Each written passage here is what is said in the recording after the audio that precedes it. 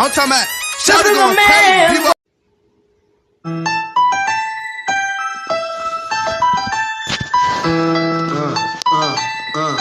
The Democrats don't speak for me. Speak for me. Speak for me.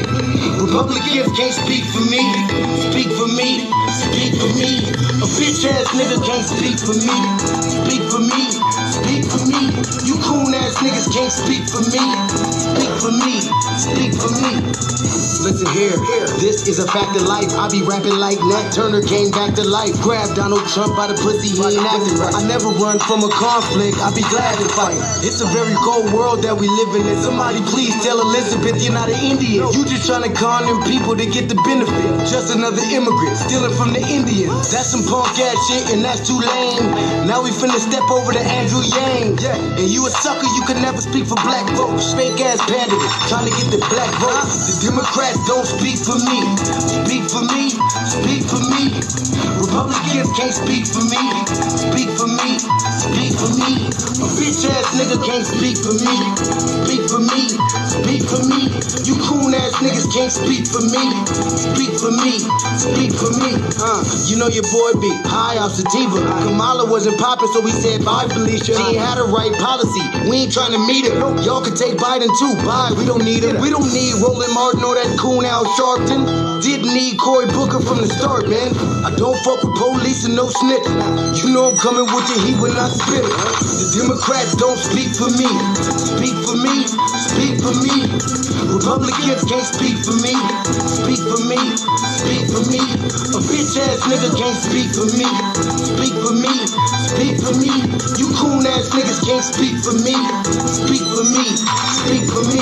If you ever go to court and this is your luck, try not to get fucked by Benjamin Crump. I know it's hard. You and go is hard. But who the fuck is Amy Cloak? Put her picture up on the bullseye and start throwing darts. People cut our organs out our bodies, that's a stolen heart. They can't save us from the flood like Noah's Ark. Black lives always matter, we finna go for ours. So then we savages, we don't need to pot the pit. Mike Bloomberg can suck dick with that stop and frisk. You ain't speaking for us, we don't know you. Bernie Sanders, they get your funky ass on too. The Democrats don't speak for me. Speak for me. Speak for me. Republicans can't speak for me. Speak for me. Speak for me. A bitch ass nigga can't speak for me. Speak for me. Speak for me. You coon ass niggas can't speak for me. Speak for me. Speak for me.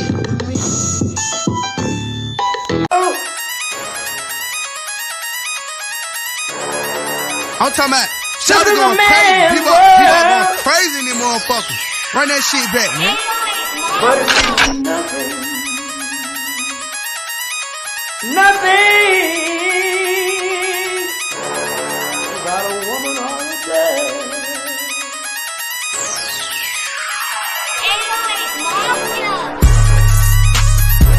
Man made the car.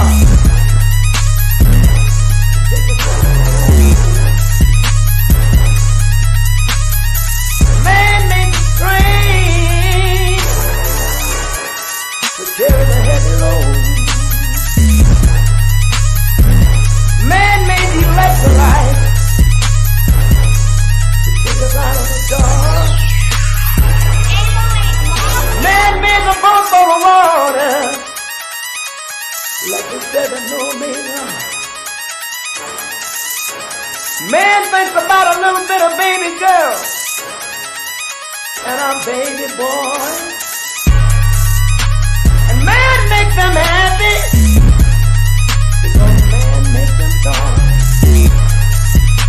But after man make everything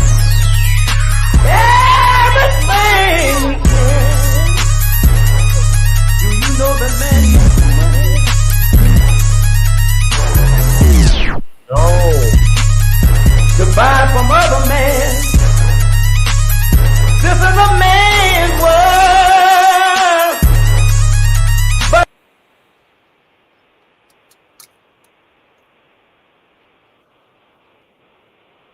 Happy New Year 2024. You are live with Shabaka'S Blacc Experience Enhanced in conjunction with Front Line Blacc News, the Revolutionary Agenda, and Shabaka'S Blacc Experience Enhanced. And we are having technical difficulties once again to start the new year with Blog Talk Radio. There's no host in the studio, so unfortunately we won't be able to take calls tonight until we get that figured out. Right now. Look. But greetings. Press the mic button. Hold on, It won't let me direct connect.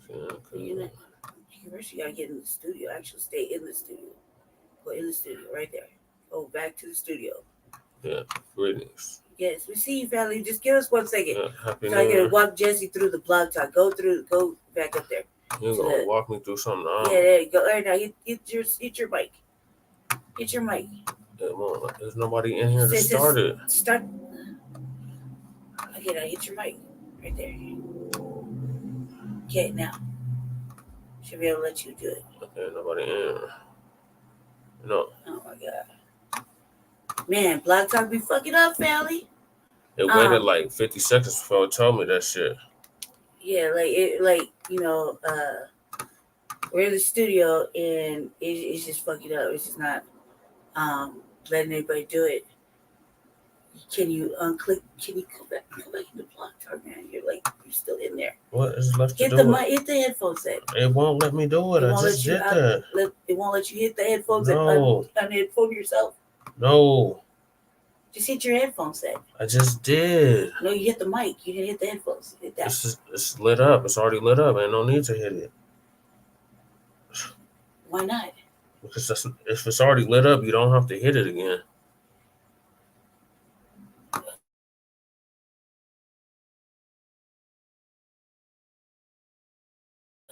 Shabaka'S not even in there. He's in there, but he ain't in there. He's not in the studio. It won't let us direct connect into the studio.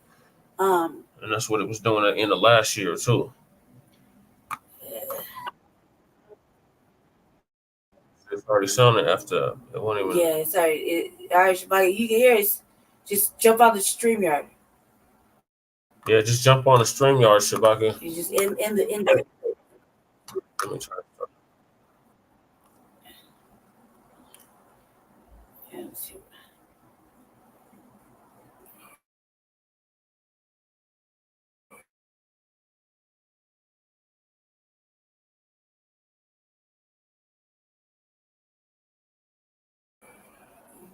The solution.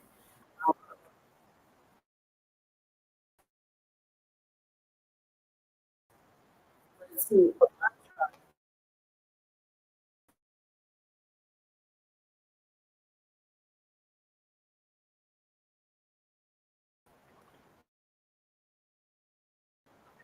Just hang up.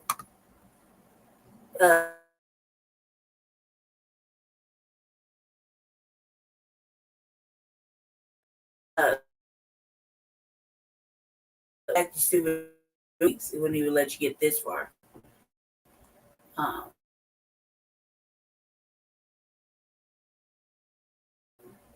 And I think the blog talk got a virus on it.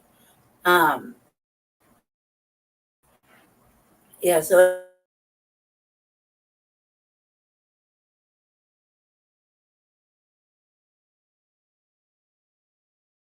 later the station and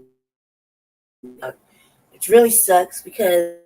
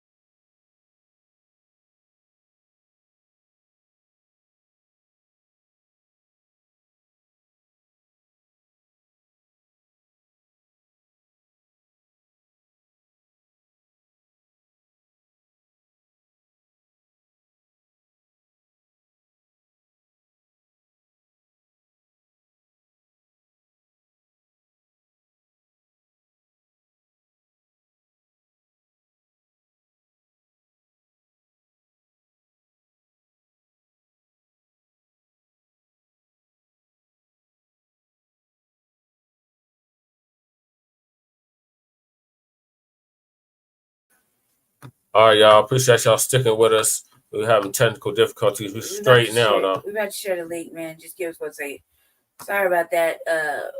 Man, it's so hard for me, man. I just want to take over and kick Jay out my seat. Definitely hop on. I just want to kick him out the seat so I can just do my shit real quick. It runs so much smoother. And Twin and Deacon. I want to like leave and just go out the room. I can't control myself. Oh, Sab's in the building. Salute, Sab. Well, salute. I'm like this, like, oh my God. All right. Sorry about that. We was trying to Tommy in the building. Salute. Yeah, we see y'all. We see. Hold on, man. We see all of you little eyeballs. Okay, check it out. We was trying to get the blog talk.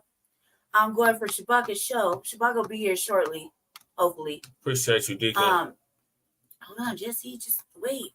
We can adjust in a second. So we are having technical difficulties as usual with blog talk.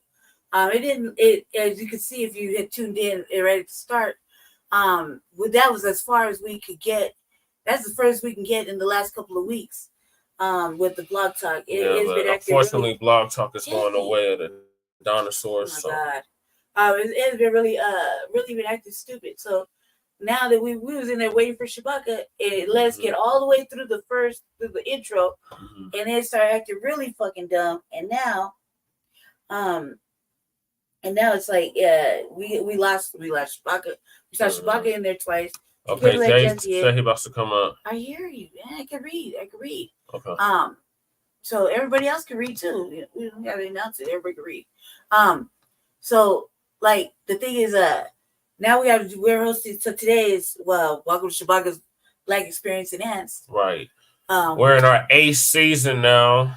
Running with I guess the Front Line Blacc News, which Shabaka said was a good idea to have it running right now, just in case something happened with the blog talk.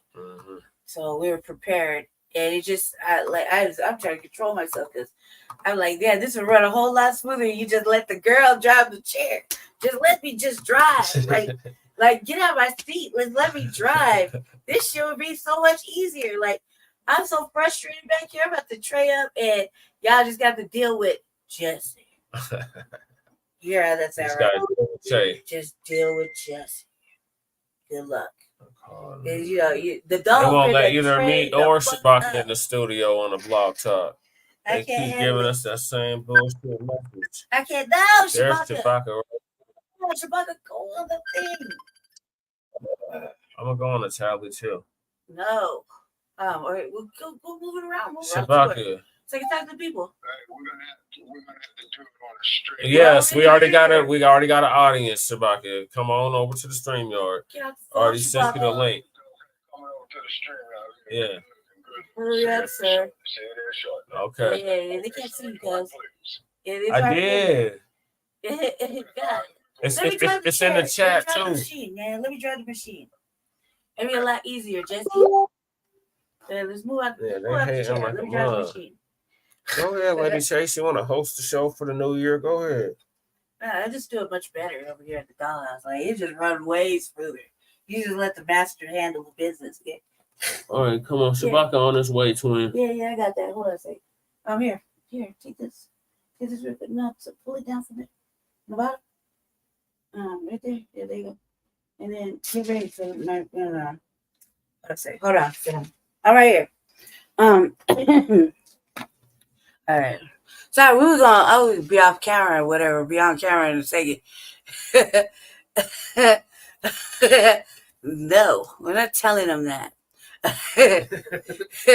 Just let him find out on his own. Jay Militant. That's hard, man. Why are you fucking with him?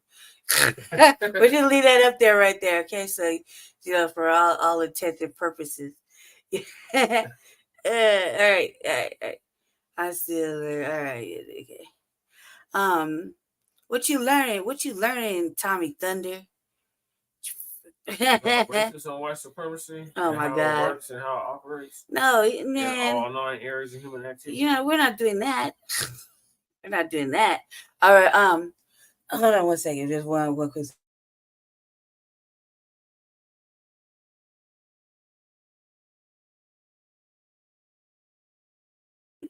All right, so We're gonna welcome Shabaka back in here shortly. Hopefully he got the message. But let me go ahead and send this invite real fast so that he can get himself working over here. Oh, never mind. All right, hold on. Let me get him in here. Hold on, Shabaka. All right, you see, Shabaka. Thank God you made it in here. Yes, the black. Oh yeah, yes indeed. So they up there fucking with our heads again, with this bullshit. You know what I'm saying? But I think what the problem is that okay, I don't even have my avatar up here. Oh, you get it together, sir. Get it. They're right. They'll come right back. Don't worry. They probably went to go pee or something. They'll be right back. Who could miss the Frontline Blacc news at Shabaka? Right. So they're coming right back. Everybody be up in here in a second.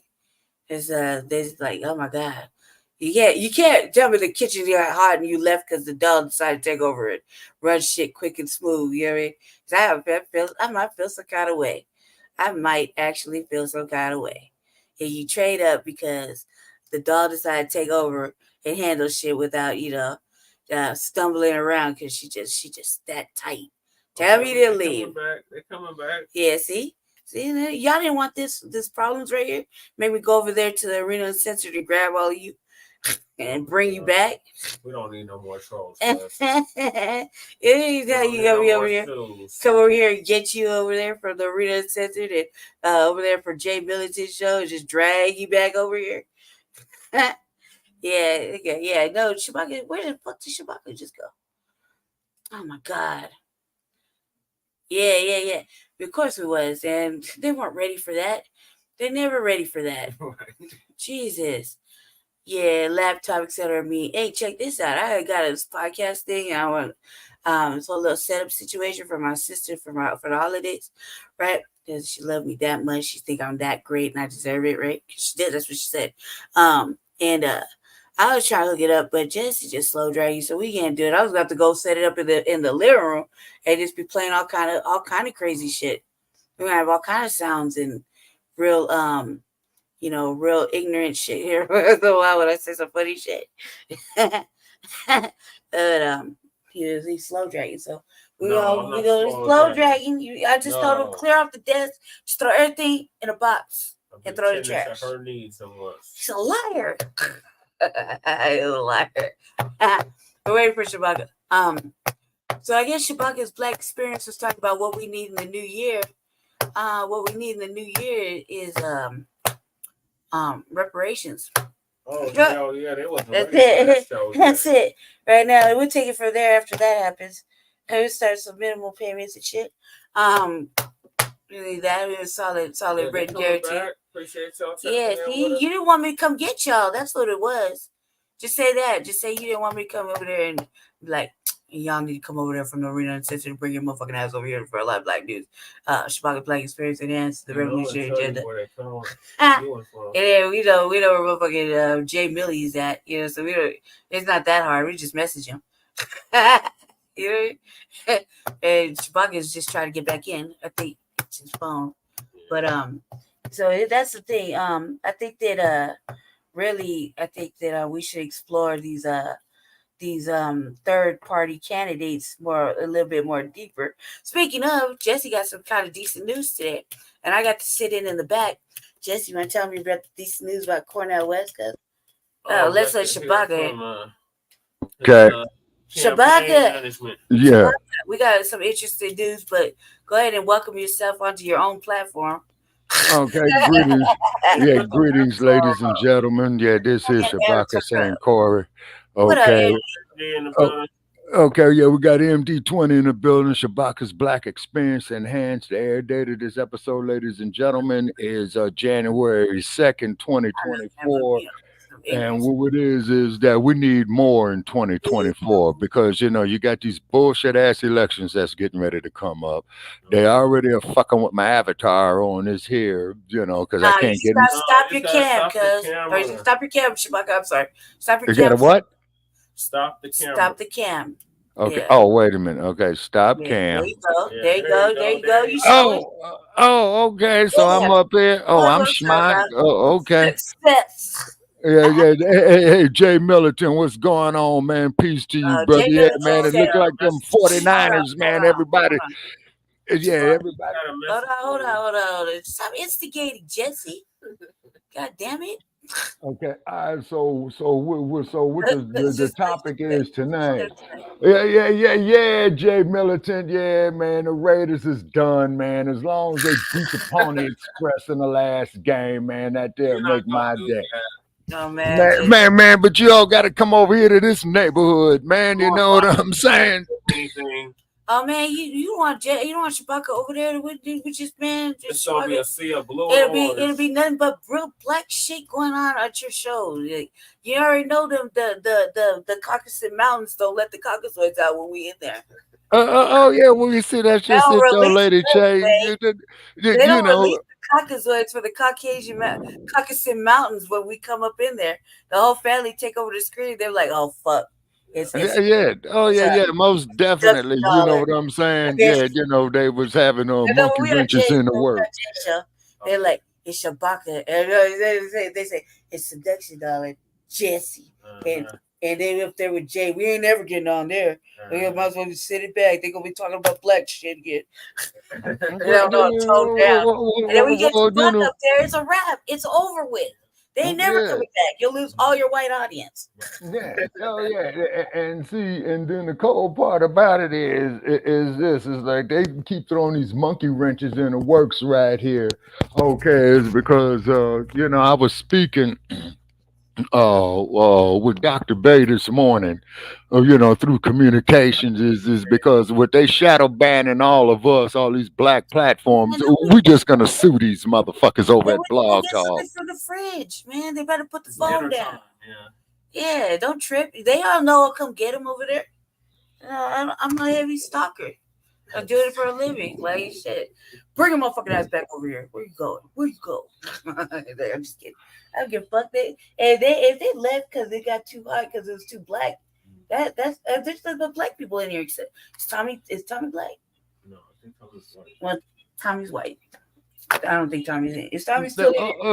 Okay, and also too, we was looking for a solution. One of them came Sarge. Where the hell Sarge? Man, Sarge is AWOL, man, and plus that, man, Blog Talk blew up our headquarters, man. You know what I'm saying? So we ain't got no place to report. You know what I mean? So you get a reprieve. He's not really totally AWOL. We just ain't paying attention. We kind of like lost the sauce right here. Hey, but I was like, I miss motherfucking Blog Talk. I was telling the peoples, I was like, where my nemesis, man? I ain't cursed out no white person in a minute, and then I thought about it. I did yesterday. You called on somebody's Blog Talk station yesterday? No, I was just on YouTube, just fucking around, just making people feel uncomfortable and upset.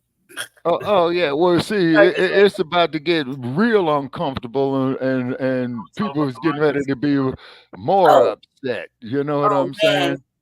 Oh man, like Shabaka, we got some good shit to share. Well, kind of interesting shit. So we just so you can prepare yourself. You might want to sit back for a second and just watch the show for a quick second while we do some straightening, right? But look it up.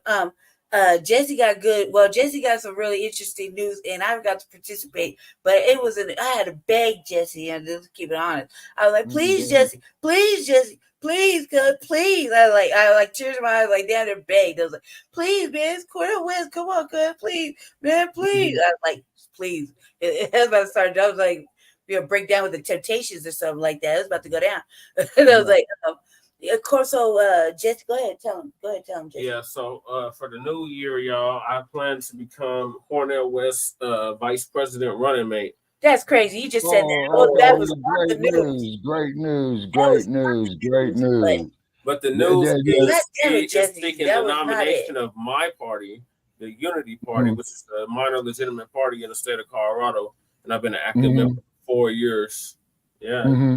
4 years now. Obviously, the party. We're inviting Cornel West over to our convention that we have. And so the people was in the thing, right? When they said Jesse a link, right? Because Jesse's the junior chairman. And I was like, man, I was begging. I was like, please, cuz, please. He's like, I got something to do in like 20 minutes. I was like, come on, cuz, please. It's Cornel West, please, cuz, please. Right? And national representative. And I was like, please, man. I don't think I begged so hard in at least 2 days. So I was like, come on, man. That's all I do. Yeah, you got options. Don't let them for you. And I was like, man, you got options. They just don't want you to be the option. I spoke for right. Spoke for us. I was like, the black people here in Denver need to come off the. I was trying to look for a better word to say plantation because we was talking to the white folk, and I was like, to come out that democratic field. I was thinking right.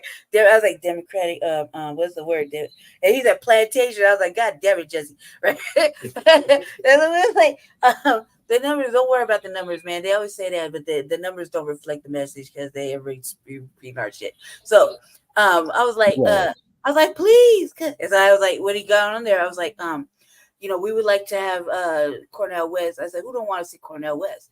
I was like, but black people here need to hear something like his message. I'm like the female version of Tim Black. Please. They're like, do you know who Tim Black is? And they're like, yeah. I was like, yeah.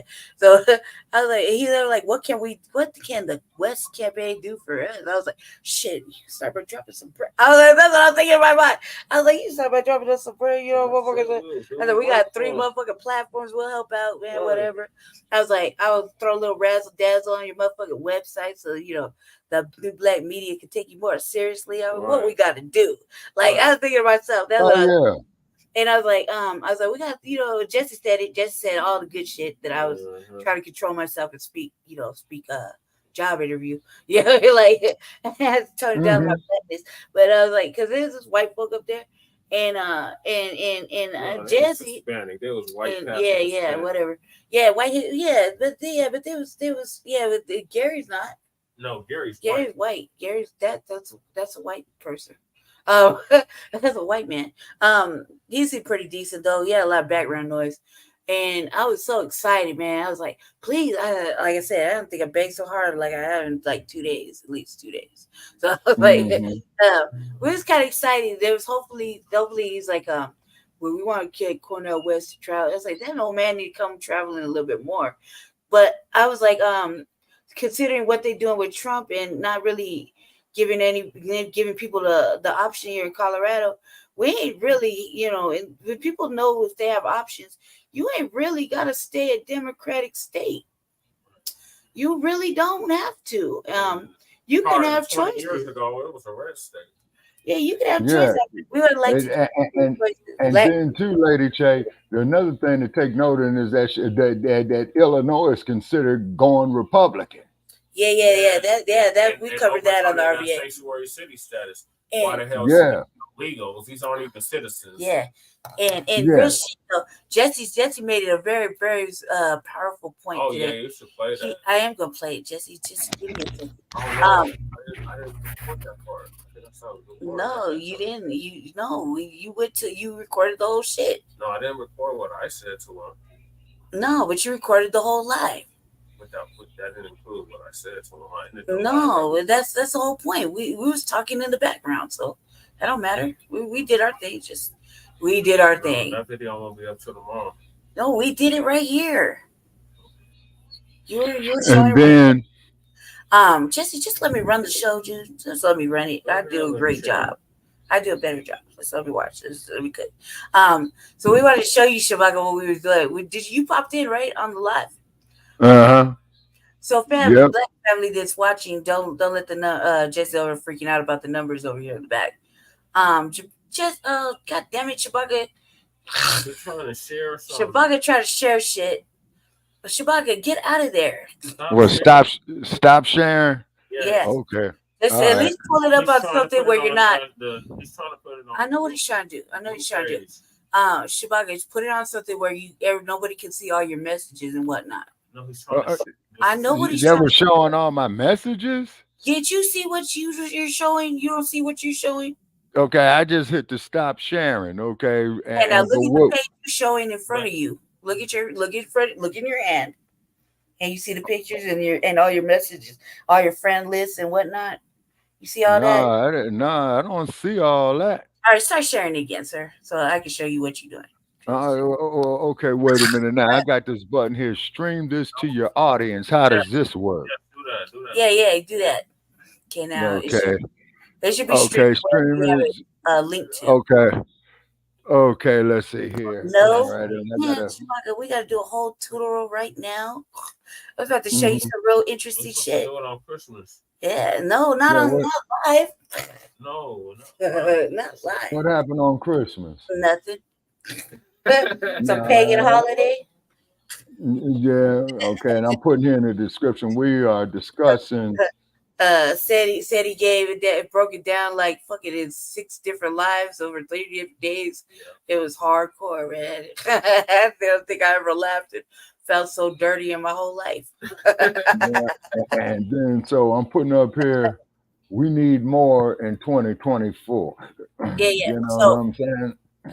yeah, okay. All right, so this here just went over there to the like page. Okay. Yeah, what you So trying to yeah, share? so okay, now the podcast that we do, well, the StreamYard that we're doing right now, and it's up there on the on Shabaka'S Blacc Experience Enhanced like page. Also, too, we're reaching out to Dynamite Lightning and them as well too, and ask them to come Mr. join. Cool. Huh? Are they on YouTube? Are they on YouTube? Yeah. No, I don't think so. It looks like somebody's trying to. Okay, now who is that right there? That's me. I'm sharing this now. Oh, okay. So I'll let you get yourself together, and then we're gonna move back to you real fast. Okay, no, go on. Yeah. Oh, yeah. I'm together now because I got to share it up on my like page. Yeah. And let's see here, and I'm going here to my cell phone to see if it's up here on the like page. I'm sure it is, but I just want to be sure. You know what I'm saying? Okay. My whole shit. All right. All right. Yeah. We're live. Yeah, we are definitely live on our like page at Shabaka'S Blacc Experience Enhanced. All right, watch this, Shabaka. So, our city council, let me expand it so everybody can see it. Our city council decided to let everybody in the goddamn mouth. Except for any matter that is scheduled for a private public hearing. To maximize the time for resident comment, council will not offer comments or responses from the dais. Council is Look at all these migrants. Lagos, cuz they want the same rights as us citizens. Like, we didn't tell y'all motherfuckers to come over here. Okay? No, my name is Adrian Gonzalez. Yeah, and what we got to do. The rights of citizens. Look These at the motherfuckers time. came here illegally, cuz. They give them 6 minutes. They want to have the same rights as us. Like, what the hell kind of shit is this? Yeah, but you see, this is why we They don't got get swept from that Zunai. Yeah. See, this is why we got to get land in mass. You see what I'm saying? So therefore, we could employ our own people because you see, you got 4 factors of production: land, labor, capital, and risk management. All right, continue for a second because I'm going to try to switch on to the Bluetooth so therefore I can move around. And how's this headset sounding?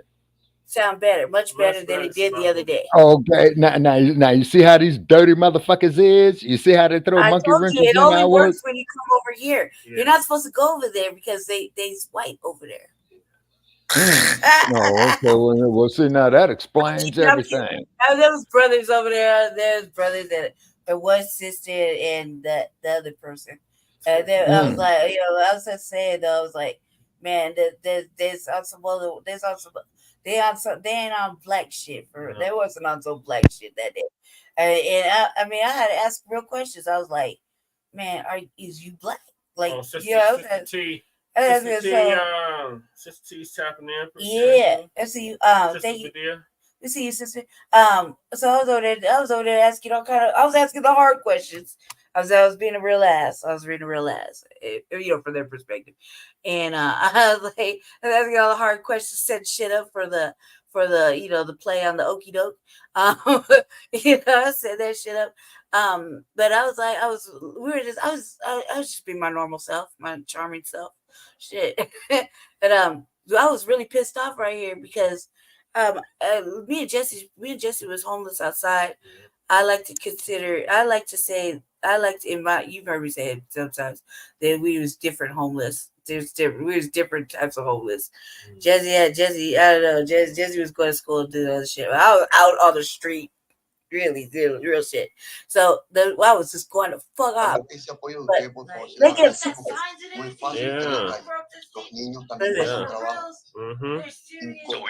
oh man. So we really need support. Whatever is within your reach. All we need is a work permits. We can easily integrate into society. Fuck no. It is hard living on the streets. We don't want to live on the streets. That's translated. You can go back to your country, goddammit. Nobody told you to fucking come here. You were on the streets in your home country. Like, what the fuck, 99% man? 99% of us are ready to be fruitful members of society. Oh my God, stop it. Now cut the plastic going on. Permits so we can leave. I was so mad because we was outside for real. Like, live peacefully. Motherfucker over here, cuz. Hear me because I just turned on the Bluetooth. Okay, now you saying what did I share on my Facebook page? So you couldn't find work in any other countries? We were seeing everything like what you were sharing and all your friends lists and whatnot. And I was trying to get you not to do that because I feel like, we got to try to preserve our right. We got to try to preserve our privacy one way. It doesn't even matter at some point. Yeah, sometimes I wonder if it even matters, but it does matter. It does really fucking matter that we try to preserve what little privacy we got. You know what I mean? Right. And people not know who's all on our friends list. And sometimes when Jesse's over here and he's on the I like to separate it from the green and the red and the purple. So my shit come up purple. So it's running smooth right now, right? But when he's on his side, he's running on he's running another program that takes all the bugs or whatever out, and it messes up everything on that side. It's not compatible. It's just kind of like you'll lose the stream. You'll have to keep coming back and forth, and it's just irritating from a person like my perspective because I'm just kind of fast paced and impatient. It's a character flaw. I deal with it. Everybody else got to deal with it too. But in my defense, I be trying to tell him to come over to the side where I'm at, which is my side, and just log into his shit since Jesse got like 15 profiles that he can just tap into on my shit. I only got like one. Like, goddamn. But when we were told to the Block Talk right now, I had to get him from he was running it from on the green side, and he was going back and forth, and the computer was freezing up, and really stopping him from proceeding. And I was like, okay, now start it over here because you want to go and coincide with the Block Talk. The Block Talk's playing the opening track, and we're waiting, to go in. And so we know how much time is on that first track that it opens up with, and so it's streaming over here.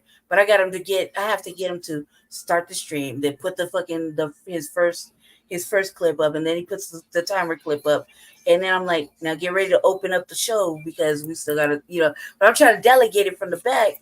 And it's frustrating because he's up front and his brain and his mind is like, he's trying to just navigate and the computer's freezing up.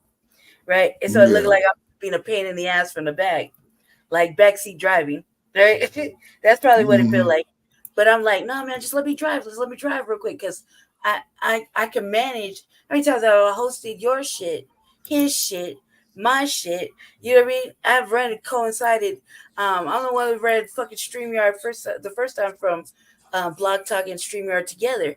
So it's like if anybody don't know how to control the car, it's me.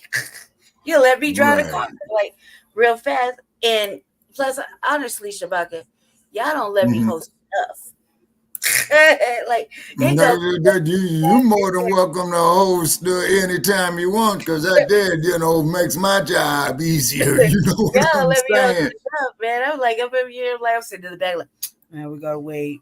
Yeah, like I have like a ADHD for real. So that's well, Lady Che, we all got issues. You know what I'm saying? I got vitamin deficiency, arthritis, old age. You know what I'm saying? Attitude problems. None of that is some motherfucker gonna tell me, well, Shabaka, you don't play well with others. Man, get the fuck out of here, man. You know what I'm saying? I want to play this clip.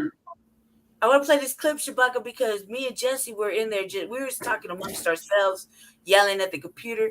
But you really got to hear what the fuck, what me and Jesse was talking about, because we were so irate.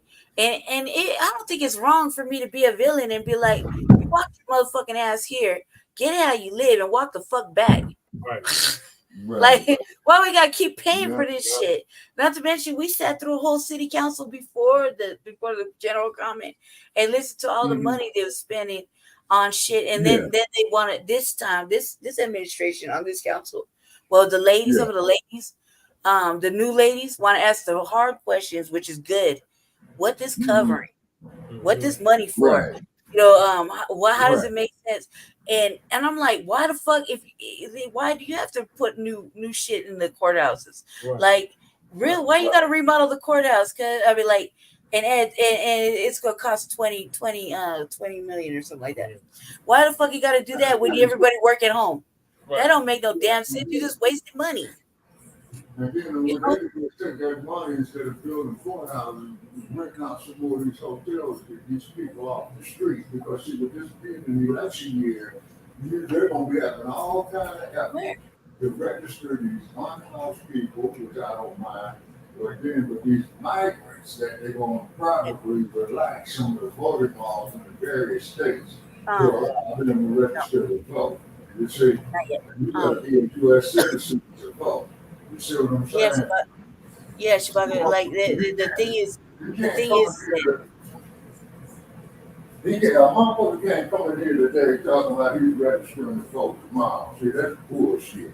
Yeah, so that's what I said. We gotta play it, let it play. So we're gonna let it play for a minute so everybody can hear it, because I'm in the back and I'm kind of, we talking loud, but what we're saying is some real shit, because especially me, like what I'm saying in the back, I feel like I was really outside on the sidewalk for real, like in an actual tent, and I was very sick, and they refused to fucking do anything for us. They didn't move their ass at all. So, and not to mention, we were getting arrested, getting sweated and everything. But what you got to hear is some real shit, because both me and Jesse suffered being unhoused differently. And Jesse, I was lucky that Jesse was one of the founders. Housing coordinator. Yeah, housing coordinator. So without the title. But yeah, without the pay. But he was doing the job of what they was doing anyway, and I was lucky in that factor. Really lucky in that factor. I was outside. Yeah. He was already, doing the good Lord's work. Yeah, but I was still outside when he was doing the good Lord's work, and I feel some kind of way, like. I feel some kind of way for a lot of different reasons, especially when it comes to Black mothers and fathers that are single, that are outside homeless. Yeah. They wouldn't get to keep their kid. They wouldn't be allowed to keep their kid in a tent. Their kid would have been in CPS. They would have took their kid from them. And these motherfuckers that ride rock hard with their kid, they dragging their kid. They brought their kid there, yeah. But they bring their kid through the thing. Yeah, we see you, bro. They bring their kid through a fucking fence. The kid riding the train. That kid came through 4 motherfucking countries. Like, what you talking about? None of that shit would happen with any other our Black people that would have children. None of that shit would happen. Like, we would not. And I'm a living example of that. They took my kid from me for being homeless. You know what I mean? And called me on kind of. That's child neglect. No, that's not related to, but that's a serious issue, brother. Yeah. So they can turn that and particularly in California. See, they can turn that there into child neglect. Yeah. They put those poor babies in foster care, and only God knows what happens to those poor babies. I know. I already said you told me to do that. I know. I already know. So What I'm saying is that now these people are walking around with kids. But the thing is, I was pissed off because the mayor lied, and FBA will hop on. it's in the chat. Comments in the chat. Are they in the chat? Yes. Are they in the chat? So I'm basically like yeah, I'm in the chat. So everybody, the link is in the chat. I don't want to get distracted. So what I'm saying is, that wouldn't happen. So now they wouldn't have let us do all this fucking fuck shit that they letting them do. And so I was kind of pissed off. And the thing is like, look, I'm a person that lost a kid for being unhoused and being in a shelter. So none of that shit would happen. But when I was homeless, I mean, I don't know how many motherfucking times they arrested me. They arrested me for being homeless. They sweated us. I was really fucking sick then. I couldn't even walk. I had 2 motherfucking brothers every day. Cause thank you, I got clout like that. Pick me up, sit me down like a little dog. Pick me up, sit me down, move me around this fucking like blocks and shit. I'm the one that holds the motherfucking blocks down while everybody get their shit and fucking move on to the next street. I'm the last one to go. I've always been the motherfucking alley coordinator, okay? Like, I don't know what the fuck they was talking about. I was mad, and Jesse was mad, but we're more mad because they never made these kind of moves for the unhoused. And no matter how many lawsuits and how many times we try to tell the police to fuck off or whatever, they never made these moves. They never gave a fuck about the unhoused at all. And then now they making these moves like they special. No, you ain't special. You ain't got no rights here. I don't give a fuck what they say. You ain't got no rights in the United States when you're not a citizen of the United States. Right. You weren't welcome here. You're fleeing asylum. Like, what you talking about, man? Like, there's plenty of work out there. Not to mention how many countries you came over here from that you could have stopped and checked in over there. You couldn't. What's wrong with the other countries? Like, them other countries, you could have found some work. They tropical. You ain't gotta freeze your balls off. Like, what you talking about? Now you come over here and you expect, and then if they would have let us speak, we were on the list. They let all the motherfucking migrants go, and they gave them 6 minutes of time. And the translator, I don't know, it's like, look, I don't speak Spanish unless I motherfucking have to. And I was about to dust off Spanish and let them have it. And then let the translator find the polite words to fucking use. Right. Okay. It was about to be, Ebonics and slang Spanish. I'm from LA, so we don't talk correctly in Spanish. Okay, I'm a gang member. I was a gang member. Gang member. We don't speak motherfucking intelligently and correctly. Let that be from my mama. Okay, like she speaks one of us Castilian Spanish. I speak motherfucking slang Ebonics in Spanish. Okay, Ebonics. So I was gonna let him pretend to find the polite words to let them know. You better walk on back. You don't want to get. Hey man, you walked here. Walk back. You able to get new tents and Nikes and shit, and new phones. Hey, handle your business. Get how you live and get back there. Like, what you doing? You about to hit the cold season. And like what? Oh hell yeah, it's getting cold out here right now, y'all. It's 53 degrees here. It's like the start of winter, right? No, that was last year, last month. Oh, December. Yeah, we're January. You're right. My bad. So we in the winter season. So and I was telling Jesse, I was climbing around. I was like, I could tell who's not a native to Colorado and who's just visiting. It was by the way they ran. You were able to share it, Shabaka, so you did good. I was inclined, but we was feeling some kind of way, and this is like real shit. This is going on in other blue states where we citizens and in city council, the city council is so motherfucking biased. They showed favor. They didn't let the Palestine people come in there and protest. They shut that shit. They shut it down from the inside. You threatened to call recess tonight. Yeah, and so and then they didn't let the Jewish people in there either to protest. They let them Karens protest when they said it was the new Selma. Yeah, and they let these motherfuckers protest. So what that say, Black family? You gotta be black or fucking a migrant to get fucking heard and get some justice. I mean, white, excuse me, family. I meant to say you need to be white, a Karen, and a motherfucking illegal immigrant to get motherfucking housed and what you need and get your messages heard. Other than that, and go ahead, baby. Other than that, you can eat a dick. And I was like, what about us? We the American citizens.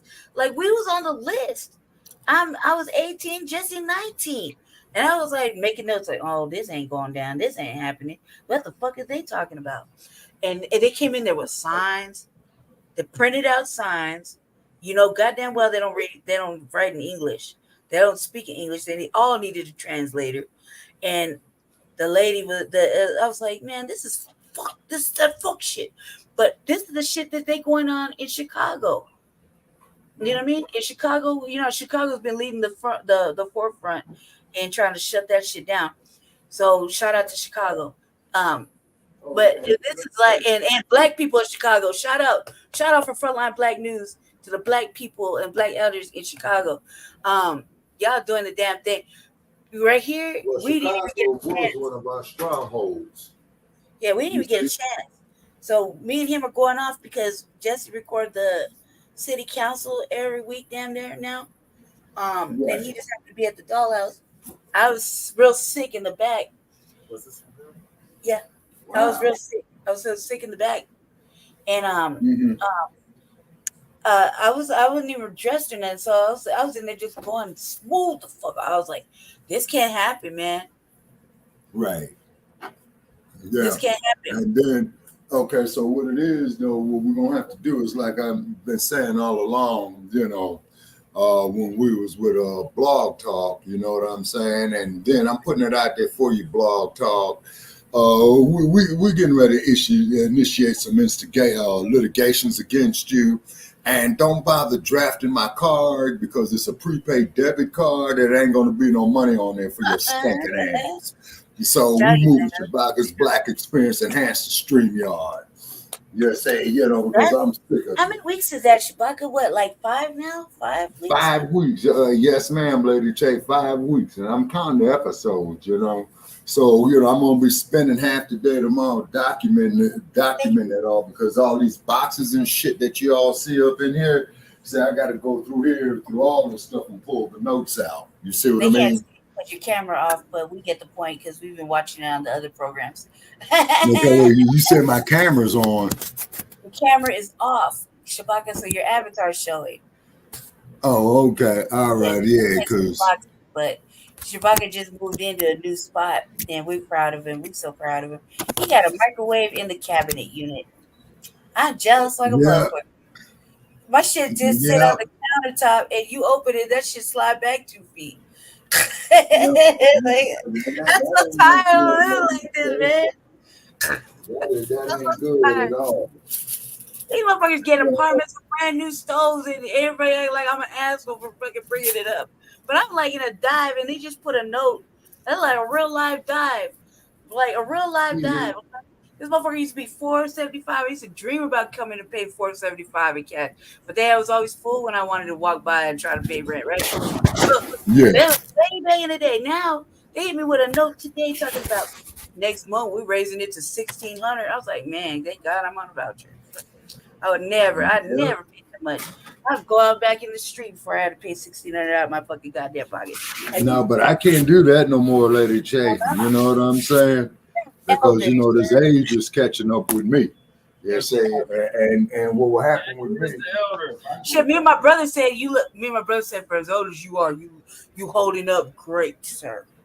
My brother said that. Oh, tell him thank you, and I appreciate that. Yeah, my brother said, you buff as fuck, Shabaka.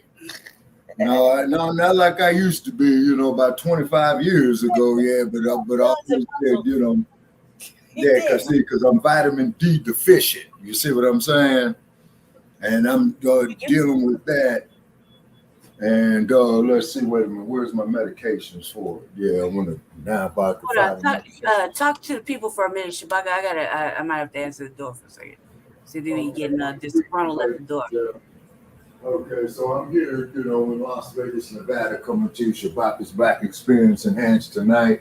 Okay, what it is that we having problems with Blog Talk people, and they pretty much won't let us get off into the studio right here. But you see, so we're gonna check on some legal issues on what it is, because they took our money. And so whatever services that we didn't use or they would not allow us to use, them motherfuckers need to break some bread. Okay, now, quoting Dr. Philip Scott, okay, now, all you Democrats out there, all you black folks going out there voting for these Democrats, you can see these Democrats have pretty much, for all practical purposes, in the last 20 to 25 years have turned their back on us. They constantly telling you, well, support all these members here in the Congressional Black Caucus. Okay, the Congressional Black Caucus ain't nothing but a joke. Okay, it's because, them as educators, some of them got money. And then what they do is that once they get that position, they move far away from the black community as possible to go out there to the suburbs. Okay, great, fine, beautiful. That ain't nothing wrong with having a nice house and getting a good quality education. But what they need to do is reinvest the money back off into the black community and to get to these babies while they're young. And I'm talking about like in kindergarten, first and second grade and shit, because all the deterioration starts affecting our youth in the black community or in the inner cities, as they say, Chicago, Oakland, Los Angeles, Cleveland, Ohio, Dallas, Texas, Austin, Texas, Milwaukee, Wisconsin, Detroit, Michigan, you know what I mean? Philadelphia, Newark, New Jersey, Denver, Colorado, Los Angeles, California. Now they're having problems up there in the city of Oakland. Is because the city of Oakland, they just got rid of their police chief right there. A lot of businesses are fleeing Oakland is because they're saying is, well, the crime is too high. The crime is too high. The mayor there fired the damn police chief again. And that'll be about the 10th police chief that she fired or that the mayor's office has fired over the years, that I've been in and out of Oakland. You see what I'm saying?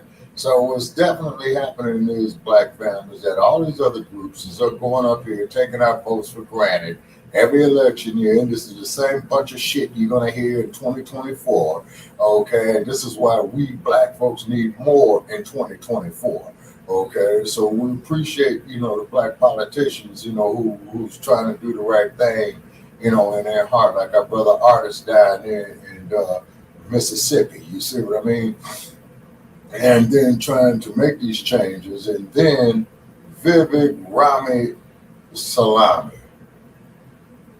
You know something, Vivek Ramaswamy? You need to go take your ass, man, and go jump off the Golden Gate Bridge, man, and swim your funky, nasty ass back to India, and outrace the sharks. Just about a 5,000-mile trip, you know what I mean? Because when you are dealing with black issues, Vivek Ramaswamy, you don't know what the fuck you're talking about.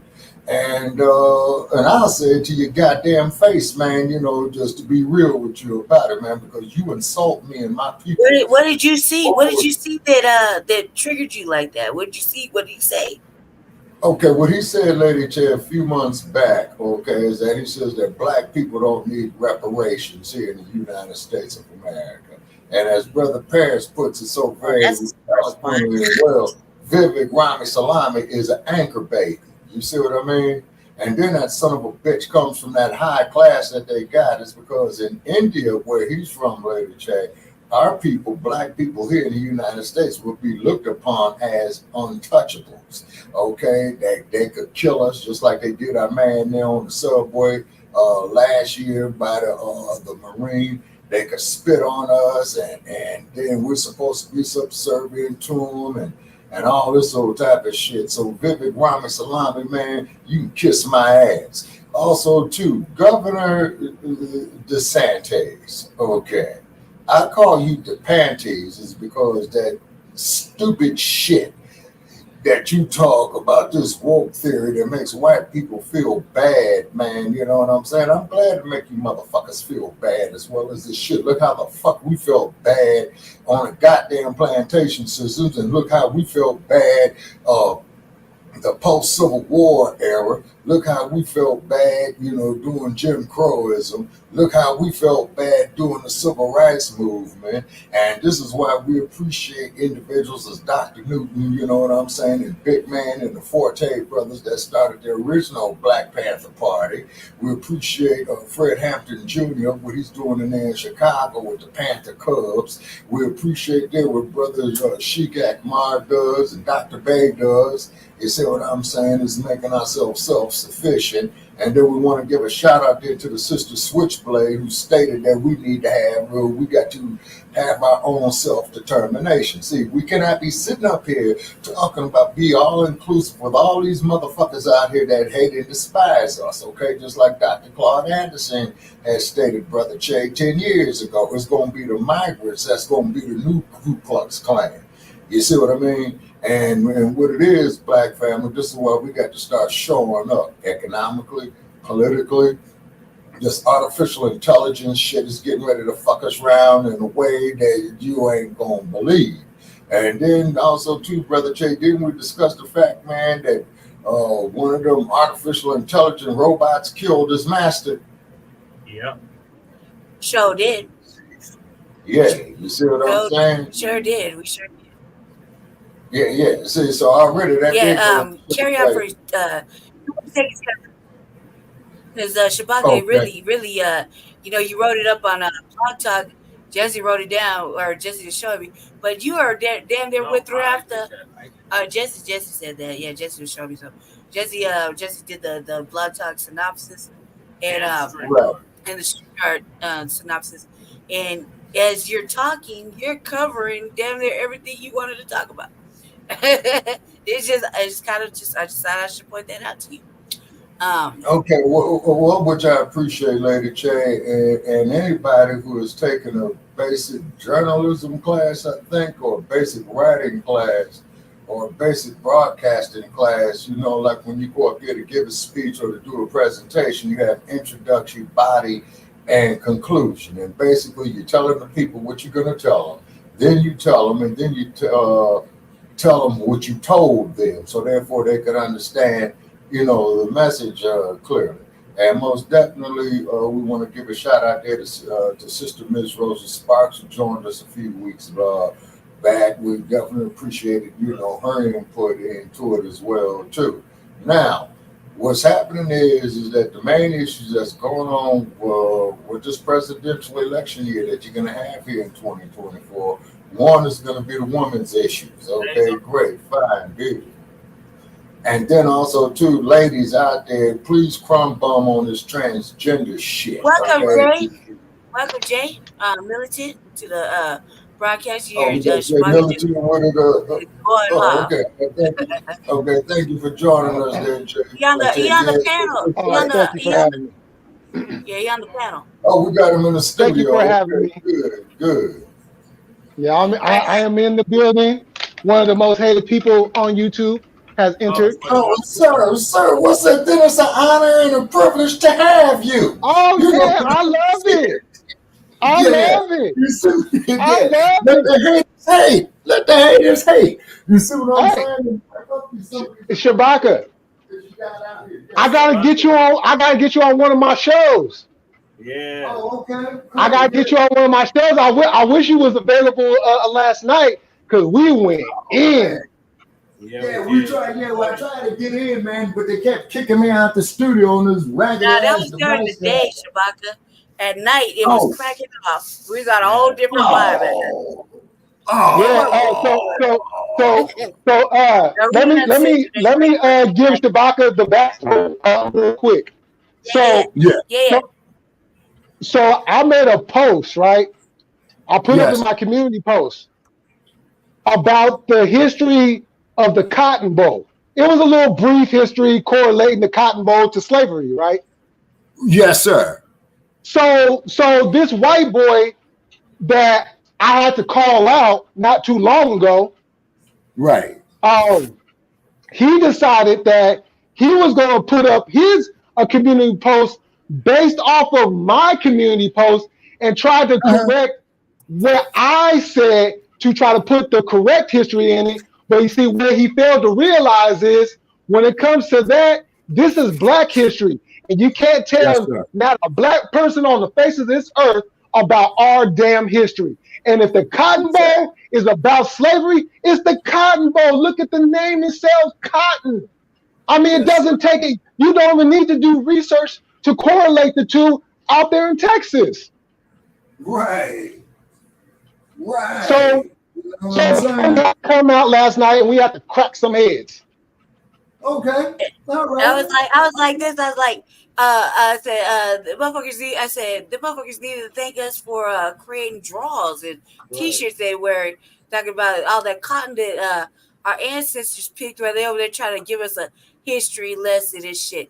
What did he say? He'll say his story. You know what I mean? Exactly. And so like, I was telling Jay, and then Jay just made a panel, and then the only one that showed up was shout out to Scotty. Scotty came up there.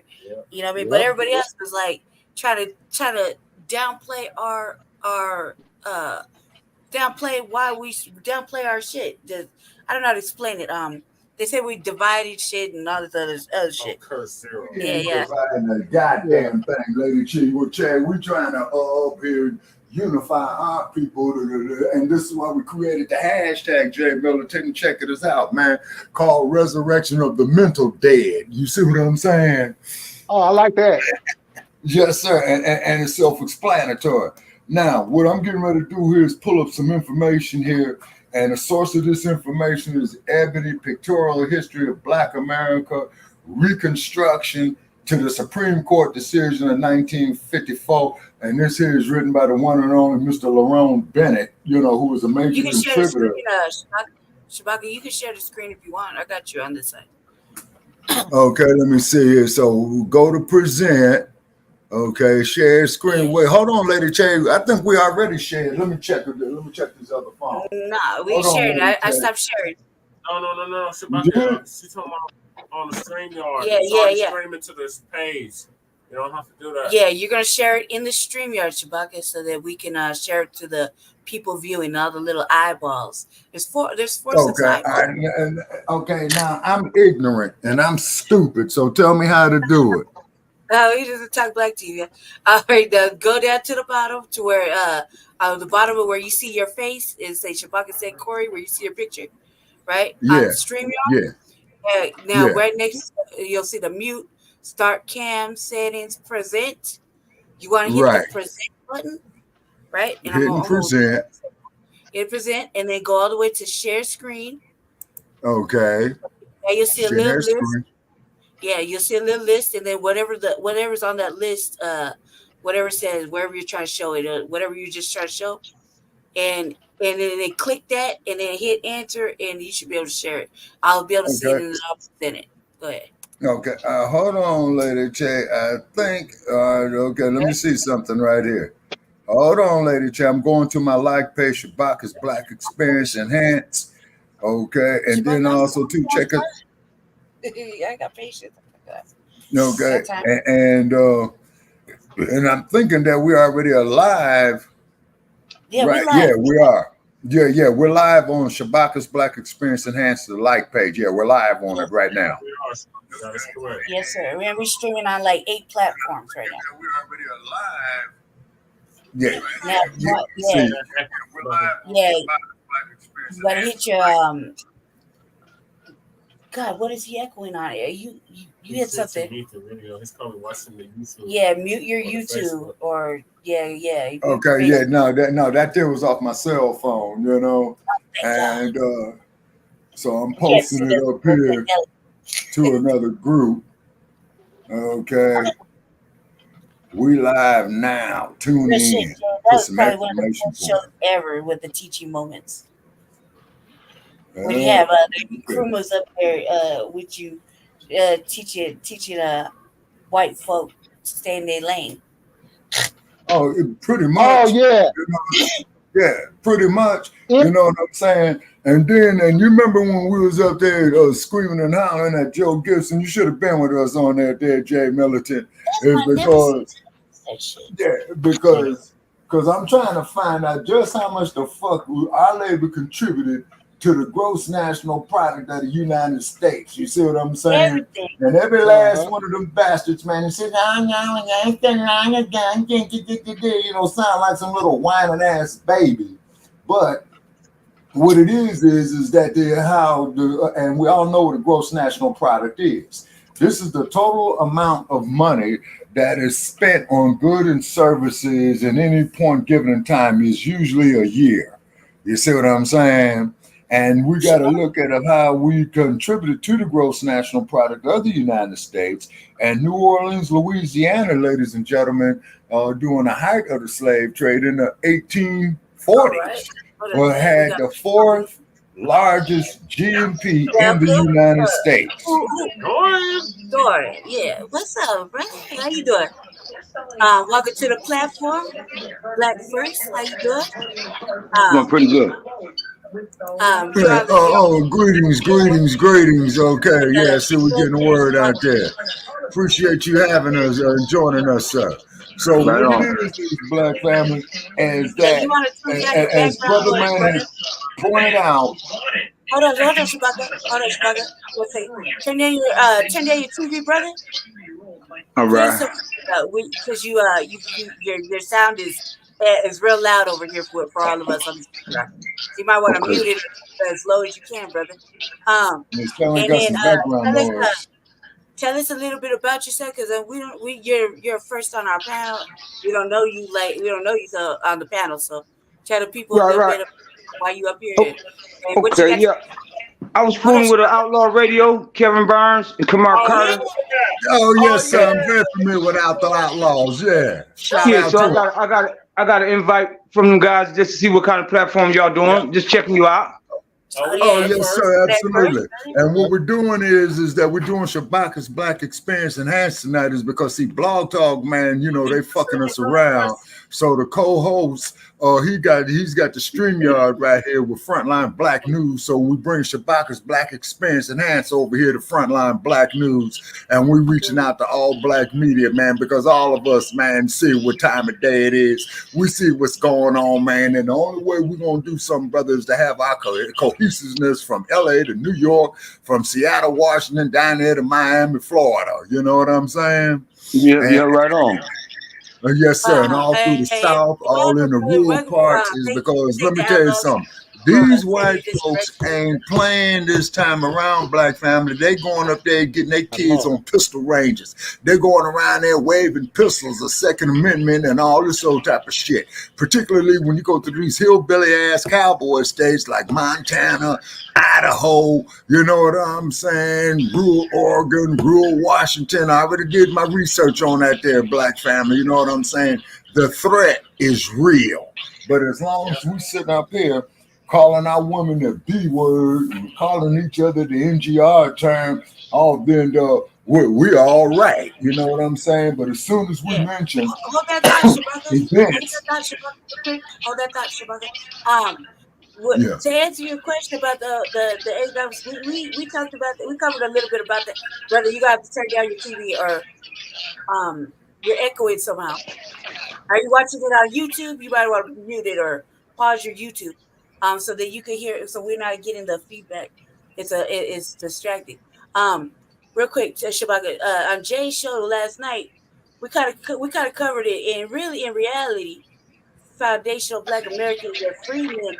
It really can't. We shouldn't even have to answer that question when it comes to when it comes to what we contributed. Everything. Right. Everything. Right. They owe for everything. Like we contributed everything, to the draws, to the smoke, to fucking everything, electricity, everything. You know what I mean? Yes, ma'am. We don't know who this is. I think that's a troll, cuz on the thing. Yeah, I think that's a troll. You probably have to get it together. Welcome back, brother. If you need come back in, just mute your shit. Mute your YouTube, mute your thing, your TV in the back, and feel free to pop back up on the panel.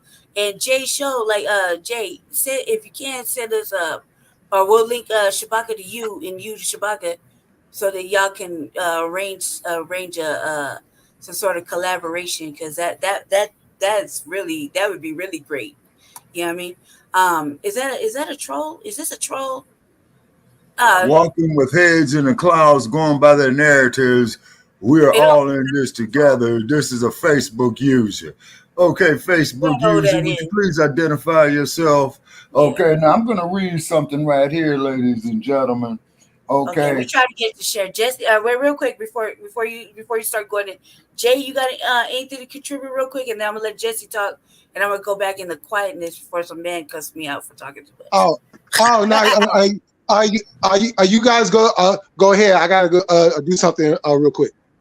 Are you pop back on? All right. Okay, let me read this part. Yeah, I'm staying on. I'll be right back. Okay. Cool. Okay, Jay. Okay, now let me read this part right here. Now, hold on, Jesse, you want to say something? Hold on, Jesse, want to say something? Go ahead, Jesse. Okay. All right, go ahead, Shabaka. Go ahead and cook. Go ahead. Okay. Now I'm reading out of this book called Ebony Pictorial History of Black America Reconstruction to the Supreme Court Decision of 1954, Volume 2. Okay, one of the most significant post-wars of the Civil War economic efforts was the creation in 1865 by the federal government called the Freedmen Savings and Trust Company. Okay, remember we was talking about, you remember when we was talking about that, how they fucked us out of all our money? The bank's business was to be confined to blacks, and 2/3, now get this, 2/3 of its deposits would be invested in U.S. securities.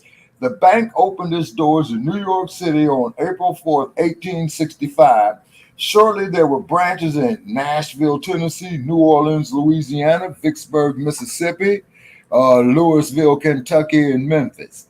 By 1872, there were 34 branches, all of them in the South except the New York and Philadelphia branches. Deposits in all branches totaled $3.2 million. By 1874, the year the bank closed its doors, the bank failed because of faulty bookkeeping and a rash of bad loans. Okay, now let's read between the lines right here. Faulty bookkeeping and bad loans. So these motherfuckers who was running it, you know what I'm saying, they were stealing our money way back then off of that. You see what I'm saying? Yeah, see, that's what caused this collapse right there. And then they had a bank run. Okay, when y'all know what a bank run is, right? Yes. Okay, that's where everybody's bum rushing to get their money up out the motherfucker before they lose it. Okay. So they had a bank run that followed in 1873, and most of the top officials resigned. Most of the top officials resigned. Now, you know what that's telling me right there, black family? That these motherfuckers got up there, fagled, swindled, lied, cheated, hustled, and stole that goddamn money, and then, closed the bank. They ain't pissing on my head telling me it's right. The few blacks who had been hired, none were offered positions when the bank first opened, were left to take the blame. Now you see how they ran the twist on you right there? Okay, Facebook user, I will join the next go around. Okay. I wonder if that's old boy from I wonder if that's old boy from the Outlaws network. Yeah, Brother Dorian. Yeah, Brother Dorian. I wonder if that's that brother. Because if it wasn't, we don't know who it is. We like to kind of know who it is. Just because we kick fools out, just for trolling and lurking around, causing problems. But it looked like Outlaws is cool. If it's one of the Outlaws is cool. We love the Outlaws. We're worried about it. Yeah, we ain't that's Kevin Barnes and the crew. You know what I'm saying? Since we don't know the name of the user, so we don't know. And I was just reading that. I want to make sure. Go ahead, Shabaka, finish what you're saying. Go ahead, brother. Okay. All right. Now, keep in mind is that the few blacks who had been hired, none were offered positions when the bank first opened, and they were left to take the blame. Not even Freddie D., who was made president in March 1874, could save the institution where so many blacks had placed hope and dreams. On June 28, 1874, the Freedmen's Bank closed its doors. Thousands of black depositors suffered losses. See that? And then these motherfuckers is going to sit up there and tell us, well, yeah, I shouldn't be asking for reparations. We are the same and all this bullshit, but y'all ain't going to own up to this shit here that we just read to you. You know what I'm saying? Not even Freddie D could save the man. And Freddie D was a very, very brilliant man. Now, get this.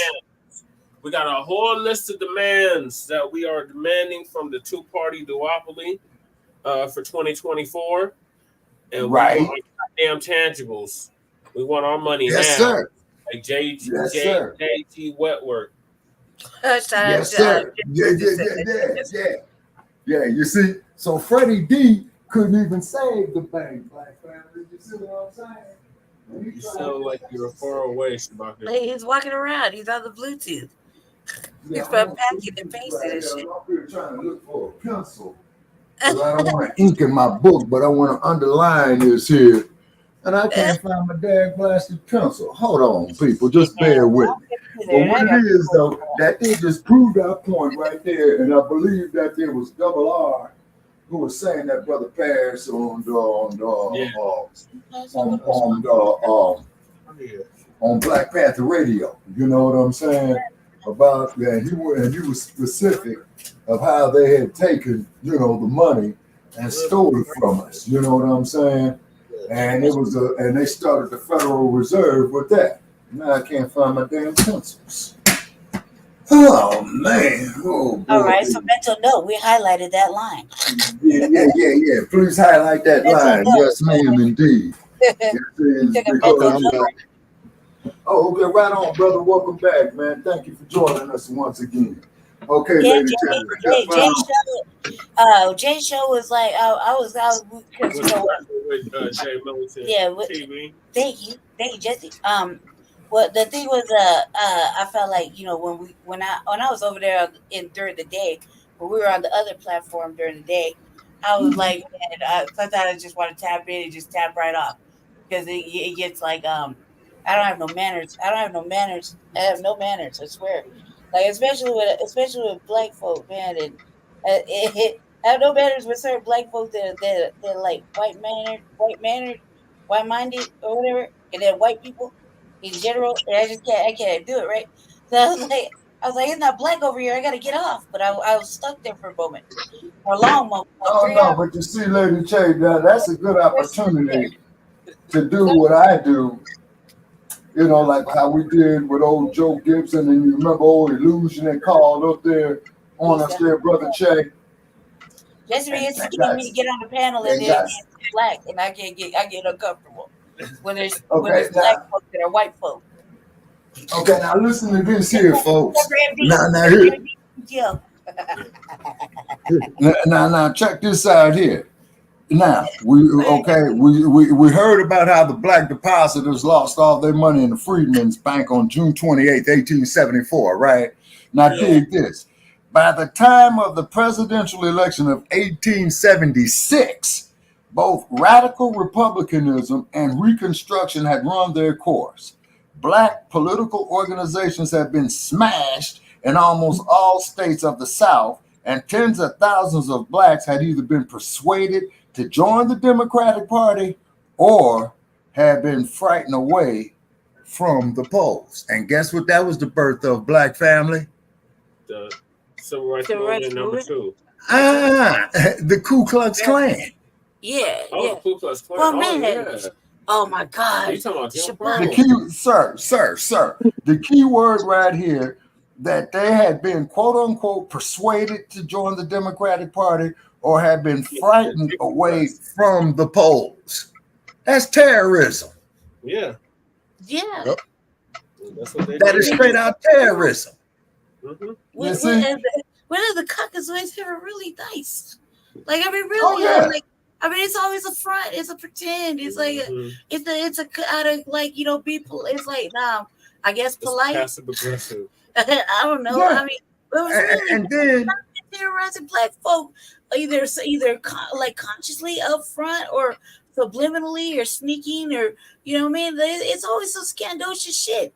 It's all game, Lady J. It's all game and bullshit. Now, the reason why I'm reading this here to Lady J and Brother J, and also to Jay Militant, because I'm showing you of how history is repeating itself. And this is why on Shabaka'S Blacc Experience Enhancing that we're talking that we need more in 2024. You see what I'm saying? Now, in Washington, most of the hold on, I wanted to get to those demands, so we'll get to okay, all right, let's hear some demands. So 2024 is a presidential election year, as well as the year of both the Democratic and the Republican National Conventions. Going into the new year, Foundation of Black Americans and Citizens of American Chattel Slavery Freedmen have enlisted demands from the political system. Those demands are lineage-based direct cash payment reparations, Anti-Blacc Hate Crime Bill, and an immediate end to the sanctuary city statuses and state statuses federally and statewide. Hell no. Right. No, man. It'll get the counter. It finally kicked us out of Blog Talk. Oh my God. Like, go ahead, Shabaka. We still listening. Okay, now getting back here to reading this right here. See, we're gonna show just what Brother Paris was saying about how history repeats itself. Right now, they was persuaded to join the Democratic Party or had been frightened away from the polls. In Washington, most of the old radical leaders were either dead or had lost their congressional seats. After little more than 10 years, the back of a great movement for social reform had been broken.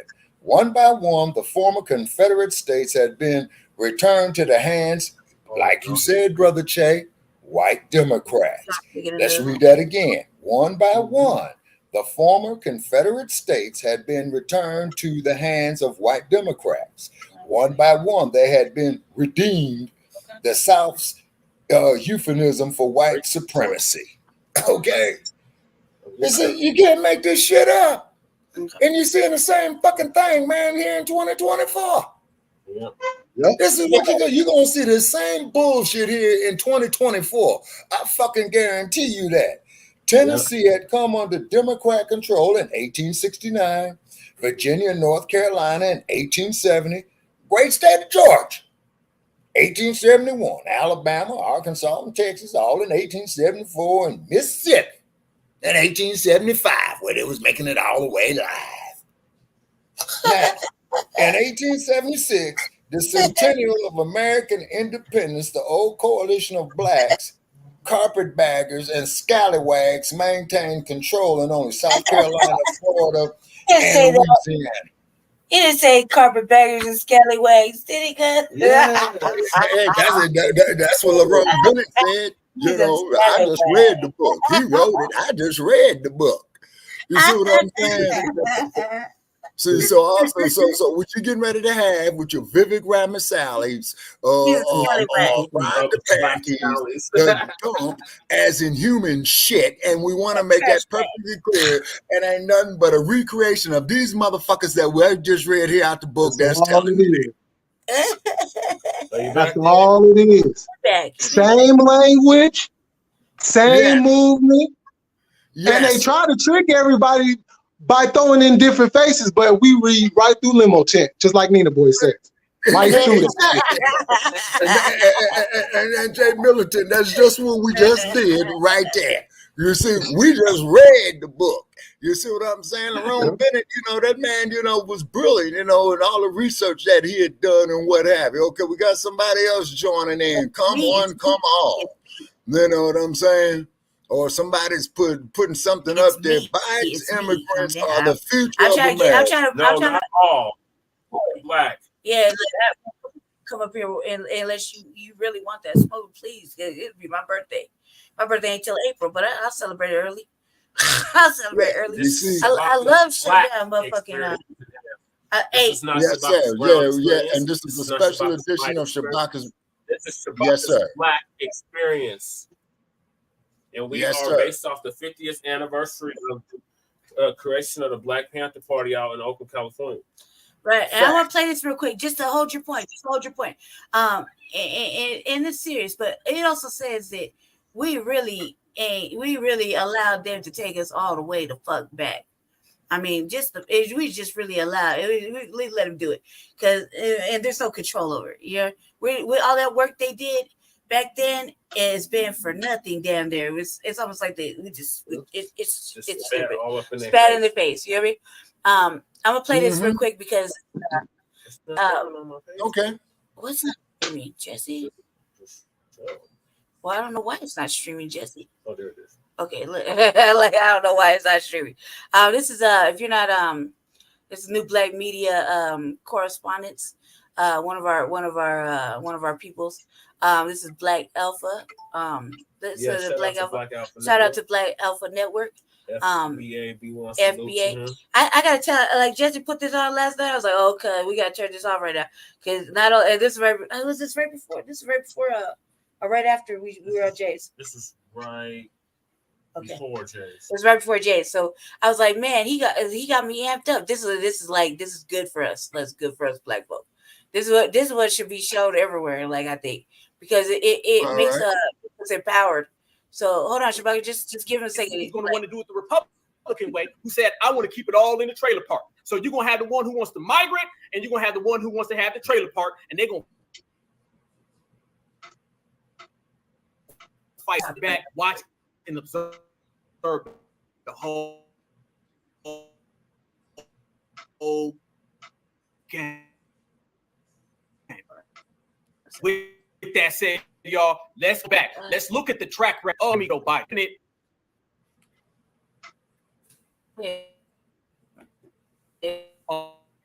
Amongst all around then for days. Why? Jimmy Crow Joe. Okay. Watch Jimmy Crow Joe Biden openly admit years ago that he wants an influx of non-stop immigration. It's not our words, family. Watch this. It's his. Watch it. Not only our Muslim communities, but African communities, Asian communities, Hispanic communities, and the wave still continues. It's not going to stop, nor should we want it to stop. As a matter of fact, it's one of the things I think we can be most proud of: an unrelenting stream of immigration, nonstop. Look at that shit, fam. Folks like me who are Caucasian of European descent, for the first time in 2017, will be in an absolute minority in the United States of America. Absolute minority. Fewer than 50% of the people in America from then and on will be European stock. That's not a bad thing. That's a source of our strength. Listen not to only that. our Muslim communities, One more time, family. He not only names 15 years ago. who he wants to bring in, he says he wants non-stop. And you can tell right there in that picture. I want you guys to look. You can tell by looking at him. He's probably, when this was made, he was probably about 738 years old by more. So you can tell the difference. This was years ago, all right? This is when Joe Biden still remembered who he was. This is when he could still walk. This is when he could still talk. He didn't fall up the stairs, all right? He didn't fall standing still. He didn't trip off bikes. So he's in his 700s right here when he said it. Now he's in his 900s, and he's still saying the same exact thing. And not only that, he tells you exactly who he wants to bring in. Watch it again, family. These Asian communities, Hispanic communities, and the wave still continues. It's not going to stop, nor should we want it to stop. Look at that shit. As a matter of fact, look at those places right there on that map. Look at those places. California, the majority Arizona, of that New is Mexico. in the East Coast South. The majority of foundational Black Americans are from the East Coast South. You see it right there, family. The majority of migrants are being sent into our community.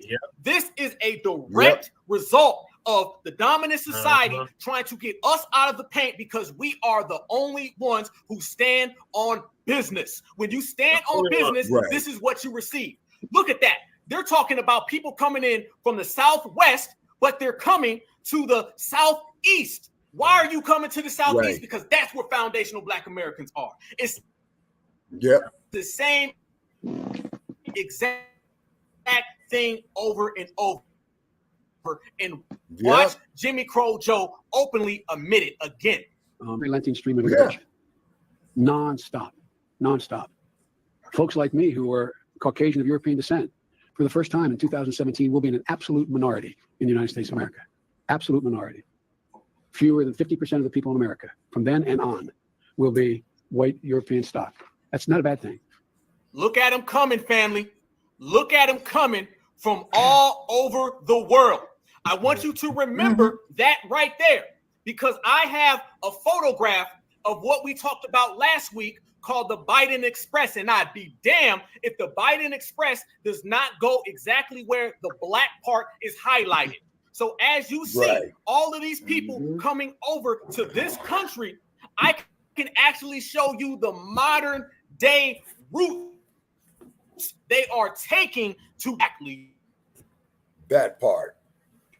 You guys, I come this to is Biden why Express we of say the that RPA. this is all designed. You do not have a migrant crisis unless it is designed.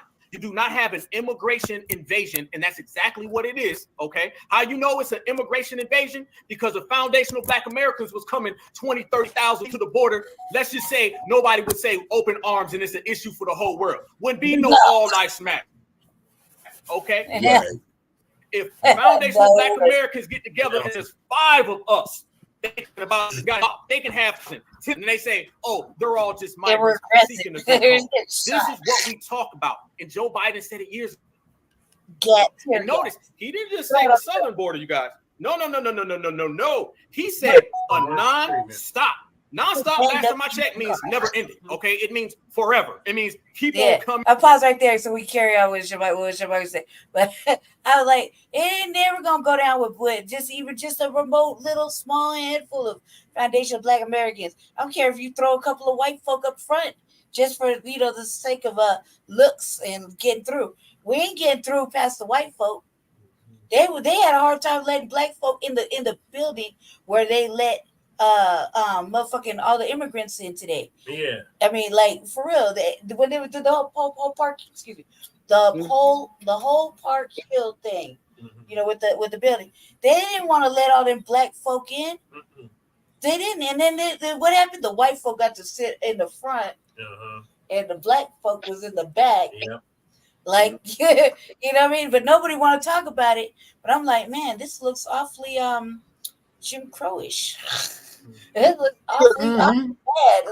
Like one time, like that means that this is a system that has consistently stayed consistent with not letting us progress anywhere. The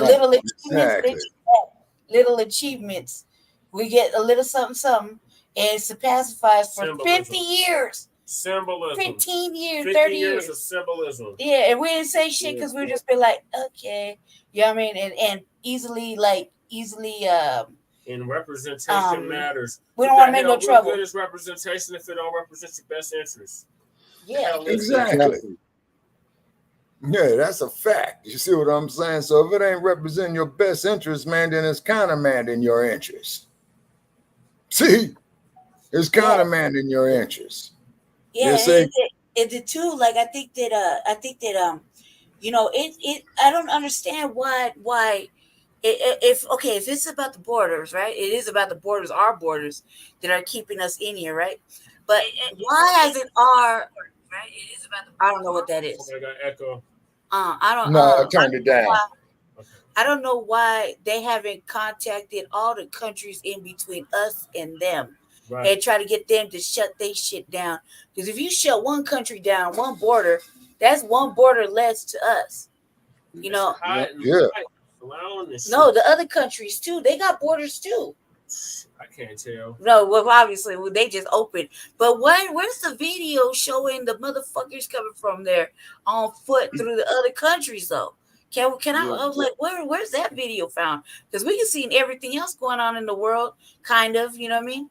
But where's the video showing Ecuador or what did you say? Colombia, Cuba, whatever, Panama, whatever. I don't know the right man, but where's the motherfucking Costa Rica? Where's the motherfucking border people there in each of those countries? Well, the problem is, they're all feeding off of propaganda. They're all feeding off the fact that the United States always talks about, oh, well, you could come here and you could live the American dream. You could have all this great opportunity and everything else. So America takes that on by itself. So, so when other people from other countries see this and they hear this, and when America purposely puts up pictures of what you could look like, what you could live like, they want it. They're like, okay, family, we got to go there. We'll have a better life over there. Let's ignore just like what Lady Che was saying. Let's forget everything in the middle. Let's forget about all these other places where you can get jobs, you can get opportunities. You don't need to come to the United States. This is what I say too. You don't have to come to the United States to have a great opportunity. You know what I'm saying? But since the propaganda is America is the only place on the planet where you can have a great life, that's what's bringing them in by the thousands, by the millions. You know what I'm saying? And when you got a president that's openly saying, oh yeah, well, you could come on in, just bring everybody. Bring grandma, grandpa, bring the dog, bring the cat. Yeah, you know what I'm saying? The women that you got pregnant, bring them too. Right. Just bring everybody. Babies through a fucking fence only to be homeless out here. But here's my thing is all this shit's been going on for damn near almost a year, right? So where's the people that are already here out there, like, you know, outside, apparently outside, living on the street, whatever, in other cities? Why they ain't passed the message on Facebook? Thank you, sister. I didn't see it in the chat. To say, hey man, they ain't doing it like that. They, you know, to tell your friends and family. You know, they tell us each one teach what share alike. You know, share and carry. Ain't nobody gonna share that message that, you know, we ain't fucking with you. You gonna wait? You gonna freeze to death? You gonna get shipped around and put out in motherfucking shelters like 100,000 deep? I mean, like, yeah, it's not gonna be easy. Like, where's the after this? Because it's gotten harder for them. You know what I mean?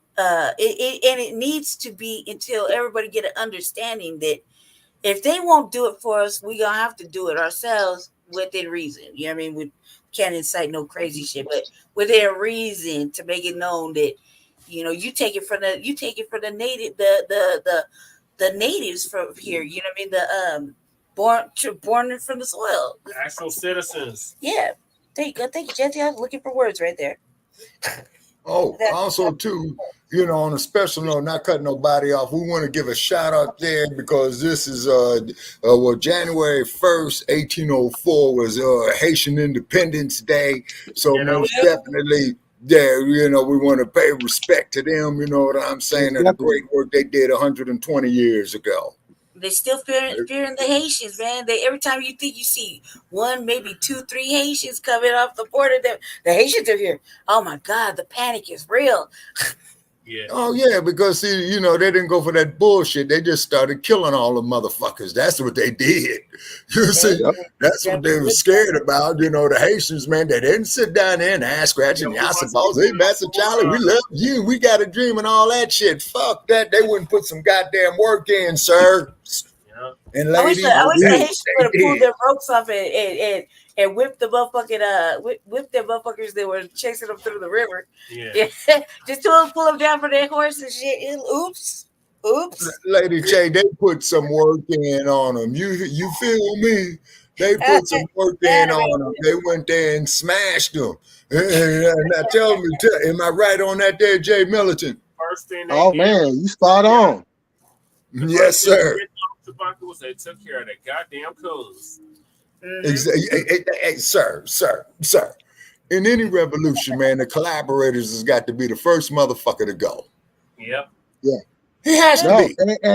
And you know, the message has to get back out there. You know, y'all remember the message, death to the coon?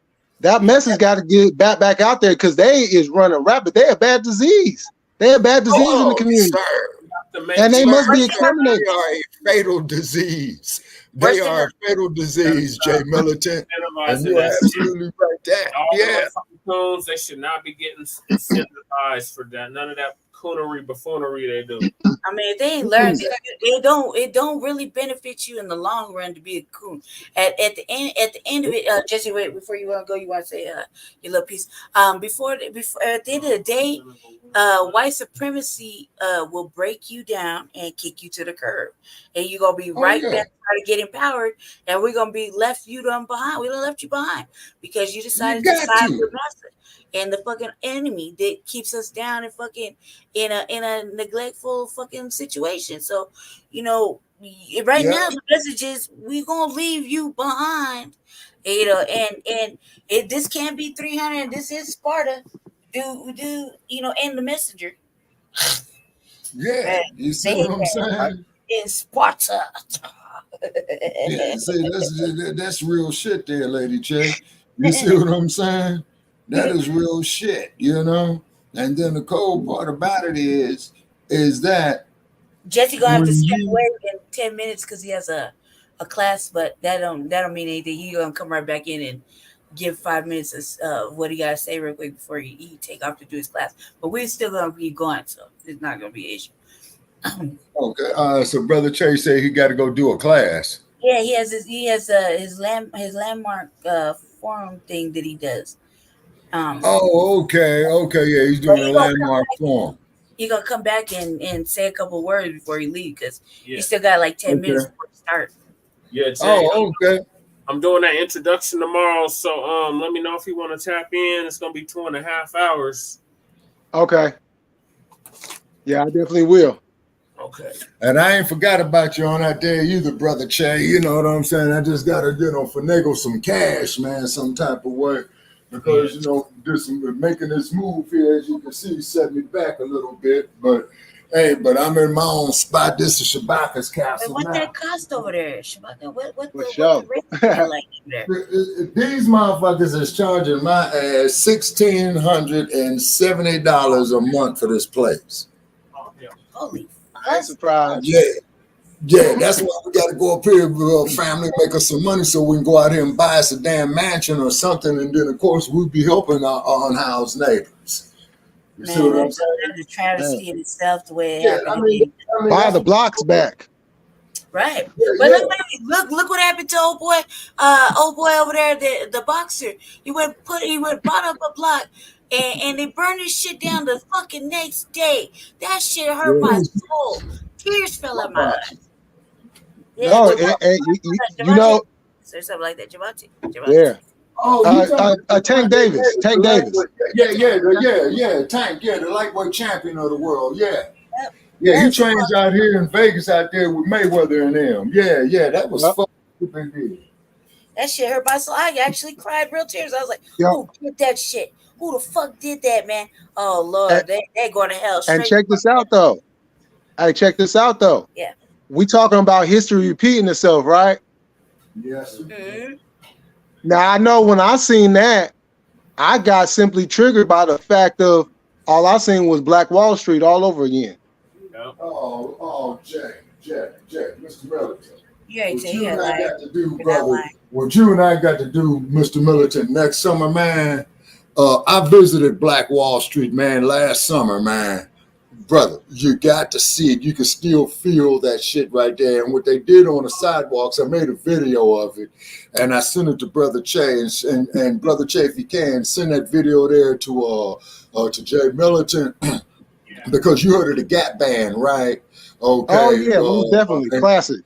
Yeah, and the song that you dropped a bomb on me, baby. Yeah. Okay, yeah, that's what that was about. Was the Black Wall Street? Yeah. See, now another thing too about our music is that in the 1960s, a lot of it was cold. Okay, now listen carefully. You remember the song by Martha Reeves and the Vandellas? Calling out around the world, are you ready for a brand new beat? Yep, until they put a white face on it. And the time is right for dancing in the street. Dancing in the street. Cleveland, Newark, New Jersey, I know that song very well. Harlem, Oakland, Los Angeles, the watch situation, you know what I'm saying? And then, of course, when OJB was doing his thing, 1968, say it loud, I'm black and I'm proud. Know it. That was a theme song for the original Black Panthers, you know. And sure Brother Che, you seen the videos, and also too. Okay, Jay Militant, you over there in San Francisco, right? I'm currently in Sacramento. Okay, all right. Well, you know down there in Panther Town, man, off of what's that there, Adeline and 16th. You know that street in Oakland. Yep. Yeah, that's the Panther Den. I've been there. I've been there a few times. Oh, yes, sir. I did some live videos from there, you know, over the years, particularly around the 50th anniversary, because Shabaka'S Blacc Experience Enhanced was inspired by the 50th anniversary. Yes, sir, of the Black Panther Party. You know what I'm saying? So I've been down Grove Street, which is now Martin Luther King Way now. Been down San Pablo. Been down Telegraph. And also, too, ladies and gentlemen, those are the actual streets of where Dr. Newton, Mr. Seal, the Forte brothers, and Lil Bobby Hutton were doing the patrols. And it was get out the cars when they see the Oakland Police Department fucking with black folk. Hey, man, no, clack, you ain't going to do this. Then they took it to Los Angeles. Then they took it to Sacramento. Then they took it to New York. Then they took it to the goddamn state capital of California. And then that old senile bastard who was the damn governor of California, you know, the one with special effects from Grecian formula and crazy glue, who wind up being your 40th president. Oh, we declared him public enemy #1 in California. And they ain't no law, they ain't violated no laws. It was based off there in the U.S. Constitution. And as you know, Brother Che, we got the book right there, man. The Panthers of Black Cat, where it documents all that.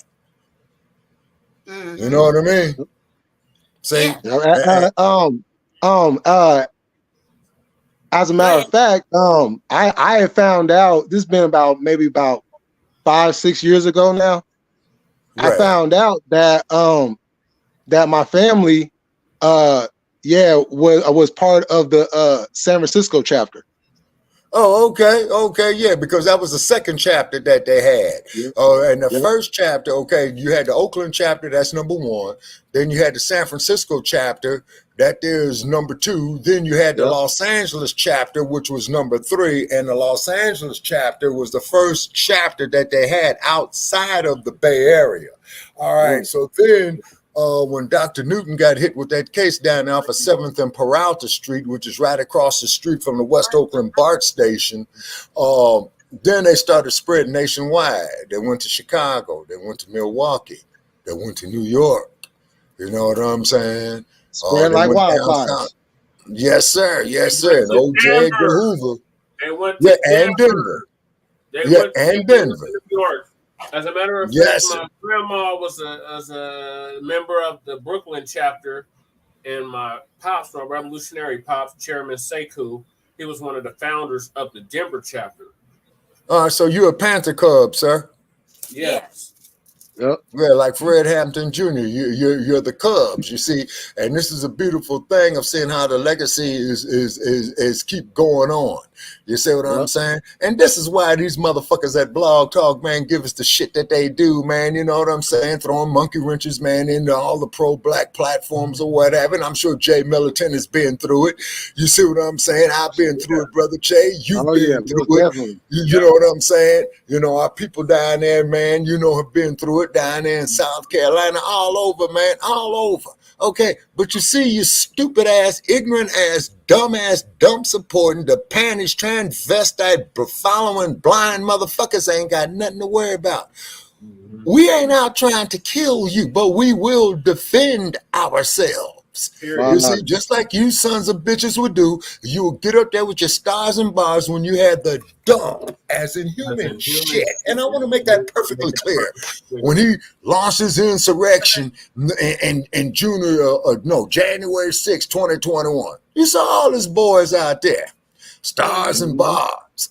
Motherfuckers out there with guns and shotguns and all that old type of shit. And then you had this black Capitol police officer, and they was cussing his ass out. And they told him, well, Who the hell voted for Biden? What does dumb nigga say? Oh, I voted for Biden. So they put some work in on him.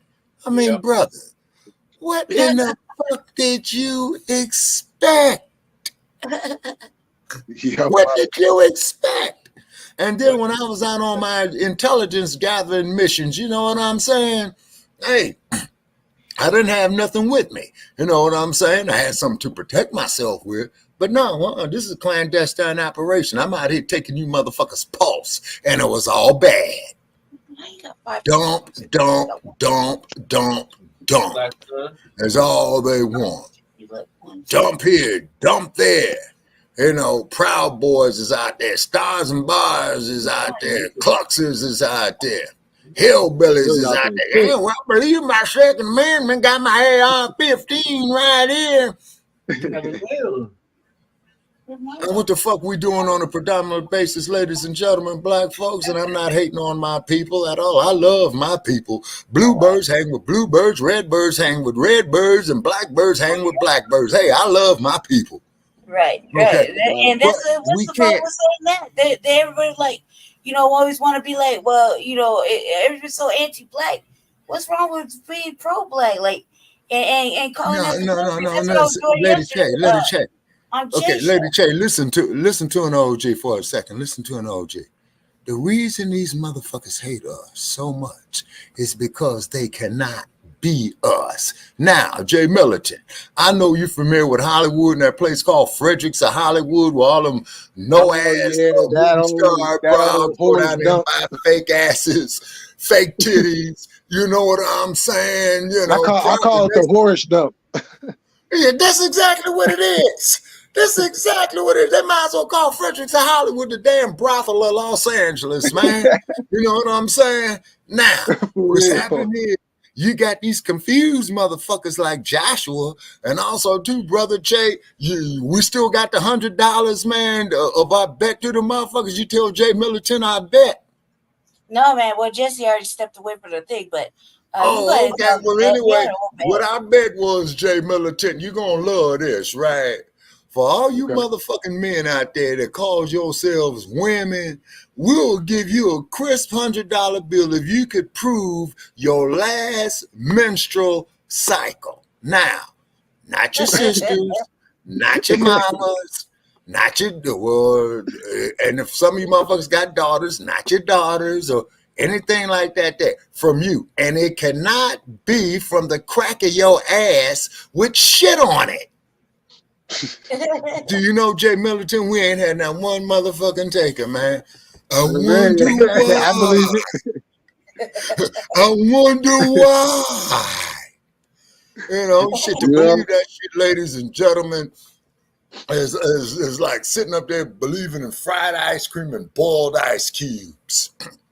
Shit. Well, you know, it goes all into their agenda, right? So look, so like before, you know, yeah, we had a couple of us out there, you know, with their hands tilted down and everything, right? But it was mostly everybody else, right? So yes, sir. They weren't able to really get that message out there the way that they wanted to. They couldn't get their agenda pushed the way that they wanted to. Even when they had artists with like #1 hits and stuff, right? Right. So what they had to do was they had to increase the volume of the black man. So being that they done already broke the black man down by everything else that they done did to us, you know what I'm saying? Right. All these centuries. Okay, we ain't talking decades, we talking centuries, right? Yes, sir.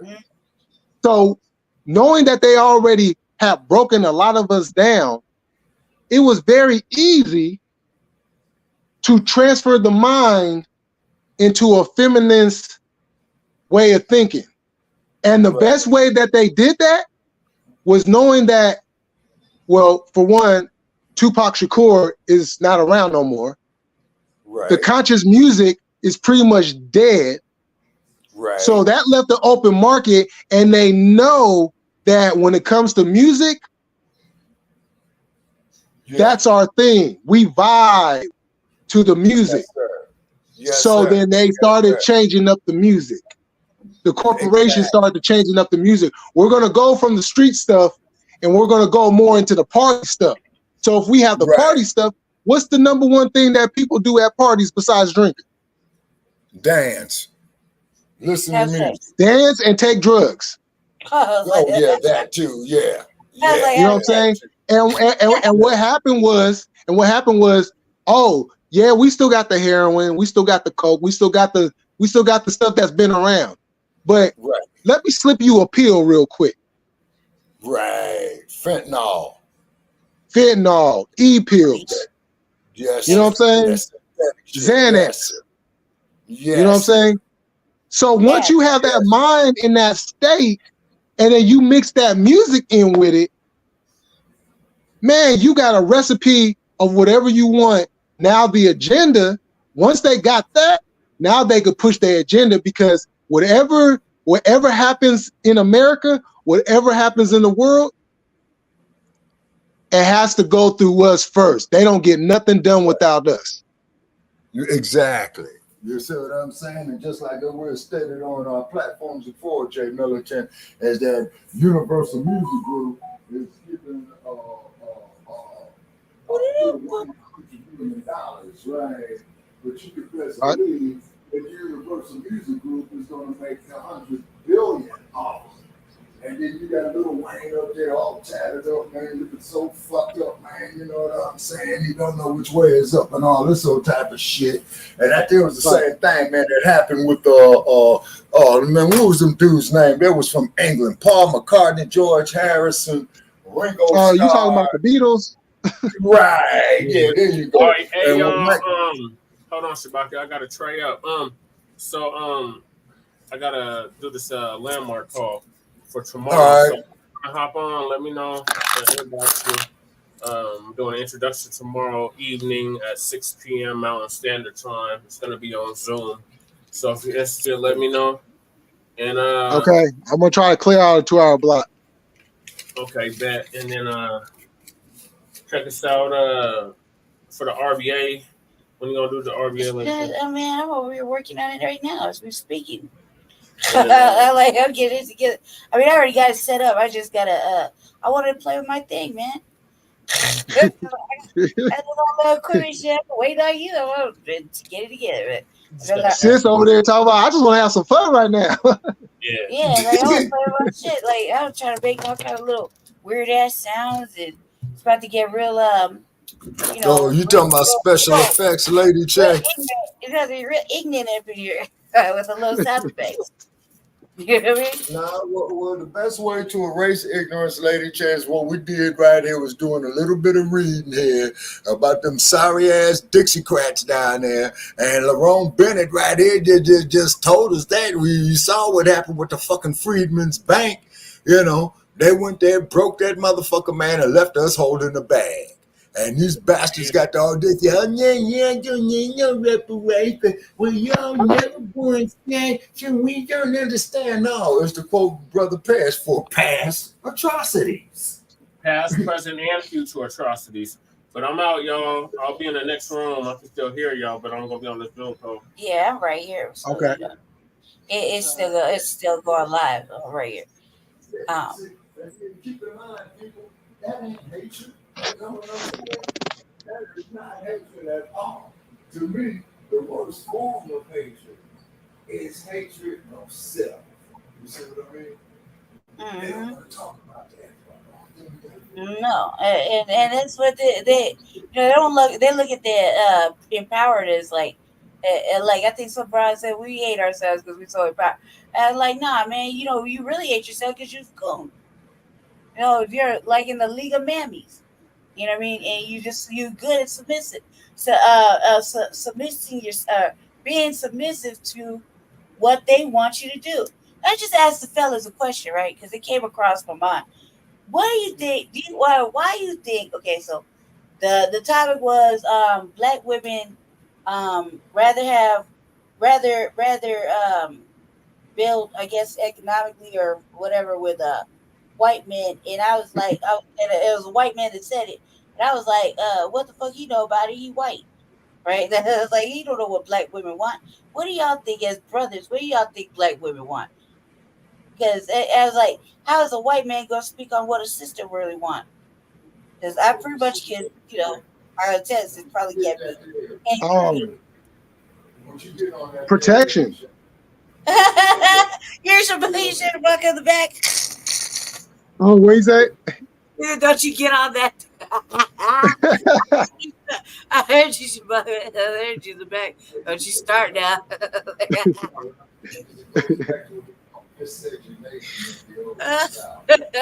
I was like, I'm pretty sure it's nothing pink. we just want you to do right. Just love and hold us and make sure you know we all good. That's it. That's it. We take a pro motherfucker all day if he's nice to us. You know, this is why that when you look at this idiot box, right? I like to take my commercials. If you check it out, and I'm sure you took note of it too, Jay. No, that's it. But when you look at these commercials, right, they always show a family setting with a black woman and a white male. They never show in a family setting with a black woman and a black man and a black child. You see, it's bring the black male out of it altogether. This is what Hollywood is all about, you know. And just like what you know was going down with Taraji P. Henson, like what's going down there with Terrence Howard, down there, you know, and so many of our folk, you know, who lost their money. Oh yeah. Act like that. You know, goddamn, should pay that lady well, but it's never been a lie that the sisters in Hollywood ain't never got paid their worth or their value or what their work was, you know, what their work was really worth. And to see any woman, I mean to say this, to see any black woman cry on camera because of lack of pay or lack of a right of and working for another fucking sister is a real fucking shame and an embarrassment, not to the woman crying, but to the woman who didn't do it right. Right. She should be ashamed. Oprah should be ashamed.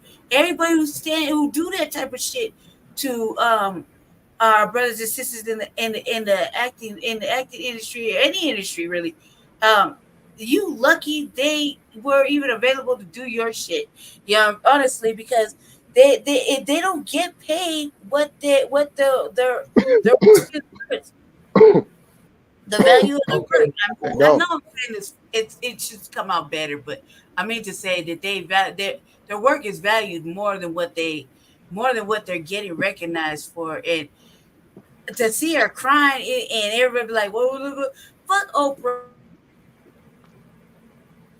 Well, you see, now I say, you already know my mama really. Say that. Fuck Oprah.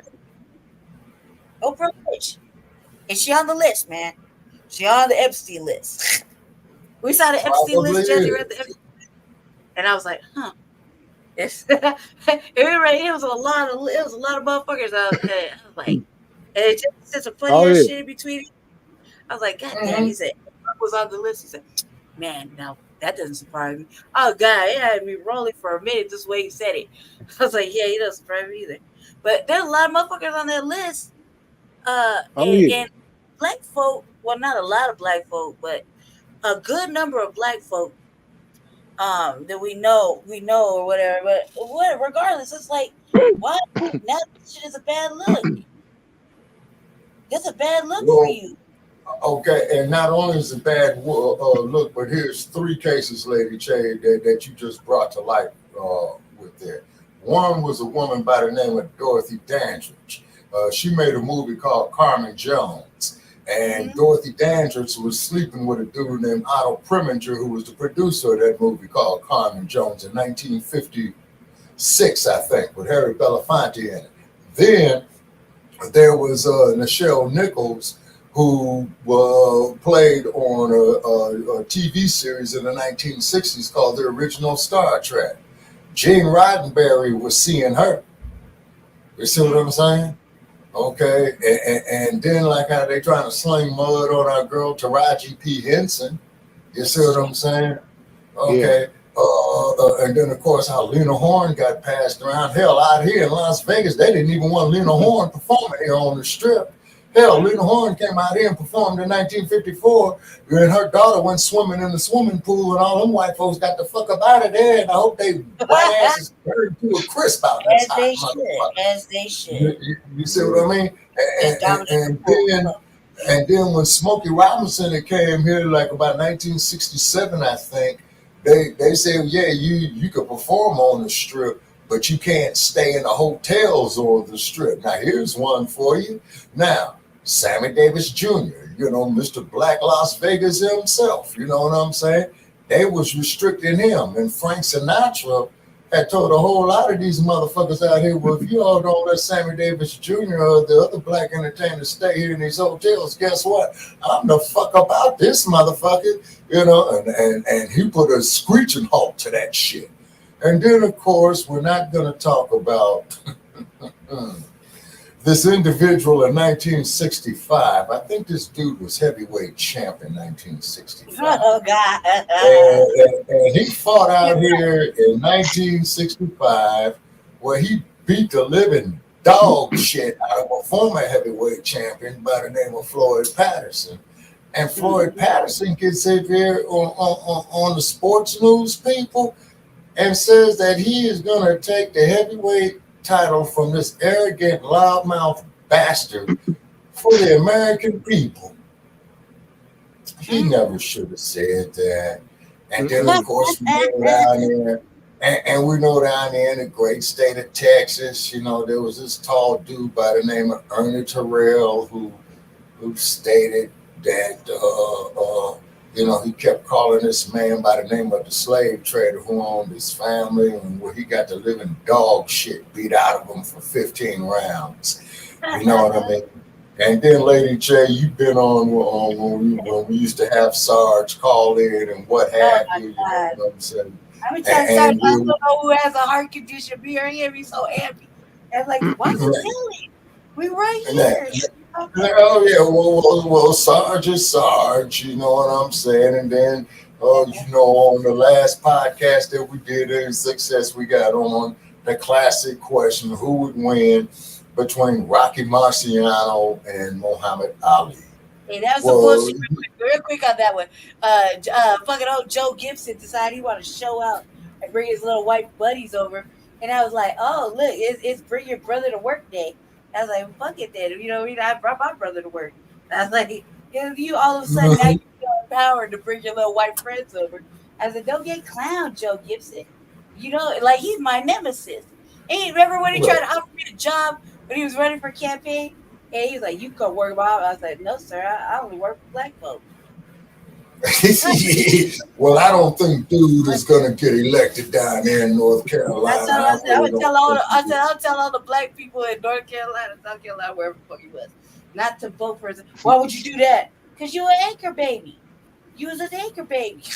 Yeah. Brother Paris had him for lunch on the 4th of July.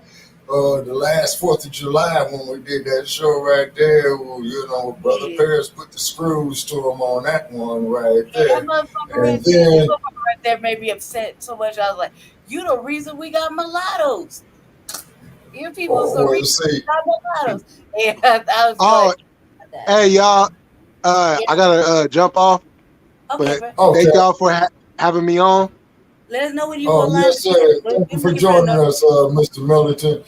And please let Brother Paris know, man, so I could jump on with y'all, man. When y'all had the show yesterday, I was trying to jump on with y'all, but that cell phone, man, was fucking up on me. So I guess the next time I wanted to do it on the laptop, you know, because I was in the process of moving, man, and I didn't have everything set up right. You know what I mean? Yeah, so I mean, I just gotta, you know, square the shit away. Oh, and by the way, Mr. Militant, so what's happening with your 49ers up there, man? Oh, number 1 seed. We're gonna rest some players the last week because that game literally means nothing, you know. So so we're just gonna start getting ready for the playoffs. We're gonna kick back these next few weeks and watch everybody play and see who we play next. Yeah, right. Because everybody's got to travel to San Francisco and the come NFC. Here. Yeah, so which means is if Philadelphia is successful, then it will be Philadelphia and San Francisco playing in the NFC Championship game.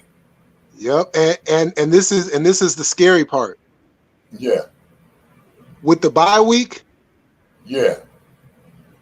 Mostly everybody is going to be anybody that's not on the IR is going to be healthy and ready to go by the time the divisional game comes.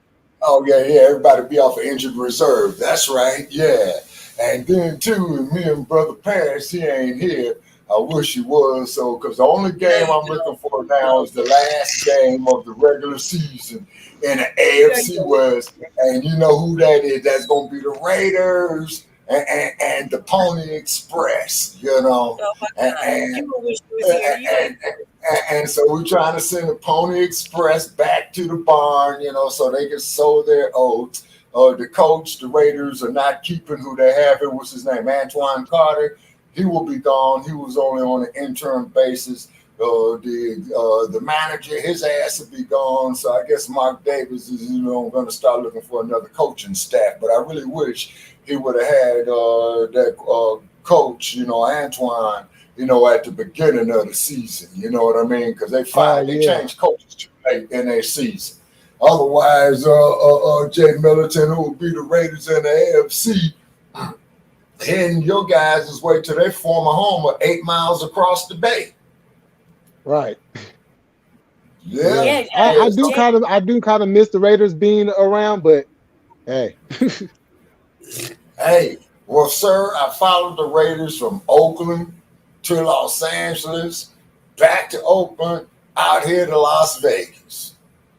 And I know it's been a struggle. Oh man, has it ever? You know what I'm saying? Has it ever? You know what I mean? But we're pirates. You know what I'm saying? You know what I mean? And then the 49ers, them is barbarians because they're from the Barbary Coast. What do you think they call San Francisco doing a gold rush? The Barbary Coast and barbarians. The Wild Wild West wasn't no joke. You know what I'm saying? Shit. I told you, Jay Middleton, when I was it went down. I was up there in El Dorado County, and the damn sheriff came up to me and said, "Man, you got to get up out of here." I said, "Deputy, you want me out of here by sundown?" He said, "That'd be nice." And I said, "Deputy, you all had the hanging judge. You had the no-nonsense sheriff up here in El Dorado County at the time of the gold rush." And he said, "Yeah, he did. Those are our great uncles and our great aunties and our great grandparents." I said, "Deputy, I'm getting the fuck up out of here real quick." Oh yeah, it's still places. It's still places around here where they still ride on horses through the town. Yeah, Glenn County is one of them. Damn, Glenn County Sheriff Jay Middleton, which is straight up a high five from me, man, going up there toward Oregon, right? I'm riding up that motherfucker one time, man, and I'm looking up here at Glenn County Sheriff's Posse. No bullshit. I see a sign up there that says Glenn County, California. They all smell like weed, since they allowed them out there. And it said Glenn County Posse. I said, Posse. I said, you motherfuckers going back to Bonanza and the Ben Cartwright days and the Rifleman and all that shit. You motherfuckers still got a posse of it? Man, I'm afraid of this motherfucking place. Yeah. Shit. And there's all farmland out there, and you be up there all by your lonesome in the middle of the night. They won't know what happened to your ass up there. Man, there's all kinds of farmland out here, all kinds of crops and everything yes, else. sir. And then, of course, ladies and gentlemen, bad news for all winos. Once again, bad news for winos, and I know you up on this one, Jay Middleton. You remember when they had the great fire up there in Napa County, right? Yep. Yeah, burned down all the grape orchards, so you motherfuckers gonna be paying, high price for your Boone's Farm and your rock gut and shit. That bottle of the barrel shit, they're gonna be hitting your short dogs up for about $10 a bottle. You know what I'm saying? Yeah. Oh hell yeah! Oh man, the prices is crazy. Yeah. Man, I guess I'm not drinking when I get home. That's the Napa Valley. And Napa Valley is in Napa County, California. And you drive through Napa County, that's all you see. And that place right there, right there. If anybody want to see a modern day racist county and a racist town, oh yeah, Napa County and Napa alone, it's boy, them white folks out there is corn fed like a mug. Oh hell yeah! And then folks, keep in mind is that Napa County, that there is where the California State Nut House is. Now let me tell you something about Napa State Valley Hospital. Okay, a motherfucker go up there in the LA County, load it off some shit, shoot up the damn Metro Rail, kill them about 10, 12 motherfuckers. You know, so he's gonna go up there in LA County Court, which is a kangaroo courts. Okay, I'm pleading insanity, Judge. Okay, motherfucker, you pleading insanity. So what we're gonna do is we're gonna take your crazy ass up there and we're gonna put you up there in Napa County. And guess what Napa County? And guess what the Nut House gonna do for you there at the State Hospital in Napa County? The Nut House. No, they're gonna sit up there, evaluate your ass, keep you up there for about a year. Then they're gonna ship your ass on that green goose back to LA County, and then the damn judge is gonna be handed something from the DA that says the Napa Nut House has declared this motherfucker sane. Now your insanity play just got thrown out the fucking window. Yep. Time to do that. California is cold. I know. Hey, I just want to go to Knoxbury Farms again and fucking the beach, man. Like, you talking about down there in Buena Park in Orange County. Okay, y'all. I'm gonna talk to y'all later. All right, let me know when you're on again, and we're gonna pop over there. Okay. All right, then. All right, Jack.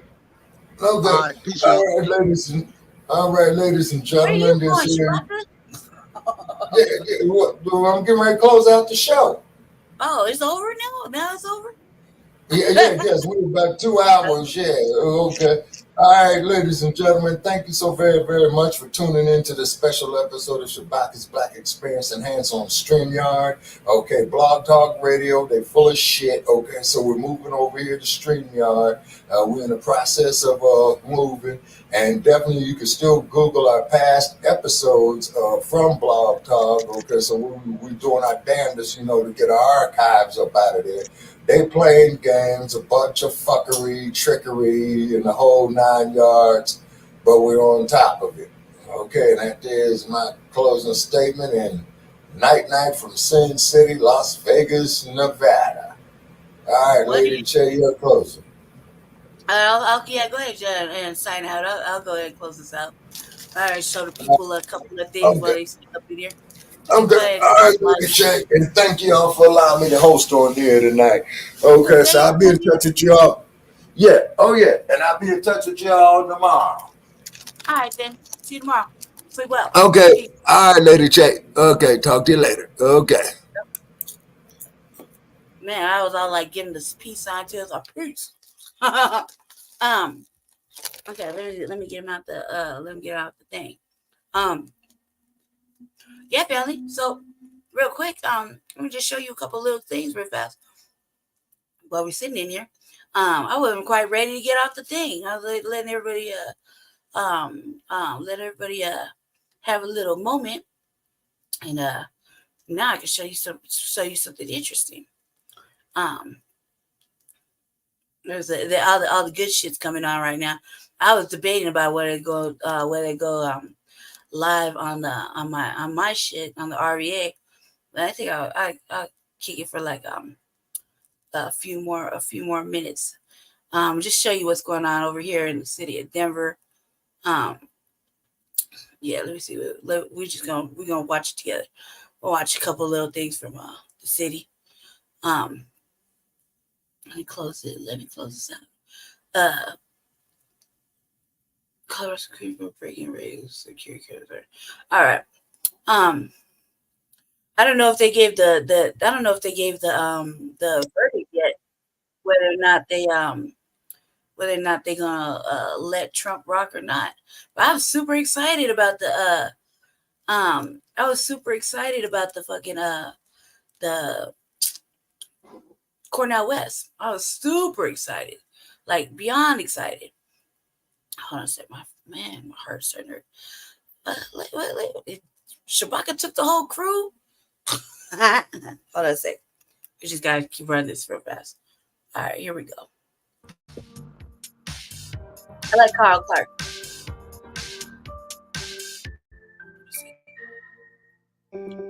Denver prepares to move migrants out of an enormous encampment as we learn just how much the city expects to spend supporting migrants this year. Another lawsuit, one state legislator against another. Now a Democrat's trying to stop a tax credit because of how Democrats handled the debate.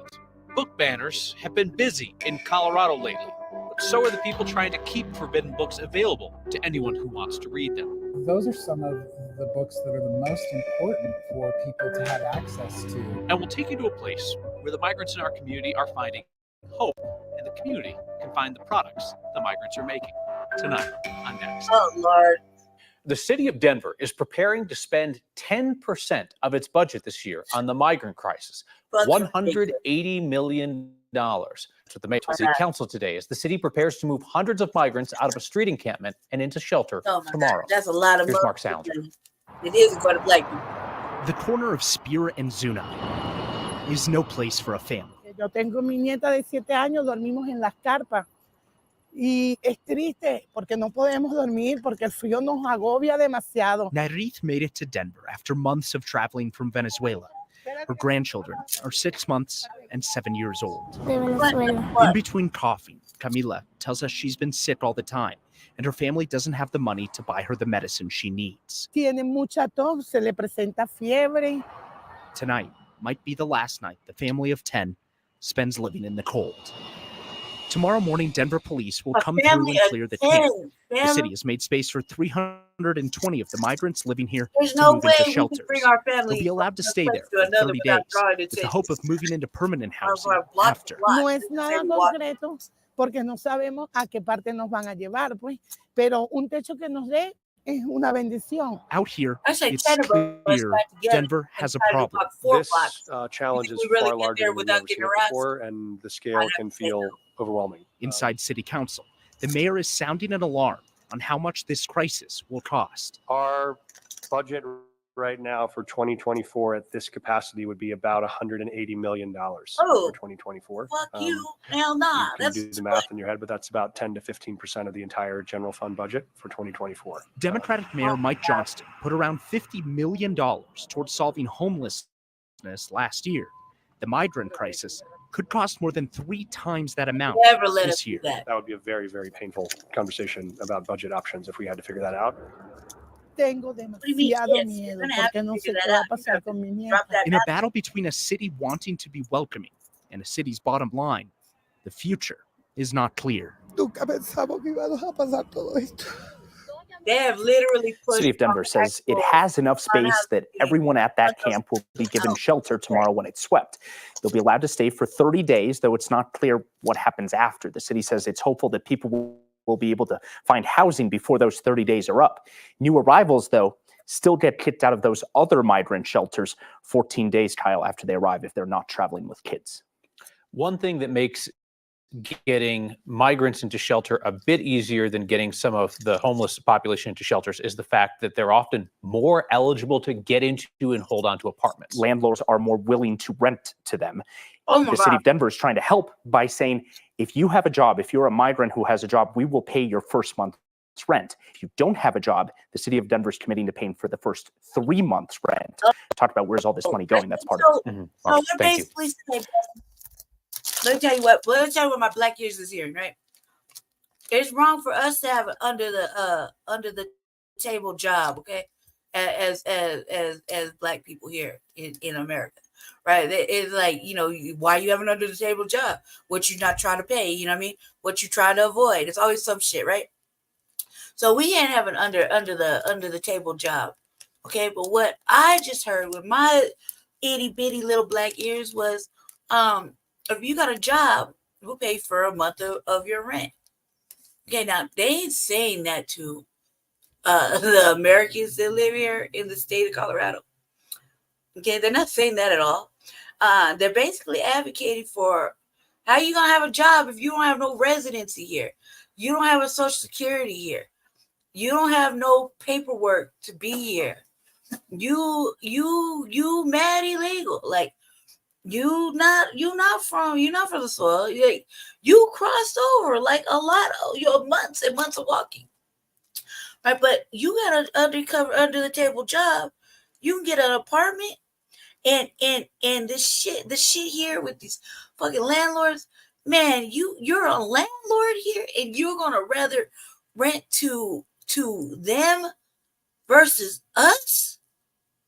What kind of treasonous fucking shit is that? Real shit. I live in an apartment. My apartment's a dive, but I'm a quiet motherfucker. I stay in my place. I might get loud in my house, right? Like right now, I'm talking kind of loud, because I'm sitting right next to the computer. I mean, and when I'm watching TV, I have some loud motherfucking straight moms like, don't go in there. Oh, bitch, you stupid. Yeah, I might be doing the most, right? I have that, right? But you don't see me. I stay in my shit. I mind my own business. I don't talk to the neighbors. I'm not outside. I'm not borrowing nothing. I'm like not doing shit. I don't draw too much attention to myself. I'm in the back always. There's only 2 people with a key to this bitch, and one of them was Jesse, and the other one was my brother. Yeah, I mean, and not even my own goddamn mama got a key to this motherfucker. So I'm in here all the way. I'm a good motherfucker. A good motherfucker here, right? So, but I'm saying, like, you had the privilege of being a property owner here, but you won't rent to your own fucking people in the state of Colorado, but you'll rent to motherfuckers that ain't got no paperwork. It's almost like taking a chance. You playing a game of chance. When it came down to COVID and the fucking rent moratorium, you were kicking motherfucking actual residents out of their place because they lost their job during COVID. Everybody want to talk about why these people are outside homeless and that they on drugs and they have mental health issues. Does everybody forget that fucking we had the rental moratorium and that motherfuckers lost their goddamn job for real? Not everybody was a fucking essential worker. Does everybody forget that shit? Why you sitting there here talking all this shit about the fucking unhoused community? Half these motherfuckers unhoused now over the last 3 years came from a home. They came from a place. Hey, let's see you. What is this? Who's this? Kevin? I see you, Outlaws. Thank you for coming. We had one of your peoples over here earlier. And thank you for, always showing us love. Obviously, Shabaka'S Blacc experience. I always show you love. Front Line Blacc News, and obviously me, the Revolutionary Agenda. So we thank you for showing up. You could always hop the panel. The link's in the chat. But like I said, do you rather rent to them? You're taking a risk. Like you didn't have faith in the actual citizens during the rent moratorium when you was kicking motherfuckers out because they had COVID. They were stuck in the house all that time. They lost their jobs, and you kicked them to the fucking street and they had to live in fucking tents. That's really what was happening, right? Because our unhoused population wasn't as big as it's grown since COVID, right? So you have all these people coming out there, and you expect them to know how to live when they've been used to living in apartments and shit. They didn't have no job when they got kicked out. They weren't even able to really get a job back. You know what I mean? So, yeah, I know. You ain't lying. But so the immigrants are like, they come in, they have this under the table fucking job, and you can get an apartment. And it's it's like a betrayal to the actual citizens. You should look at it as a betrayal. Like, how the fuck do they put so much hoops and loops on us, right?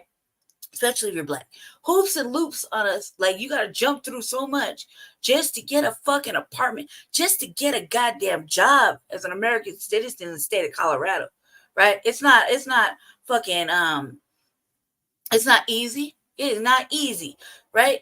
And then with everybody trying to go on remote working, you have to have a place to do that from, right? So if these people outside want to actually work and everything's going remote, like how the fuck is that supposed to happen, right? But you can cross all these motherfucking states, all these countries, do all like 4 months of motherfucking walking, 4 months of walking and hopping trains and I don't know what else, right? Crossing jungles and doing extra shit, right? And you can just come get an under the table job and get an apartment before us. And no, I'm an asshole for saying it. Like, that's something really wrong with that. There's something really wrong with that where you own some shit and you have the opportunity to rent some shit, but you don't even want to help your actual citizens get up and off their feet because that's all they need. You know what I mean? And you say you're gonna run with this motherfucking narrative, this NIMBYism type narrative, this everybody's on drugs and everybody's fucking crazy narrative to suit your needs, and then play bleeding heart. Come on up. Play bleeding heart to everybody. Welcome. Welcome, People's Network. This is Kevin. We're coming off the People's Network.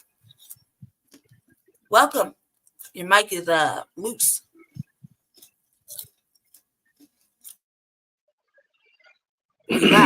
How y'all doing? How y'all doing tonight? We good, baby. How you doing? Can y'all hear me? I want to make sure y'all can hear me. Yeah, this is Kevin. This is the outlaw himself. This is the mayor of Chocolate City. Yeah.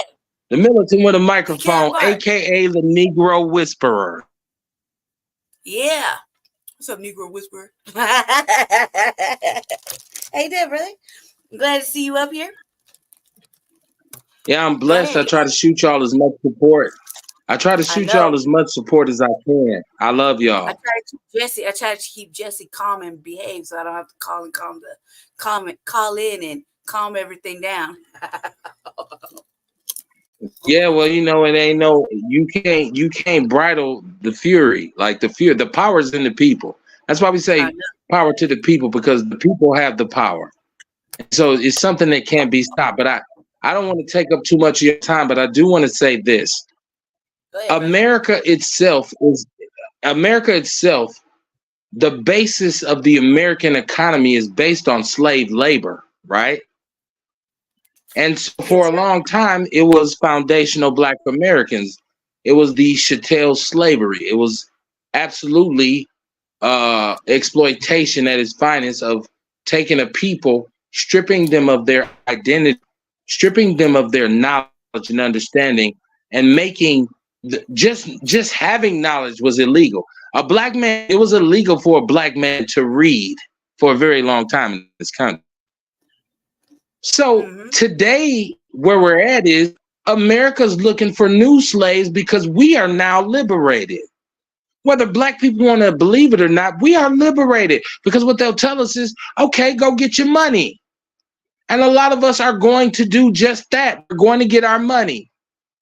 We don't need you anymore, right? We survived through slavery, as well as Jim Crow, as well as the crack epidemic. You've tried everything that you could possibly conceive of to destroy us, and we've survived.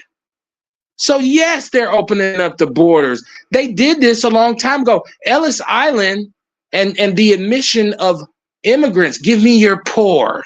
Give me your downtrodden, right? So the average white person walking around right now, white people are more enslaved than we ever were, because they came willingly. At least we didn't want, we were forced to do this. So to make a long story short, right now what we have is Black people. We are fucking free. Not free from the bonds of America, but free in the realm of thought. Right now, information is free. This is the cheapest you'll ever get information, ever. And what we need to realize is, yes, they're bringing Ukrainians in who are fucking, when you think about Ukraine, they are people who are, their government, neo-Nazi fascism is one of that's their cultural norm. And then you go and you say, well, we're going to support Israel against Gaza and the Palestinians, right? And all of those people who are downtrodden behind our bombing and what we're doing, yeah, we're going to bring them here and give them breaks. They are the new slaves. We're no longer the slaves. They're the new niggas. They're the new niggers. And as a black person, what you got to do is look at it and say, okay, it's y'all turn. Go ahead, sis. I'm listening to you. Nah, man, I'm sitting here. That's insightful thought, because what you just said was like, you got a goddamn good point. Like, you know what I mean? Go ahead. You got a good point. I'm listening. Go ahead. Keep cooking. Keep cooking, Negro Whisperer. So what I'm saying is, what I'm saying is, if you are a foundational Black American right now, and you still subscribe to a slave mentality, it's your fault. It's 2024. I'm damn near 50 years old. My perception is my reality. My perception has never been one of a slave. I was born in the 70s. That's when we got free. Okay? A white man can't tell me shit. He can't tell me you can't do this. Because what I'll do is go get with other Black people like myself and make it happen and laugh in his fucking pale ass face. Damn right. So if you're a Black person right now, you should look at it like, well, it is somebody else's turn to be the new niggers. And they are the new niggers. The problem comes when they want to be allowed to empower themselves a lot sooner and a lot quicker than we ever were. Right? Because they're coming in with diplomatic protection. They're coming in. Our elected officials, our senators, our congressmen, all the people who we pay our tax money to represent us are saying we need some new niggers. You niggers ain't acting right no more. You niggers are all over. Y'all over here telling us we ain't shit. Y'all showing that y'all showing that you're better than us. It's showing that we as people are done with the slave shit. Fuck the slave shit. Fuck that shit. You're not a slave. You're only a slave if you want to be. And I tell you like this, any nigga who tells me, nigga, you ain't free, come to my house and tell me you finna take something from me. I'm gonna lay your ass down. I'll go to jail for the shit. I don't give a fuck. I got more guns than the average white man. I got more education than the average white man. I got a strong Black woman. I raised my children. I've done what I was supposed to do. I've paid your taxes. You owe me. I don't owe you. Damn right. And tell me to go back where I came from, because I'll tell you to go. First of all, you said you're German. Then go the fuck back to Germany. You said you're Italian. Go the fuck back to Italy. Now ask me where I come from. My family comes from the South. I'm a foundational Black American. We picked the cotton. My mother was a sharecropper. My father was a sharecropper. But you know what they made sure of? They made sure that we migrated north through the Great Migration, and we wasn't glamored by get a job working in a factory with no union. They made sure that I got educated. Now that I got an education, I go at white people. We're on the equal field. We're on the equal playing field. Because I know how to get money too. Brother, so let me ask you this question. With that being said, how do you feel now about our current reparations claim, and what do you think we should do or not do, or continue to do or not continue to do as far as getting what is owed? Think he hopped off? If he hopped off, Brother Kev, if you back in the building, let me know what you think. Let me know the answer to that question. Oh, he might have popped off real quick. Okay, there you go. I see you, brother. I'm bringing you back in. Your device got to connect real quick. There you go. All right, here we go. Did you hear the question, brother? But yeah, here's the question. With that being said, and which is very insightful, a very good point. That's very empowering. What do you think we should do as far as our current reparations claim that we got going on. What do you think we should do, not do, continue to do, or not continue to do as far as getting, the actual reparations we're asking for now, currently, the way the state of it is. What are your thoughts? The first thing we need to do is stop thinking like slaves, because we're no longer slaves. We need to stop thinking like slaves, and we need to stop allowing people to tell us how we should think. And you need to get politicians in office who represent your best interests.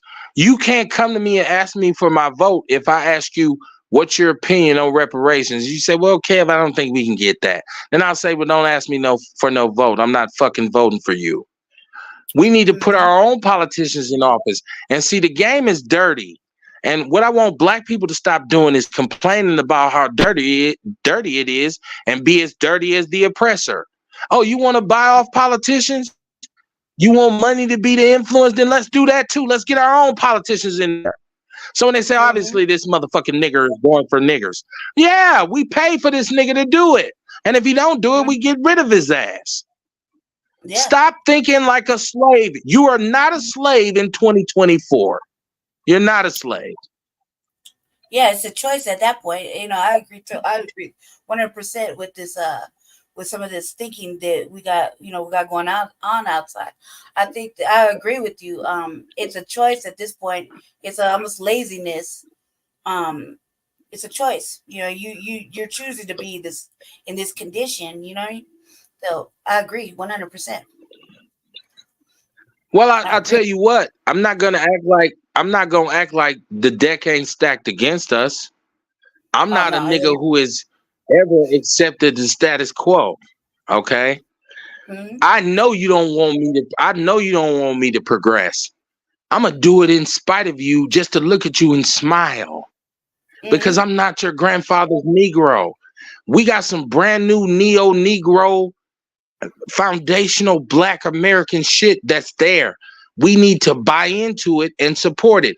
All you niggas who keep sticking up for the white man, you think I always got to say, it's some good white people. It's some good white people.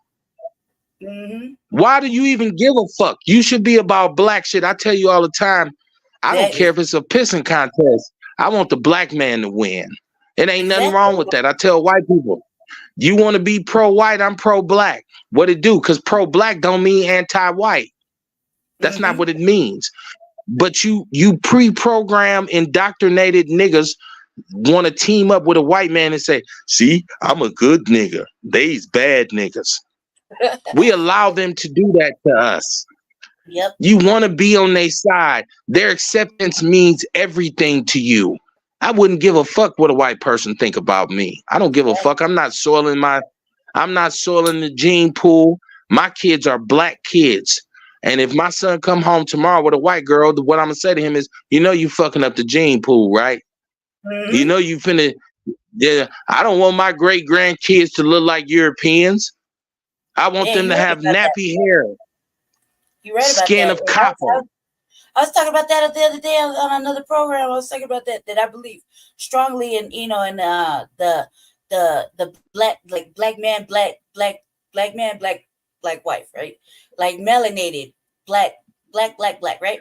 So you have children, right? Your children's like that. I was talking to I was having a speech with with a white lady, and I said I was having a speech with a brother, and she jumped in on it. But I was like, so you could take a white woman home to your mama? And he was like, I'll do whatever I want. I was like, you gonna take a white woman home to your mama? Like, no, you not. You would never take a white woman back to your mama's house, because she wouldn't allow that. That's like spitting in a wound. You would not allow that shit. She would say she didn't want nothing lighter than her.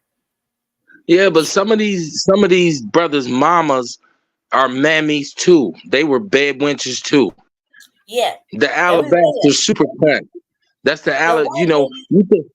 you think white ice is colder. So you done struggled your whole life. So you say, man, if I could get some whiteness in my life, it'd be better. It's going to be worse. You're going to be somebody's pet. You're going to be somebody's nigger. I refuse to be your nigger. Mm-hmm. I refuse to do it. to that point, the white lady was like, "Well, what they gonna do?" Because I kind of not really arguing, but kind of go back and forth, you know, in a friendly way. I was like, "No, you ain't gonna do that because no self-respecting black woman who has a black son is really gonna tolerate that shit." And I gave a little example. You know, I got family that's strictly melanated, right? So they have melanated children, richly melanated, deep dark chocolate children, right? Beautiful children. And I tell the son, I'm like, "Son, don't. Now you like to creep off over here with the Latinas and whatnot, but your mom don't bring nothing home to settle down with, or a baby with something that's light, that's like that, because that's an offense to your mother and your sister." You know what I mean? And you know, I'm saying that. You know, the latest time I'm saying that because I believe in that.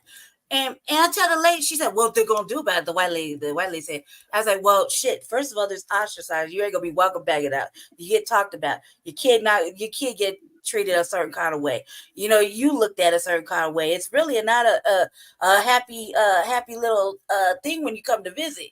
You know, especially when you bring them with you. You know, and she's just like, "No, well, that don't happen. It happens. It happens. I've seen it. I've seen it with my own eyes. It's happened." You know, and they don't get that understanding that just because you like, you know, with white women, you like black men, and you think you're gonna have a child with them, and it's gonna be everything's a-okay, but then you realize that you very racist, and he's not saying nothing about it, and you're raising children that's surrounded by that in their house, and they're not saying nothing about it. It's a really ugly situation. So I don't agree. I agree that it should be black, you know, black man, black woman, black child. You know what I mean? Simple as that.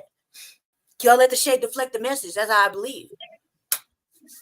Well, I think first of all, I think black men have to check themselves. I think we got to check ourselves collectively, and I think black men got to understand that. You know, my mama used to tell me, if she can't use your comb, don't bring her home. Okay, yeah. And it was that she went through as growing up in the Jim Crow South. She made sacrifices. She made sure that my black ass was straight. So what she was telling me is, you gotta love what brought you into this world. And a black woman birthed me. A black woman she nurtured me. She, even in the face of the doctors and the professionals saying, "Oh, Miss Barnes, we don't think this one gonna make it." She said, "The fucking hell you preach." So I have to give her that respect. But I will say to my brothers who have white women, understand how compromised you are, because we went through the thing with George Floyd, and I challenge any brother to come on. And I got brothers who I love who have white women. Come on and tell me during the George Floyd thing, you were really able to explain that to your white counterpart. She didn't get it. She said, "I don't understand. He should have just did what they said." We've been getting fucking murdered by law enforcement officials for 100 years. We don't trust law enforcement because usually the sheriff was the grand dragon of the Klan. That's how we get sundown towns. That's how they're able to infiltrate our infrastructure and destroy Black Wall Street, because those that were part of this American system were anti-Black. So when you say, "Oh man, I love this white woman," well, understand. Well, you gonna have to explain this shit, because I want a black man who had a white wife during the George Floyd thing to say, "My wife got it. She understood." You was a motherfucking lie. She had no clue what the fuck was going on. I get that you love her, and that's fine. Feel better. Yeah, whatever makes you feel better, brother. I feel like that's you know, from a, you know, my mother's European white, you know, my mother's French, right? And I was saying it because she didn't raise me. And I went into the system. The black women that raised me throughout the system, I learned that, right? What I said earlier, I learned that from them and everybody I spent time around in and out the system. You know, I learned that from them, that was a disrespectful fucking thing. You know, at the end of the day, you want to keep your money in the black community. You want to keep your children in the black community. You want to have a community. You know what I mean? And I feel like it's when they get bucked and they put women in jail, when the white men put women in jail, black women in jail, when the white woman put black men in jail, when they do any kind of atrocity to or say to a black man or black woman, it has to be called out, and they have to be able to see it and call it and leave it. You know what I mean? Leave it alone. It's never been good. Well, let me say this too to the sisters. When y'all fall in line with white feminists and you start looking at what white women, when they became feminists and they was talking about we need female rights, their thing was they were against their men. Because white men didn't give a fuck. They was fucking over everybody, even their own women. Black women, it's not the same energy.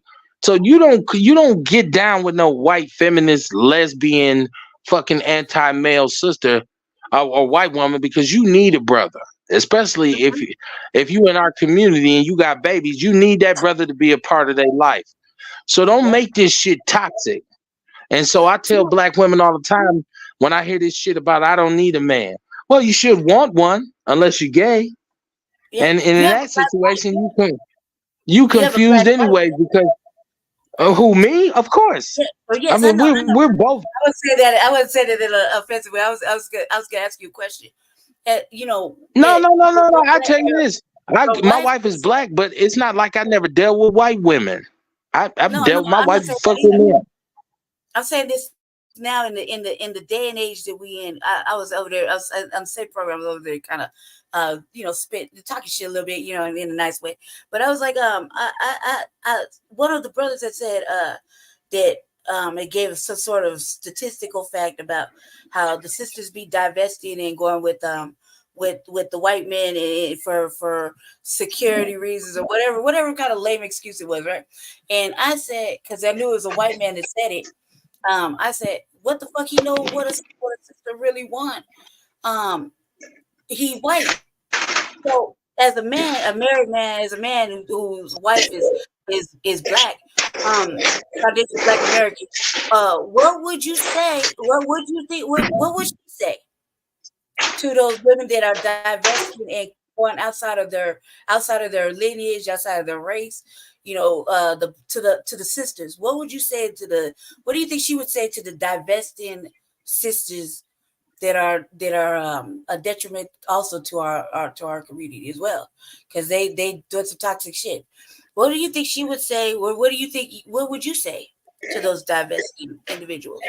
Well, I'll tell you what. This path that we've been traveling down, everybody, right? America tried to do everything they could to extinguish us, right? And the only thing that kept us together for so long was the black family structure. And so they figured out, let's attack that. So systematically you come with, and when we talk about the crack epidemic and mass incarceration, this is admittedly something that the American government placed upon us. Ronald Reagan, the war on drugs. You intentionally placed drugs in our community at the same time when your economy collapsed, right? And so the sisters had to stand up.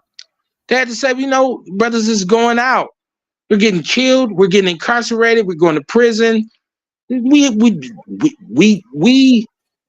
were taken out of our community. But I'm telling you right now, if you a sister and you blame everything on a brother, then you're misguided, because baby girl, you got some issues too. And it's about accountability. So when we, as foundational Black Americans and Black men and Black women, can say, you know what, it's us against the world, because what it takes is a man and a woman to make a baby. It takes a man and a woman to make a baby. And so you can do this dyke shit, you can do this gay shit, and the baby got two fathers, or he got two mothers. That shit is some fucking misnomer. Like you're indoctrinated. What you should be focused on is the cycle of life, which is it takes a man and a woman And in terms of raising a child, it takes a man and a woman. Now, if you're a sister who has been mistreated by black men, I don't want you to put that on everybody, because as a black man, I've been mistreated by some sisters too. I never gave up hope. I never gave up faith. I said, well, you know, that wasn't the one. I didn't need it. Like I said, I've dealt with white women. I know why I prefer a black woman over a white woman. Yep. So I want sisters to understand it's time for all the bullshit to stop. It's got to be about us. Either you with us or you're against us. Mm-hmm. If you ain't with me, if you ain't talking about black solidarity as a black person, we don't need to talk. Mm-hmm. I don't care your personal opinions. If you ain't down with the big picture, which is the empowerment and the liberation of foundational black Americans, then I don't want to talk to you. And if you're a sister who thinks all black men are bad, I don't want to talk to you. If you're a brother who thinks all black women are bad, I don't want to talk to you. Mm-hmm. I don't want to talk to you. Do you love yourself? Yep. Do you love yourself? Because once you start loving yourself, you will find a mate. She might be Australian. She might be Italian. She might be white. She might be from the DR. Once you start loving yourself, you're going to find your path will be apparent to you. You'll say, okay, I'm working on getting people around me who love me. So I think black women need to stop buying into the rhetoric that black men ain't shit. And I think black men need to stop buying into the rhetoric that black women ain't shit. If you can't manage a black woman, it's probably because you're weak. It's probably because you're weak. Right. And you should, you know, I say this sometimes to, you know, to our sisters. I'm like, you know, it's not all the brothers. And then now in this day and age, look, we in 2024 now. The time of blaming the brother and holding him, crucifying him all the time and acting like he ain't shit, he ain't gonna be a good father, all this shit. That's out the door. That's for the birds. The men have always wanted to be fathers. You know, they just don't have that. They didn't have the chance. They didn't. And it's true to, you know, the sister too. You know, you gotta give him a chance. Let him try. At least let him try to be a good man. If he ain't the right one, he ain't the right one. But I never gave up hope. Even when I talk to our black family, I'd be like, look, and they'd be like, oh, these motherfuckers over here, they doing it in this old bullshit. They making it look bad. I said, I never give up hope on black people. You know, you wake up when you wake up, but at some point in time, we all got to come to understanding that you should have been waking up already, and now you're choosing just to go along with the fucking narrative, with their narrative. You know what I mean? You're not re-educated, recodified. You know what I mean? You're not empowering. You're doing other shit, and it's really upsetting because we all thought the same. We didn't really have to coordinate. We just have to show up. You know what I mean?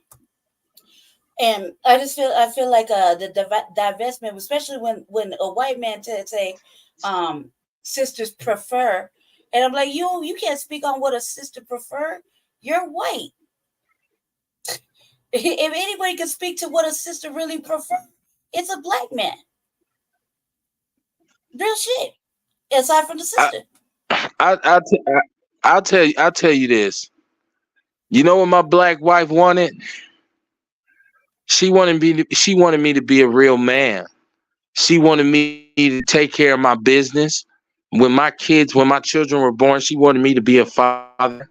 She wanted me to, regardless of my flaws, she wanted me to be proactive, and she wanted me to be responsible. She wanted me to have integrity.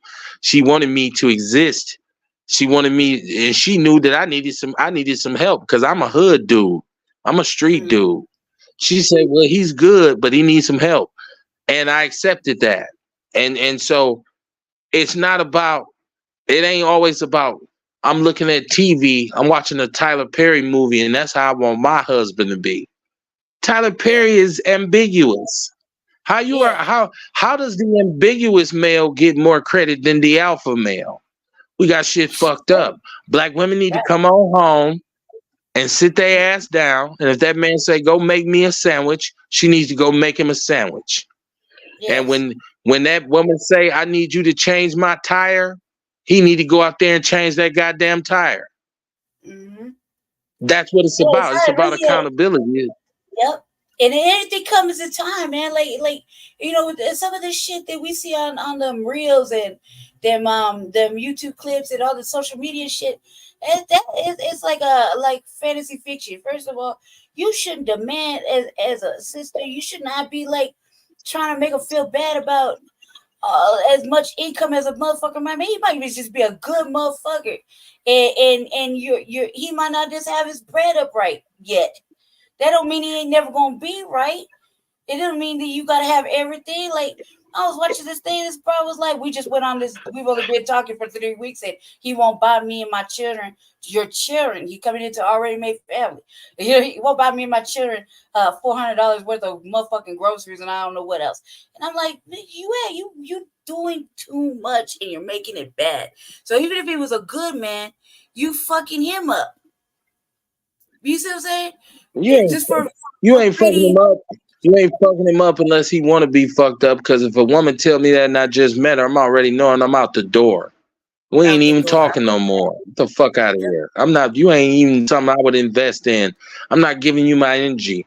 I'm not so addicted to sex that I'm still gonna fuck with her because she fine. No. The twos and fews don't make sense. The computer ain't computing. I'm out. Mm-hmm. You go get the next simp to do that. Eventually, once I persevere, I'll find the one that's meant for me. You know? Mm-hmm.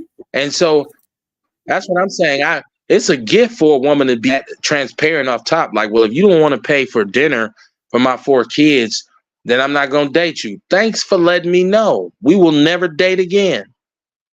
Yeah. Thanks for telling me, because I come from a family that didn't agree with already made children in a relationship. Like, I was raised by a man until I went to the system. So my father would be like, he's like, that's an already made family. I gotta stay away from that. They're gonna expect more. I don't belong to those people yet. I have to work, figure it out. Maybe I don't feel right around the children, or maybe I won't feel right, or that I'm being forced into a situation and I have no time to grow into it. And that's an already made family. That's all I heard. Like, from the time I was a little girl, telling my baby brother, which is his son, you don't want no already made family. You want to be able to grow and have your own family. That's that man's responsibility. What's it gonna be like? If you love her. If you love her and you're gonna really commit to those children, especially if they don't have somebody else to provide that, that's fine. That's fine. Because if you say, man, them kids, man, they part of it. But if her standards are overwhelming and ridiculous, you should reserve the right to fuck with her and tell her, baby, you good, but I ain't finna take care of your kids. Yeah, to your point. No harm, no foul. My father died and he raised me. I came from an already made family. Damn near, my father died. He was there. He raised me. So I was like, I was like, it was kind of hypocritical, but in a sense, it made sense, because now when you see things, it's so pushy. It's so pushy, I can see why there's no consistency with some of these things. That the expectation is very high, very soon, without no real room for breathing and growing. You like her, you love her. It's how you say it is. You know what I mean? That's true. That's true shit. If your stepfather accepted the responsibility of saying, I love this woman and she has children by a previous relationship, what I won't accept from him is once he get in and then start complaining about it. No, nigga, you knew what the fuck was popping when you got down. In my situation, so raise them goddamn kids. Them your kids now. Yeah, in my situation, my father and the man who raised me, I grew up together. They're best friends. They went to the Corps and everything. But my father had died, and he died. So he was like, the man who raised me took on the responsibility taking care of his child because they had like a military bond, homeboy bond. If something happened, look out for my child, my wife. You know what I mean? And so he took on. I was brand new, so I never knew there was anyone else till I got older. I was with him. He took me like I was his, like from day one. So from the moment I breathed life in this world, that was the only man I ever seen. So he did a something he promised. My father, before my father had died. And I just came in the world. I was pregnant. My mama was pregnant, and my daddy died. He did a solid. And I was kind of always wondering. I was like, well, does it even count?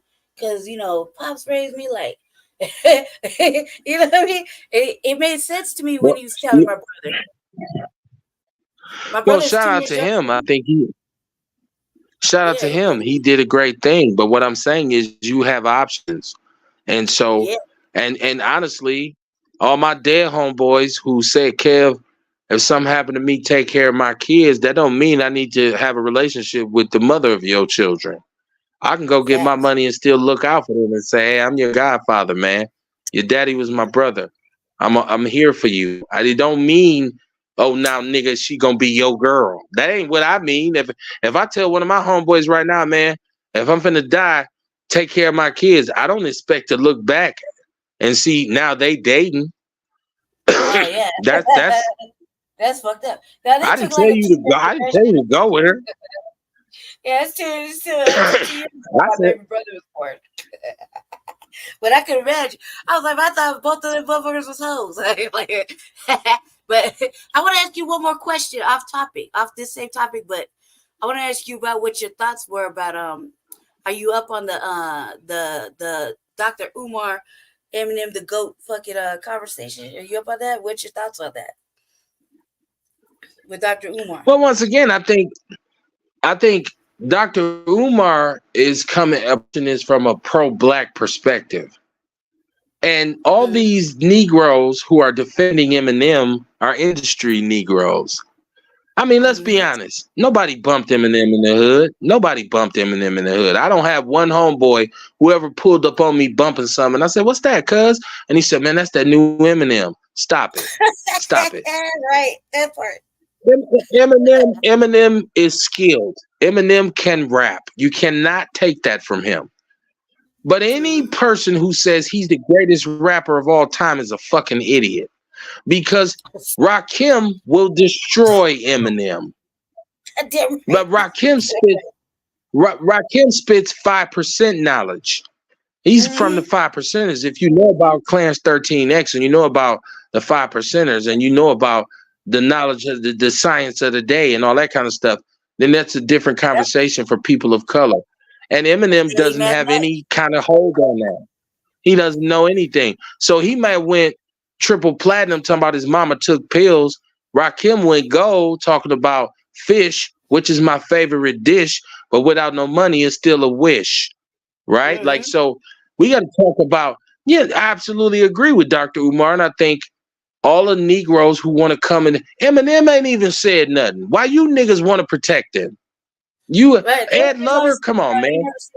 Yeah, everybody's always everybody's talk for him, but he never offered commentary to the hip hop conversation or whatnot. But I never, even I thought I really only liked the amusement of the first album. You know what I mean?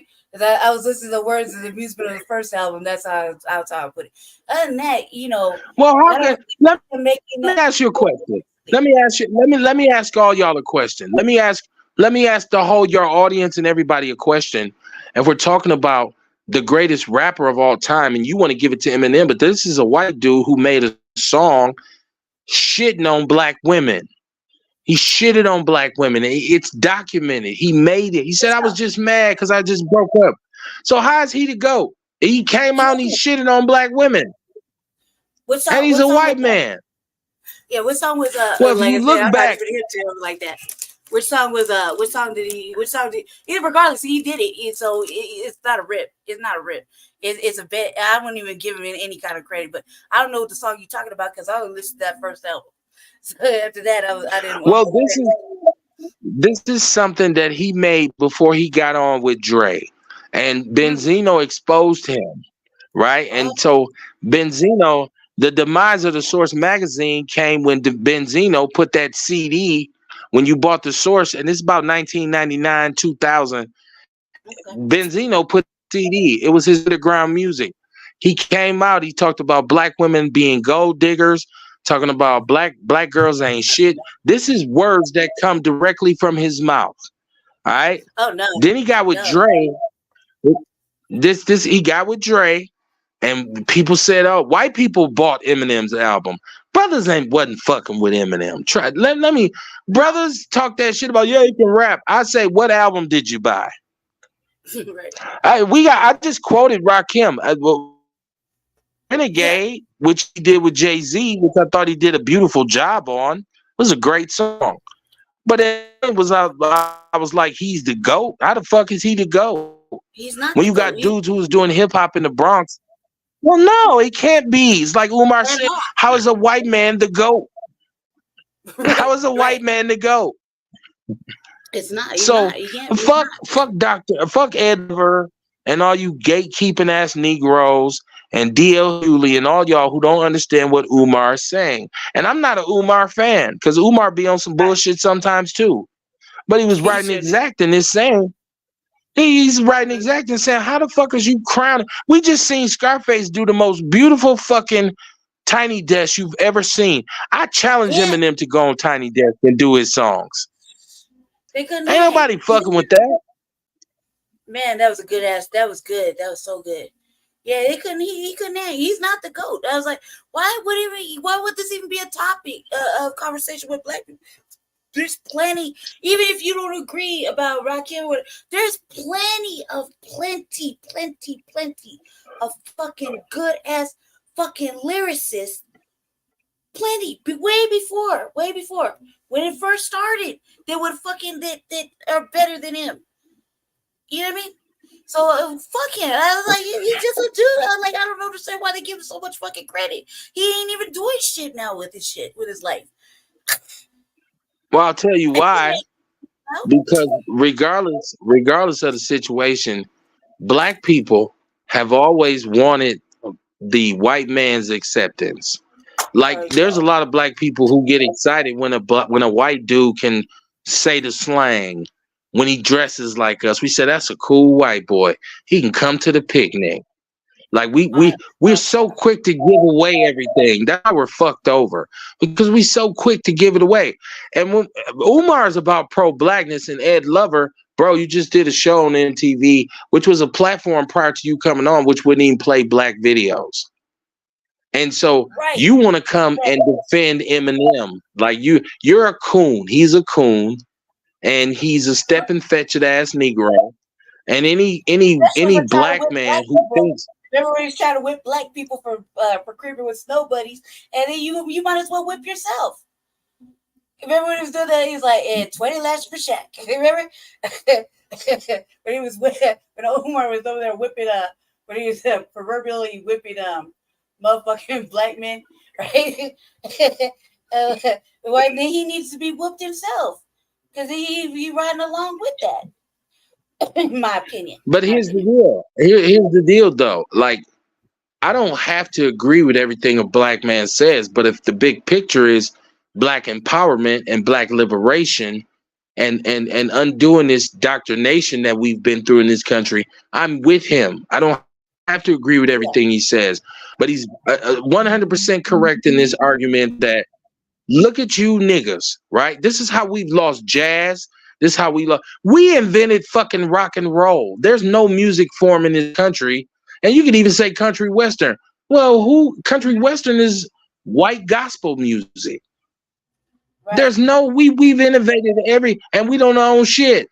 We don't own, but motherfuckers be happy after 30 years when they get their masters back. It's a Jew who's on his 4th generation and his family is going to Ivy League schools because he fucked your fucking forefather over in the 50s for a song that's right now is on commercials. He died broke. I tell you what, the movie with the song that we always listen to, the South African song. It was in the Lion King. It's been played. It's so many copies. It's ridiculous. It's that the song. This is the jungle song where on the Lion King and all this shit, and everybody's like, oh, we love this song. That shit was written by a poor African dude who never seen a dime. He got fucked over. His family is poor as fuck, living in Africa right now. Y'all know the song I'm talking about. That goddamn what's the name of that fucking song? It's the most known popular jungle song. It was made in like the 60s. And they put it in the Lion King. It's the main. I'm knowing what's what the you're name talking of about. it? I just can't think of it right now. I know exactly what you're talking about. I can't think of the name. And I don't want to play the movie just to find out. I can hear it in my head. But I know what you're talking about. And that's true. You know, everything that you write about this music, because people always want, especially the white people, want to argue about rock and roll. And I'm like, no, there's documented evidence that it was Black people. It was foundational Black Americans.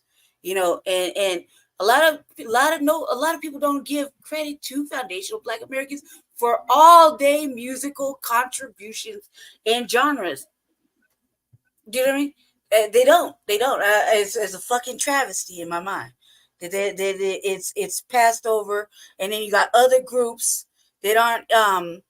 Yeah, you got like the hip hop thing with the fucking Puerto Ricans and the Latinos talking about they created it. You know what I mean? And they didn't. They know goddamn well they didn't. You know what I mean? They do. Oh God, I'm going on that.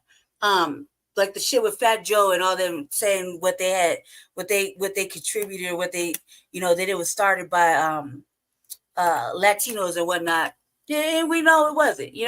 Everything we know, everything has been touched, started by, created, hummed, banged on the table, whatever was created by Black Americans, for the most part here in the United States.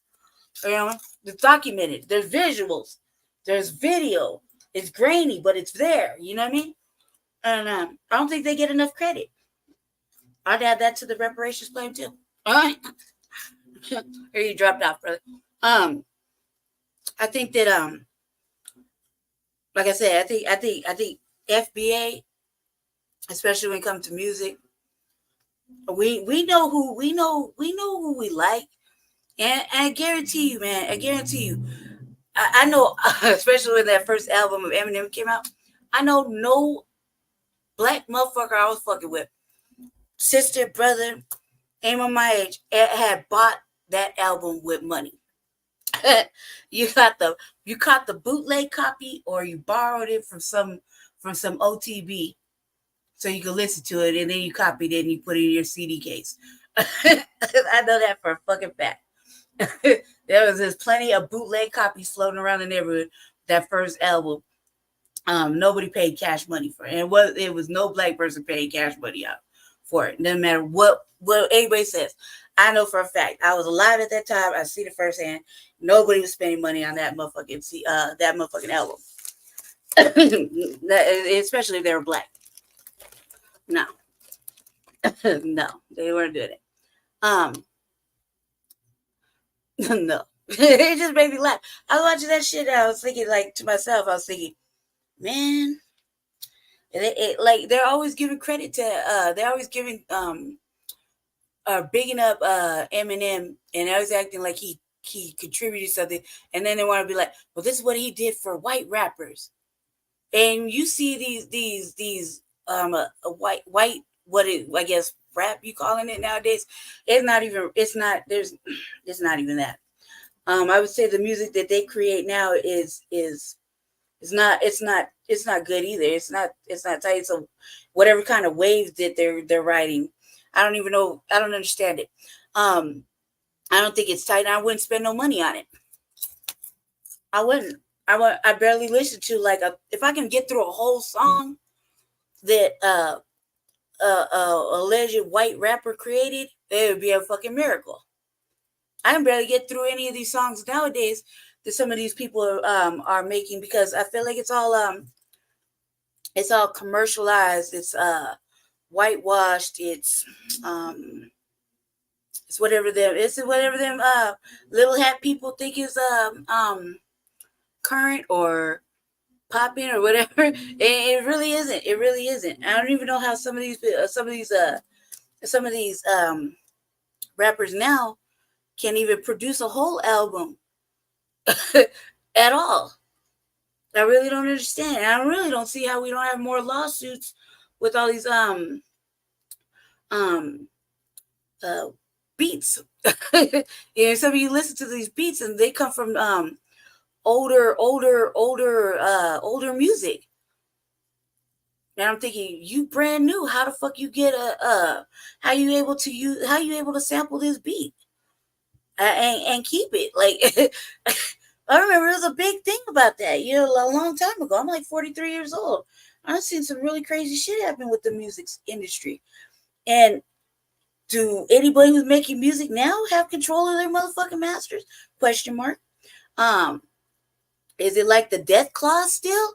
Is that even still in effect? Question mark. I have real life questions.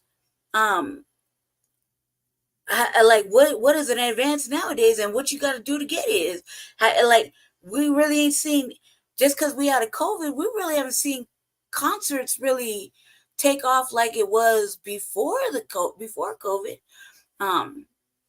So I'm like, where are you making all this money at? Because you could pretty much listen to a motherfucking whole album for free. It's like you can watch a movie online for free if you go to the right spots. Bootleg's still there. It's just online. I have so many questions and not enough answers. But I'm gonna go ahead and leave it right here because I do have a lot of questions. I want to thank everybody that came to Shabaka'S Blacc Experience Enhanced via StreamYard, via Frontline Blacc News, and obviously the Revolutionary Agenda. I want to thank our guests for coming out.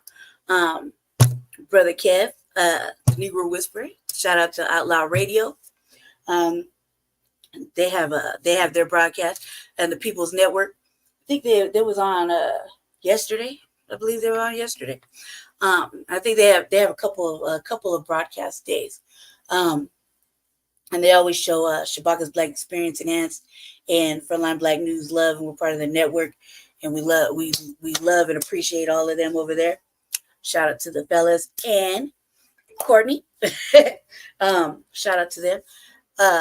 Want to say thank you to Jay Militant for stopping by, the brother that came from the Outlaw Network. Brother Dorian, thank you for coming through. And obviously Shabaka and Jesse in the front room. So I'm going to close it out. Oh, actually, I'm not going to close it out. I'm going to finish this little clip real quick before I close it out, because I do want y'all to really see what's going on in Denver. I forgot I had the clip up there. I had to look back at the StreamYard. I wasn't looking at anything else. I was talking to our brother there. I was talking to him. I was actually really, which I think is another thing. We need to stay engaged on what we're in the content. So I was actually engaged in the content that was being dropped. Those are actual jewels. For the first time in Mayor Mike Johnson's term, Denver is not operating under a declared state of emergency for homelessness. Yeah, let me back this track up real quick. It's only a few minutes long, but I'm only going to highlight the important shit, which is the homelessness and the migration. And just if y'all pretty much, if you've been watching Frontline Blacc News, and if you catch the RVA, I've been going pretty hard on this shit. And me and Jesse been going hard because of the mayor. We have our feelings about the mayor. I'm not gonna go into that, but he said he was gonna house 1,000 people.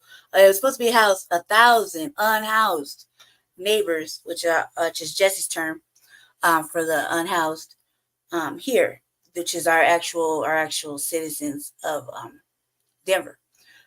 He was gonna actually house them before the end of the year, which would be, December 31st or New Year's Eve, whatever. And the numbers on the map that he's showing was so low, man. Me and Jess were convinced he wasn't gonna make that number. He wasn't gonna make the 1,000. And then, as we participate in city council every week, I we've been pretty negative about this migrant situation, and I'm glad Brother Kev said that. I'm glad he said that about this migrants. So we've been pretty negative about that, and I was like, man, they never moved so fast for the unhoused, and I was going in on that. He basically opened up another hotel that was supposed to take families and actually put the migrant families up in that hotel, even though there was a lot of NIMBYism, the not my backyard types that were avid, and these were white folk and folk that lived in the community. They didn't want this shit there, so they were pretty much putting all the efforts into one district, which is where Jesse's at, where he lives. So they opened up a whole bunch of shit over there, and it's had its problems. So these people were like, nah, we don't want it. Well, they opened it, and then they started filling up the spaces. It cost our city a lot of money, which I was really about, because they got the state got all this money to give to all this other shit, but they can't fucking talk about reparations for FBA Foundational Black Americans here in the state of Colorado. You know what I mean? They don't want to talk about it here. They want to talk about a study, and before that, when Jesse was talking about new black media shit, like reparations, a black agenda. He was running for mayor. They didn't want to hear that shit. In fact, they told me that's impossible. They weren't gonna allow it. They didn't say they weren't gonna allow it, but their actions showed they weren't gonna allow it. That there's no way that he can't have a whole cabinet full of black people. Even black folk were like, you can't be going around talking all that black shit, right? And we're like, why not? It's fucking 2024. Power's taken, not given. That was me. I was like so heavy on that. But they're like, no, and no. And then they when the reparations really started to take off towards the end of the campaign, and it started to make a wave with the task force that was going on in California.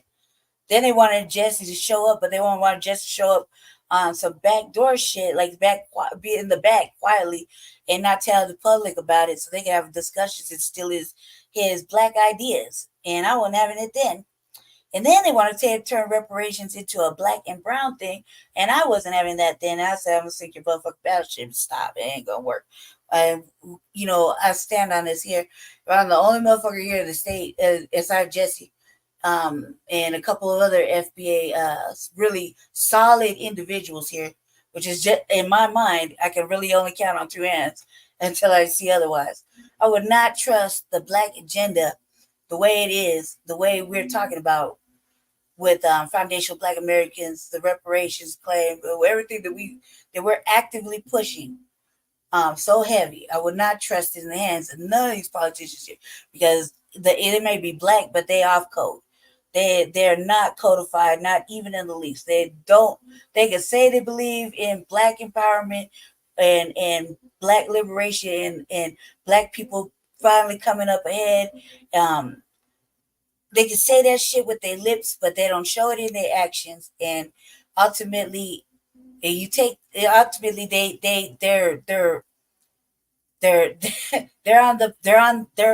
right there. They're getting patted on the head. They're real live League of Mammies, buck broken ass individuals. It's just wrong on all kind of ways. Real life enemy to our peoples. You know what I mean? Come pretty black skin if you want to, but you're saying the wrong shit. You're doing the wrong shit. I wouldn't trust it. And anytime you put it on, you make it inclusive. What is happening now with Foundational Black Americans? Let's shorten it, acronyms. FBA. With our brothers and sisters, what we're talking about, it's lineage based, and it's not an inclusive fucking thing. It's strictly Foundational Black Americans and the rest of it. You know what I mean? There's a whole bunch to it. And no, not everybody qualify, and by all means you shouldn't. It's specifically lineage based. So I wouldn't trust anything when they say we're gonna do black and brown and it's gonna be go to a study and more education and motherfucking businesses and it's black and brown. There's no such thing. You know what I mean? Especially not with this. And so I was like saying, nah, I'm gonna sink your battleship on that shit. You better stop that shit. No, nope, and fuck no. And everything I worked on, I was like, no. Like we're writing real life policy for serious black change. You know, not change for everybody. And yeah, I couldn't trust it in the hands of them. So I couldn't trust anything like that because they're not truthful. They're not truthful. It's consistent. It's been consistent with black people in politics. I think maybe I could see one. Maybe I could see like less than 5 actually standing on some shit the whole way through. And it's so hard, and they never really advance anywhere. You know what I mean? And that whole campaign showed us that this state was not going to allow that how even our people put it, our community, that black shit gonna go. You know what I mean? And it's a terrible thing. So when this motherfucker, the new mayor, he put us in a state of emergency because of the unhoused community, you know, which the only person running at the time for mayor, except for one other individual, was unhoused, was Jesse. And the other one, you know, he an activist doing the Lord's work, I like to say, for the unhoused. You know what I mean? But there's no loyalty. There was no, you know what I mean? It's shameful. So this motherfucker said he put us in a state of emergency. He said we're gonna house 1,000 of the unhoused, and he didn't. There was no transparency. It was all kind of fuck ups, and I don't know how they made it go away, but I was pretty sure. I was almost positive that what he was doing with the migrants too, and the federal funding in the state of emergency was not jiving. And there was some serious ethical shit going on. And we wouldn't have had half the motherfucking previous administration in there. It would have been a full-fledged purge. And essentially, like if I had my way, it would have been a full-fledged purge. And you couldn't tell me I couldn't fill 300 appointments with 300 qualified, educated, ready to be re-educated and recodified black folk at all. You couldn't tell me I couldn't do it. Because I would definitely say, nah, you wrong. And you really don't have no faith in who's outside. You don't have no faith that, you know, we couldn't get them on point on code if we really wanted to. You couldn't tell me. I would say no. Nope. No, I'm not hearing it. I know better. Because I know better. So I'm like, but they did that. So what I'm about to play, Kyle Clark is gonna speak to that state of emergency, because ultimately I didn't hear when we were out of the state of emergency. I didn't hear when he closed that out, because there was some money. The money's still been handed down. Challenge is far larger than we've ever seen it before, and the scale can feel overwhelming. All the time, and her family doesn't have the money to buy her the medicine she needs. Tiene mucha tos, se le presenta fiebre. Tonight might be the last night the family of 10 spends living in the cold. Tomorrow morning, Denver police will come through and clear the camp. The city has made space for 320 of the migrants living here to move into shelters. They'll be allowed to stay there for 30 days with the hope of moving into permanent housing after. No es nada concreto, porque no sabemos a qué parte nos van a llevar, pues.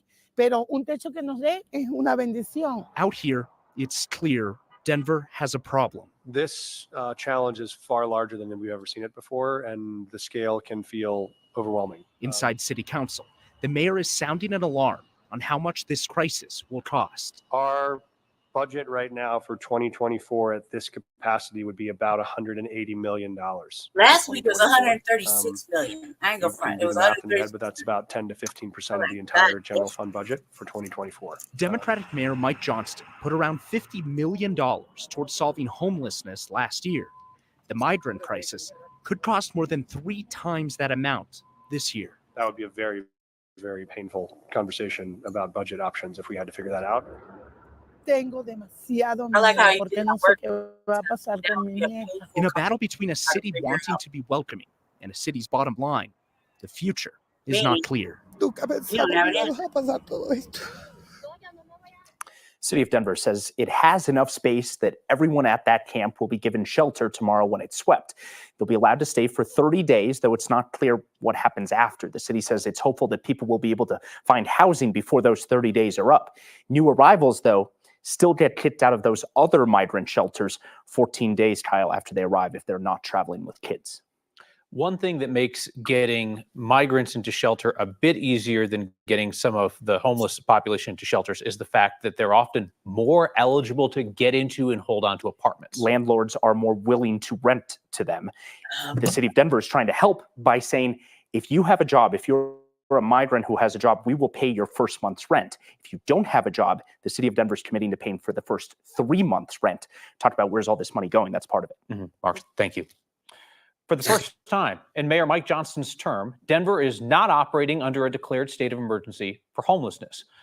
The mayor declared that state of emergency on his first day in office. It freed up funding and other city resources for his House 1,000 goal.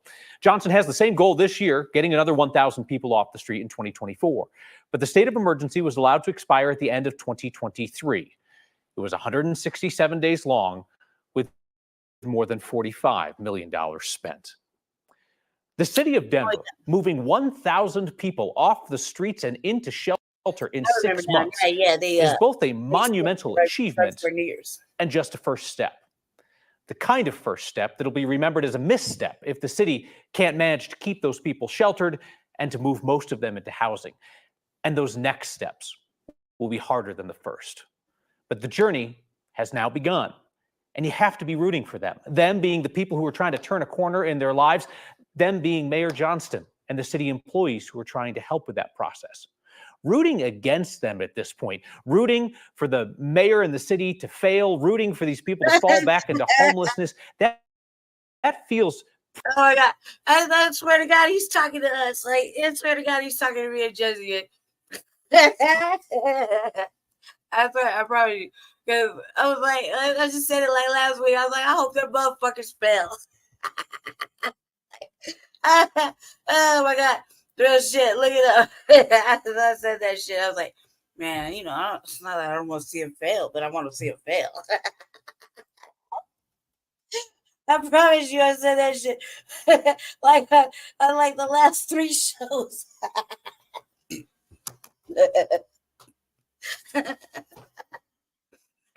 I'm like, fuck you, hell no. You gonna do it right. What's good for the goose is good for the gander. We got a camping bed. Go get them. What are you talking about? Like, do your job.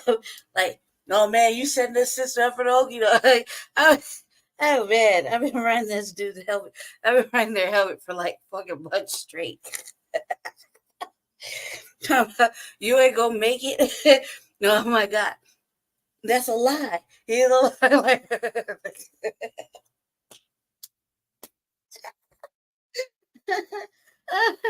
Oh my God. Yeah, I promise you at least 3, 4 shows. You kind of be saying that I hope he failed. I'm like, man, he ain't gonna make that. He gotta be. Oh man, look, they throwing in migrants. That don't count. He's failed. They failed. And like, man, I hope they fail. Like, I even hope, man, you gonna fail. I swear to God.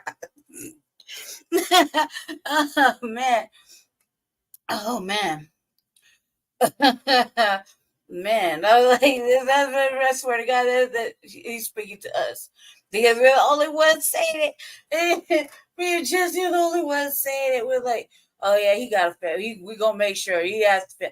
And by our account, He didn't. He failed.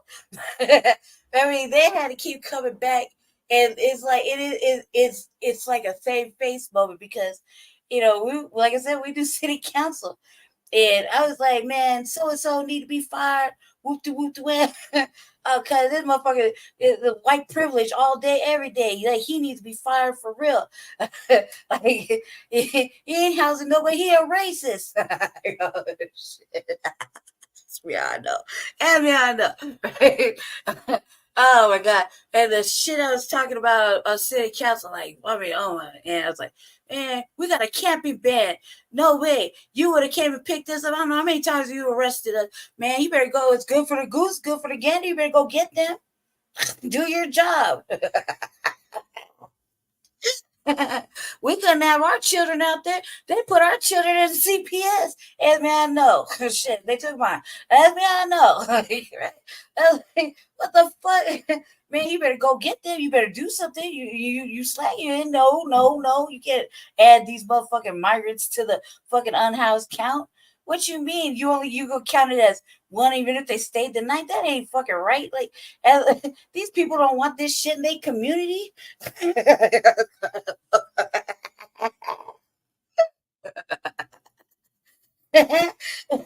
Man, I can't believe me. I'll roll that beautiful beef with at least 3-4 shows. And not to mention Shabaka'S Blacc experience where that's on the radio. Where I was avidly talking shit, which is true. I'm like, I feel some kind of way. Goddamn right, he stole my work. Goddamn right. You know what I mean? Everybody get talked to except for Jesse, whose fucking work they stole. We can and them motherfuckers were out working late at night, fucking 2 weeks straight. I didn't sleep. All I did was type. Read, type, listen. Read, type, listen. That's all I did. I didn't leave my fucking computer desk. Man, let me put my brother up here. My brother was every time I saw Jesse, he's like, she ain't left her desk yet, cuz. She in there working hard. I was here working hard for Jesse campaign. Every motherfucking flyer I made only touched black heads. And it reached the hands of the white man and he did the white boy swoop in and took the shit. And then wanted not even fucking not even have no grade stores. It's like, oh man, so we was goddamn right. Goddamn right. And of course, it's not gonna work when you only got half of a fucking stolen plan. And so, by our our account, if we're gonna hold integrity, he snuck the migrants in. That don't count. Unhoused neighbors and migrants are two separate issues. You know what I mean? Like, come on now, stop it. Oh man. So I swear, that was a good laugh. Let me gotta hear it one more time. Just gotta hear that little piece one more time. Just made my day. There you go. 167 days long, with more than $45 million spent. The city of Denver moving 1,000 people off the streets and into shelter in 6 months is both a monumental achievement and just a first step. Yeah, no, you're right about that. I mean, yeah, and right now, according to the news, Denver stepped it up majorly versus what the mayors are doing in the other cities. Just in the simple fact of creating tiny shed homes and whatever else. Yeah, I mean, bomb guarding the other cities, forcing the migrants on the other cities and whatnot. Yeah. It's heavy. It's heavy. He's just kind of showing out right now. It's really bad. It's like almost like step it up. Black mayors, like, come on now. I know you could do better. And I'm like, man, but it don't count. It don't count. You can't count unhoused and migrants in the same fucking number, because that was not the stipulation what he said when he took that state of emergency. It was strictly for the unhoused. So, and let the truth be known, they never moved this fast to house any of us. any of the unhoused at all. At all. All them, they never created no new shelters, except for, let me take that back. They were like COVID relief shelters. And then as soon as everybody was able to be thrown back out into the wolves and shit, those weren't, and they didn't stay shelters. They went back to hotels. Okay? And some of them even got fucking closed the fuck down. A couple of them were actually, what would you consider historical fucking hotels, and they got mowed over and put up for something else. But they weren't. They said it, they were going to put housing there, but that housing is not affordable to the actual unhoused person who's trying to get back on their feet with a remote job. So it's like, come on now, like it's cap. It's laughable. It's stupid. It's like no. Yeah, but me and Jesse been going so hard in city council and on the shows and whatnot. This is like when the previous mayor said we weren't going to divide it. We were going to divide shit by race, and he was talking to us. Tsunami. There's no place for cost. Our conversation before those 30 days. I moved by accident. For the first time in Mayor Mike Johnston's term, Denver is not operating under a declared state of emergency for homelessness. The mayor declared that state of emergency on his first day in office. It freed up funding and other city resources for his event. The city of Denver moving 1,000 people off the streets and into shelter in 6 months is both a monumental achievement and just a first step. The kind of first step that'll be remembered as a misstep if the city can't manage to keep those people sheltered and to move most of them into housing. And those next steps will be harder than the first. But the journey has now begun, and you have to be rooting for them being the people who are trying to turn a corner in their lives, them being Mayor Johnston and the city employees who are trying to help with that process. Rooting against them at this point, rooting for the mayor and the city to fail, rooting for these people to fall back into homelessness, that feels pretty ugly and small, even by current political standards. I don't care. That said, any government effort this expensive, this important, needs scrutiny. You've seen it here. When the city of Denver got crosswise with neighbors in the city, with neighboring jurisdictions, when the city changed how it was measuring who is getting sheltered and didn't tell the public until journalists caught on. And that scrutiny will continue. You're welcome. But not without a moment of congratulations for the mayor and the city employees who did something huge, taking the first step to help 1,000 people toward a better path in life. Denver police are telling us that they don't see any evidence at this point that the guy who shot his way into the state Supreme Court building after a car crash outside this morning was in any way connected to all the threats against the justices who ruled against Donald Trump. Police say this man, 44-year-old Brandon Olson, got into a crash with another driver by the court building around 1 in the morning. Olson then grabbed a gun, shot out a window of the court complex. Investigators say inside he held a security guard at gunpoint before firing some shots and starting a fire in a stairwell. Police say that Olson called 911 and surrendered to them around 3 in the morning, 2 hours after it all started. Both DPD and the State Patrol, which secures that judicial building, say they don't see any link between the incident and the threats to the justices who ruled that Trump should not be on Colorado's primary ballot because he incited an insurrection. The people trying to ban books are more active. What the fuck was that about? Like, so he what? Like, he gets in a car accident.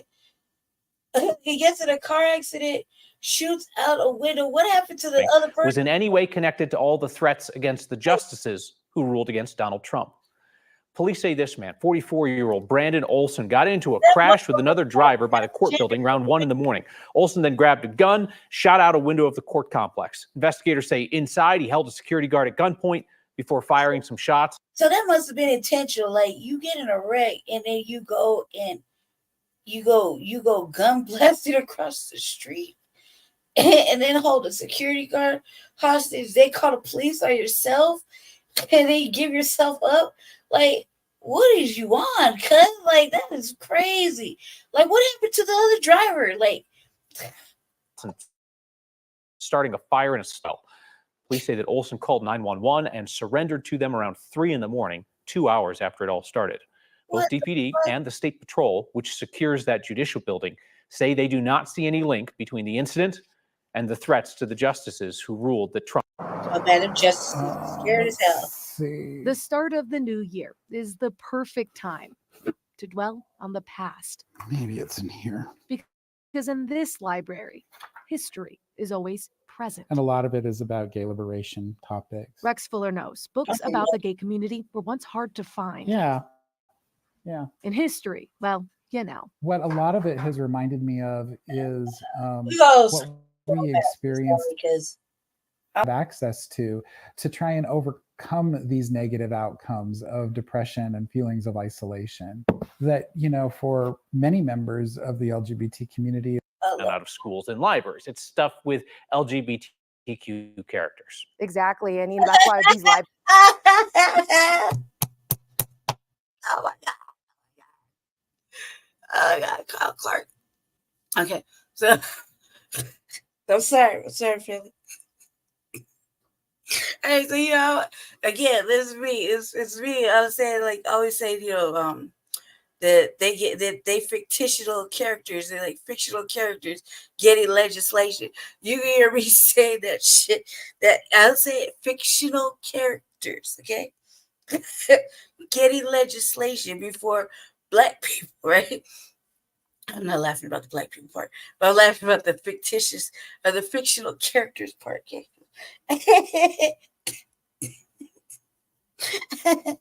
I say that shit all the time, like at least a couple months straight, okay? When we talk about that, I'm like, I don't understand. This fucking fair. As soon as everybody catch on, this is fictional characters like Cabbage Patch Kids. Getting legislation passed. And here Worth mentioning the grant to revamp the library came from the National Trust for you tell you they listen to Black media, man. Historic Preservation. That funding helped build an online archive for oral histories from the pioneers of the Denver LGBTQ+ community. Yeah, Julie, it's not subtle what the common thread is through so many of these books that people are trying to ban out of schools and libraries. It's stuff with LGBTQ characters. Exactly, and you know that's why these libraries.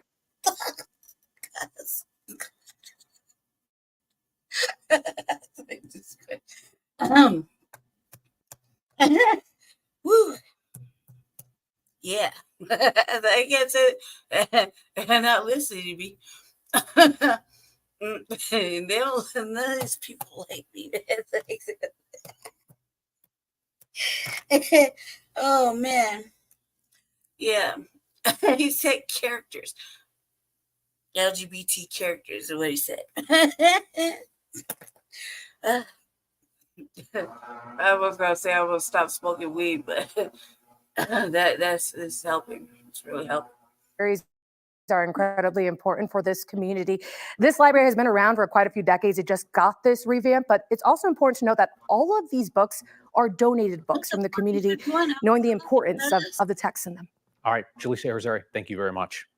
Hey, and thank you for your support of the Community Grief Center. They offer free grief counseling in Northern Colorado to parents who have lost a child or kids who have lost a sibling, spouses who have lost a husband or a wife.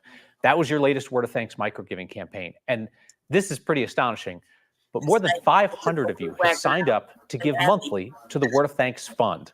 This is the recurring gift option that Next viewers have been asking about for years. I'm sorry it took so long to put this together. It was a little complicated, but now you can input your donation information once as opposed to every week, and you can support every single nonprofit cause that we feature. Making that happen for somebody, it's the best feeling in the world. Migrants from Venezuela have told us time and time again, while they wait for the legal asylum process, they just want work. A spot in Aurora is offering that opportunity. And state legislators are suing each other again. And now there's a tax credit increase that hangs in the balance. That's next. Get to it, Kyle. Get to it. A Republican state rep is suing to stop a tax credit increase because he says Democrats broke the rules during November's special session on property tax relief. Shit. Late last week, Colorado Springs Republican Scott Bottoms filed this lawsuit against Democratic Governor Jared Polis and House Speaker Julie McCluskey. He's asking a district court judge to overturn an expansion of the earned income tax credit for low-income families. He says the policy was passed unconstitutionally because the speaker wouldn't allow the bill to be read aloud. That's something that they can do under the state constitution. It actually dates back to a time in which a number of state legislators could not read. Now it's mainly used as a stalling technique. Bottoms' lawsuit says McCluskey repeatedly ignored those requests. She'd cut him off from speaking earlier in the day after he used debate time to criticize pro-Palestinian protests in the House gallery. I also think I strongly disagree that what happened earlier was civil discourse with our constituents. And Representative people, Bottoms. and I strongly stand against that. Please leave the bill. And me being reprimanded for that is out of line. Representative Bottoms, please remove yourself from the well. Bottoms' lawsuit asks a district court judge to declare the tax credit increase null and void and to block state employees from enacting it. Republicans opposed the tax credit increase during the special session because that money comes out of the taxpayer Bill of Rights refunds.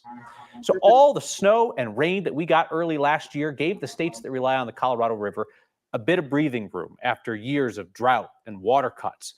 But as those states are working together on long-term water sharing deals, the feds think that there's going to be a substantial drop in the water supply in 2024. In late December, the U.S. Bureau of Reclamation updated its forecast for one of Colorado River's biggest reservoirs, Lake Powell. The Bureau estimates that by September, 7.6 million acre feet of water will flow into that reservoir in Utah and Arizona. That would be about 79% of average, well below last year's levels.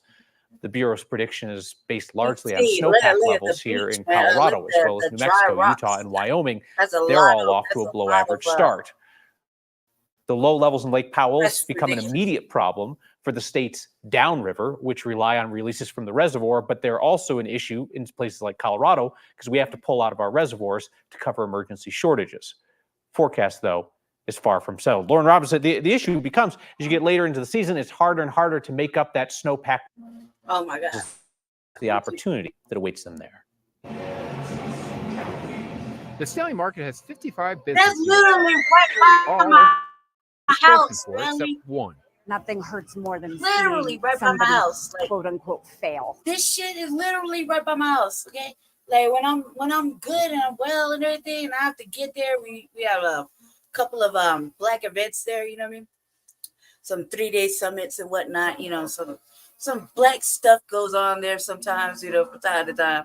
It's a whole affair. Okay, I got Black security, just Black people, and the casual sprinkles of salt here and there.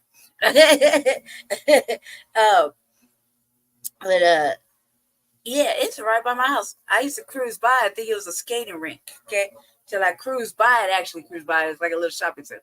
But then they put up all these motherfucking apartment complexes. Like, they thought it was gonna be maybe 2, 3. Shit turned out to be 12. Okay, and that's when all the fucking field mice and all the little field characters started coming out.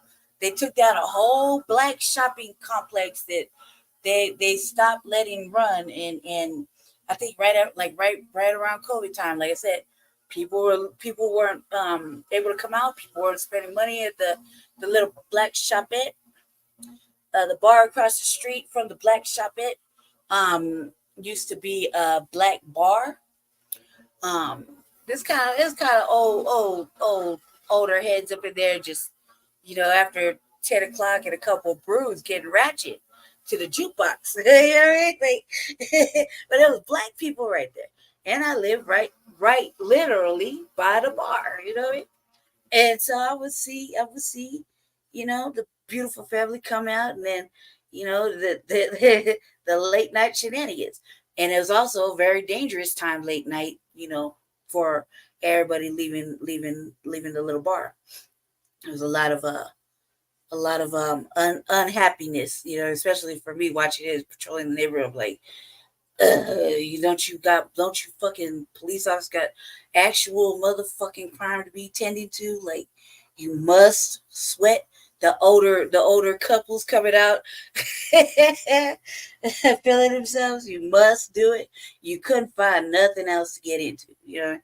I say that all the time. Then after COVID and everything, and I had came over to this side permanently. it was no longer Black. It was now Hispanic, and then slowly we're watching on this side of it turn kind of it's gentrifying. So all the black folk that were here kind of went somewhere else. That's usually what happens. And so they put this shit up there. I was like, that's nice. Kind of fancy, little fancy shit. So I felt like one of the malls we used to have when we used to go to the mall. I feel like I want to roller skate like a motherfucker all through this shit. You know, like I did when the mall that we had over here in Aurora, before it closed down, you know, I used to go there with my roller skates on and just tear up the halls, you know. Man, I don't know how many security guards have chased me out that mall on roller skates. Man. But when they built that shit, I was like, oh. And so I only came in this spot when we have Black events. Other than that, I really feel like it's kind of pricey for my taste. It's a little too much, you know, there's people I know that are really comfortable with, like, a meal there is like $15, and sometimes I'll be like, God damn, that's a lot of money. You know what I mean? Just for like a little bit of meat and a little like a side and a fucking cornbread. You know, it's a lot. But they got a whole wine and spirits. They got a liquor store in there. They got all kind of shit up in there. It's kind of like a little mall. But yeah, so I want to see what they got. How they got the migrants over there. Like, you can't take the bus from my house to Justice House without the bus being overstuffed with migrants. I'm surprised to even see like any Americans. It seems like I'm kind of shocked when I get on the bus. Ali Fredine is the GM at the market. She's the one that opens the door for those trying to make it. It feels good that you can be a part of somebody's story, the next chapter. For some recent Venezuelan migrants, their next chapter starts here. Hola, ¿cómo estás? Bien. Every Tuesday in January, Fredine is opening up her one vacancy to these Venezuelans. We received an email from a group of organizers in our neighborhood asking if we had space here at Stanley Marketplace to accommodate this group so that they could come together and really showcase their skills in a setting that has visibility. And it was an easy yes for us. Like Yale and Jose, who spent a month and a half walking here with their 3-year-old. Today, they're showing off their bread with ham. Para nosotros, la verdad, es una oportunidad muy buena, la verdad. ¿Por qué? Porque así nos vamos a conocer. 25-year-old Daniela is selling her arepas. Es bueno porque esto nos ayuda a generar un poco de ingresos, de dinero para poder pagar el alquiler, el consumo de nosotros diario. These are individuals that are seeking a better life for themselves and for their families from Venezuela. And we want to be a part of making their dreams a little bit easier. Opportunity for those who want it, and an understanding compassion from the Stanley Market GM. One of the best ways to take care of ourselves is to take care of others. Imagine walking by buying a ham sandwich like you're doing. For next, I'm Tom Cole. Stanley Marketplace will feature a new lineup of migrant vendors each Tuesday for the rest of the month, everything from food to art to fitness classes. The email inbox is overflowing with your feedback about migrants. Guessing that Marissa's bringing more. That's a fat stack. Your feedback is next. Thank you. Thank you.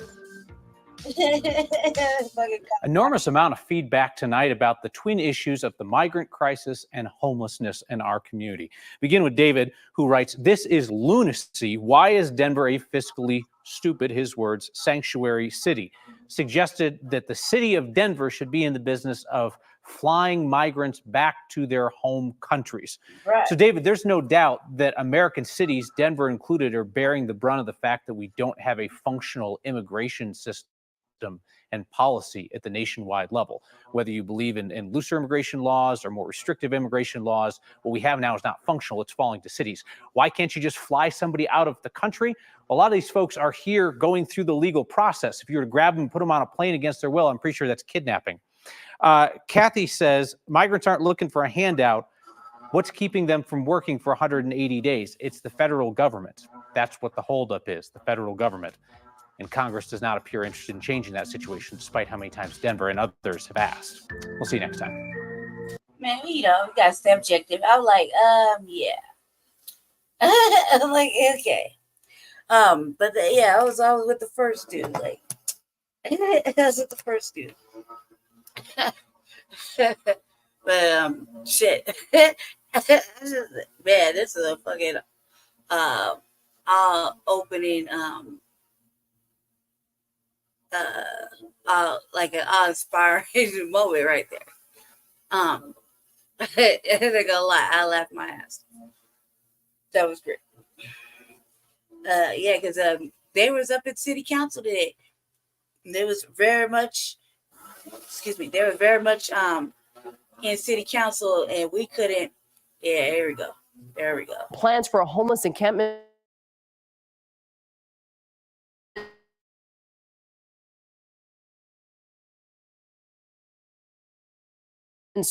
tomorrow morning are still a go.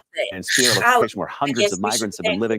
Fox 31's Gabby Easterwood was at the council and has more for us tonight.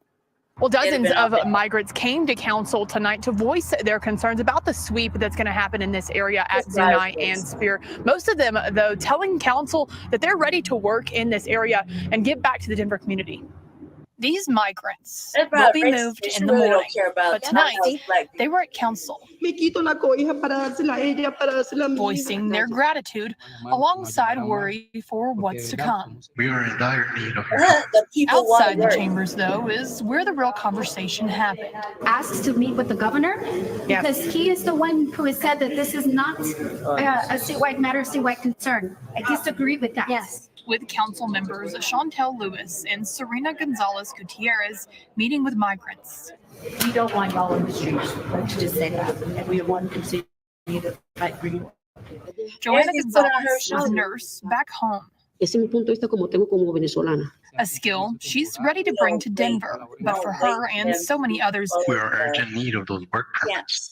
Work permits are standing in the way. La situación es a lo que yo le really need work authorizations. We don't want the government to pay for all of our expenses, all of our lives, housing. No, that's not what we want. We want to be able to work and sustain ourselves. The city says the plan is still a go, mainly because they plan to connect these migrants with housing and are working to open 2 shelters. I am a nurse and I am here to get more training. I want to continue supporting my 2 kiddos who are back in Brazil.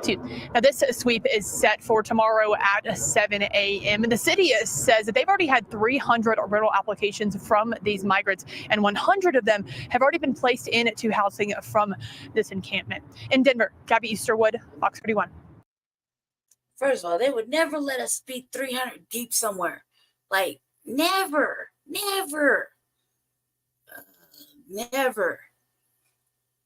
Man. They would not do it. They would not do it. They would not fucking do it. They would not let us be that fucking deep. They would not. They wouldn't do it. Like, we're lucky if we had a fucking whole sidewalk or a whole alley. You know what I mean? Like I said, I used to be the last one because I had to wait to hold it down while everybody got their shit up out the street and moved from block to block, alley to alley, fucking whatever.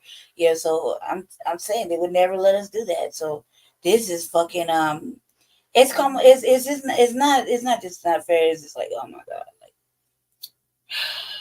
it's upsetting because it really isn't fair. It's not fair. I don't care what they say because the narrative is being put. There's a ugly little narrative going on about the unhoused, and you know, there's some out there that make it really really kind of hard not to you know, but these white people tell it, you know what I mean? Because they really are doing the most on camera. There's some people are really out there doing it. I kind of feel a little bad about that because when I was sick, I'd be outside, you know, trying to keep the unhoused safe from all this shit, you know. it's a really ugly narrative. I just tried to show Jesse about it earlier when I got in this. I was kind of talking shit to this white content creator, and he was on he's on that program narrative that they like to spew about them house not wanting to do nothing. They don't have no drive. They don't have nothing going on. Man, what the hell? So I was kind of on that. I was kind of talking shit, and I was like, man, I wish I had the numbers so that I can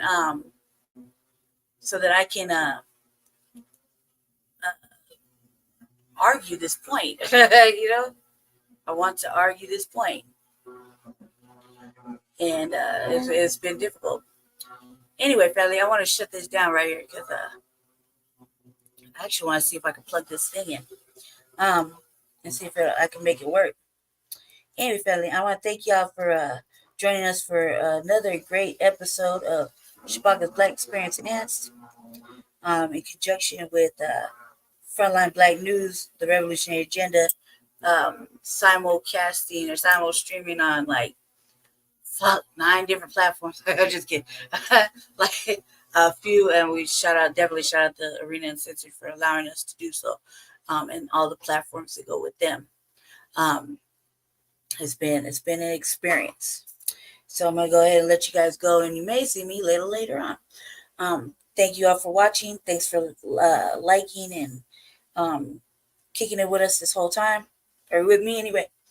And see you guys soon. Hopefully they'll let me host again.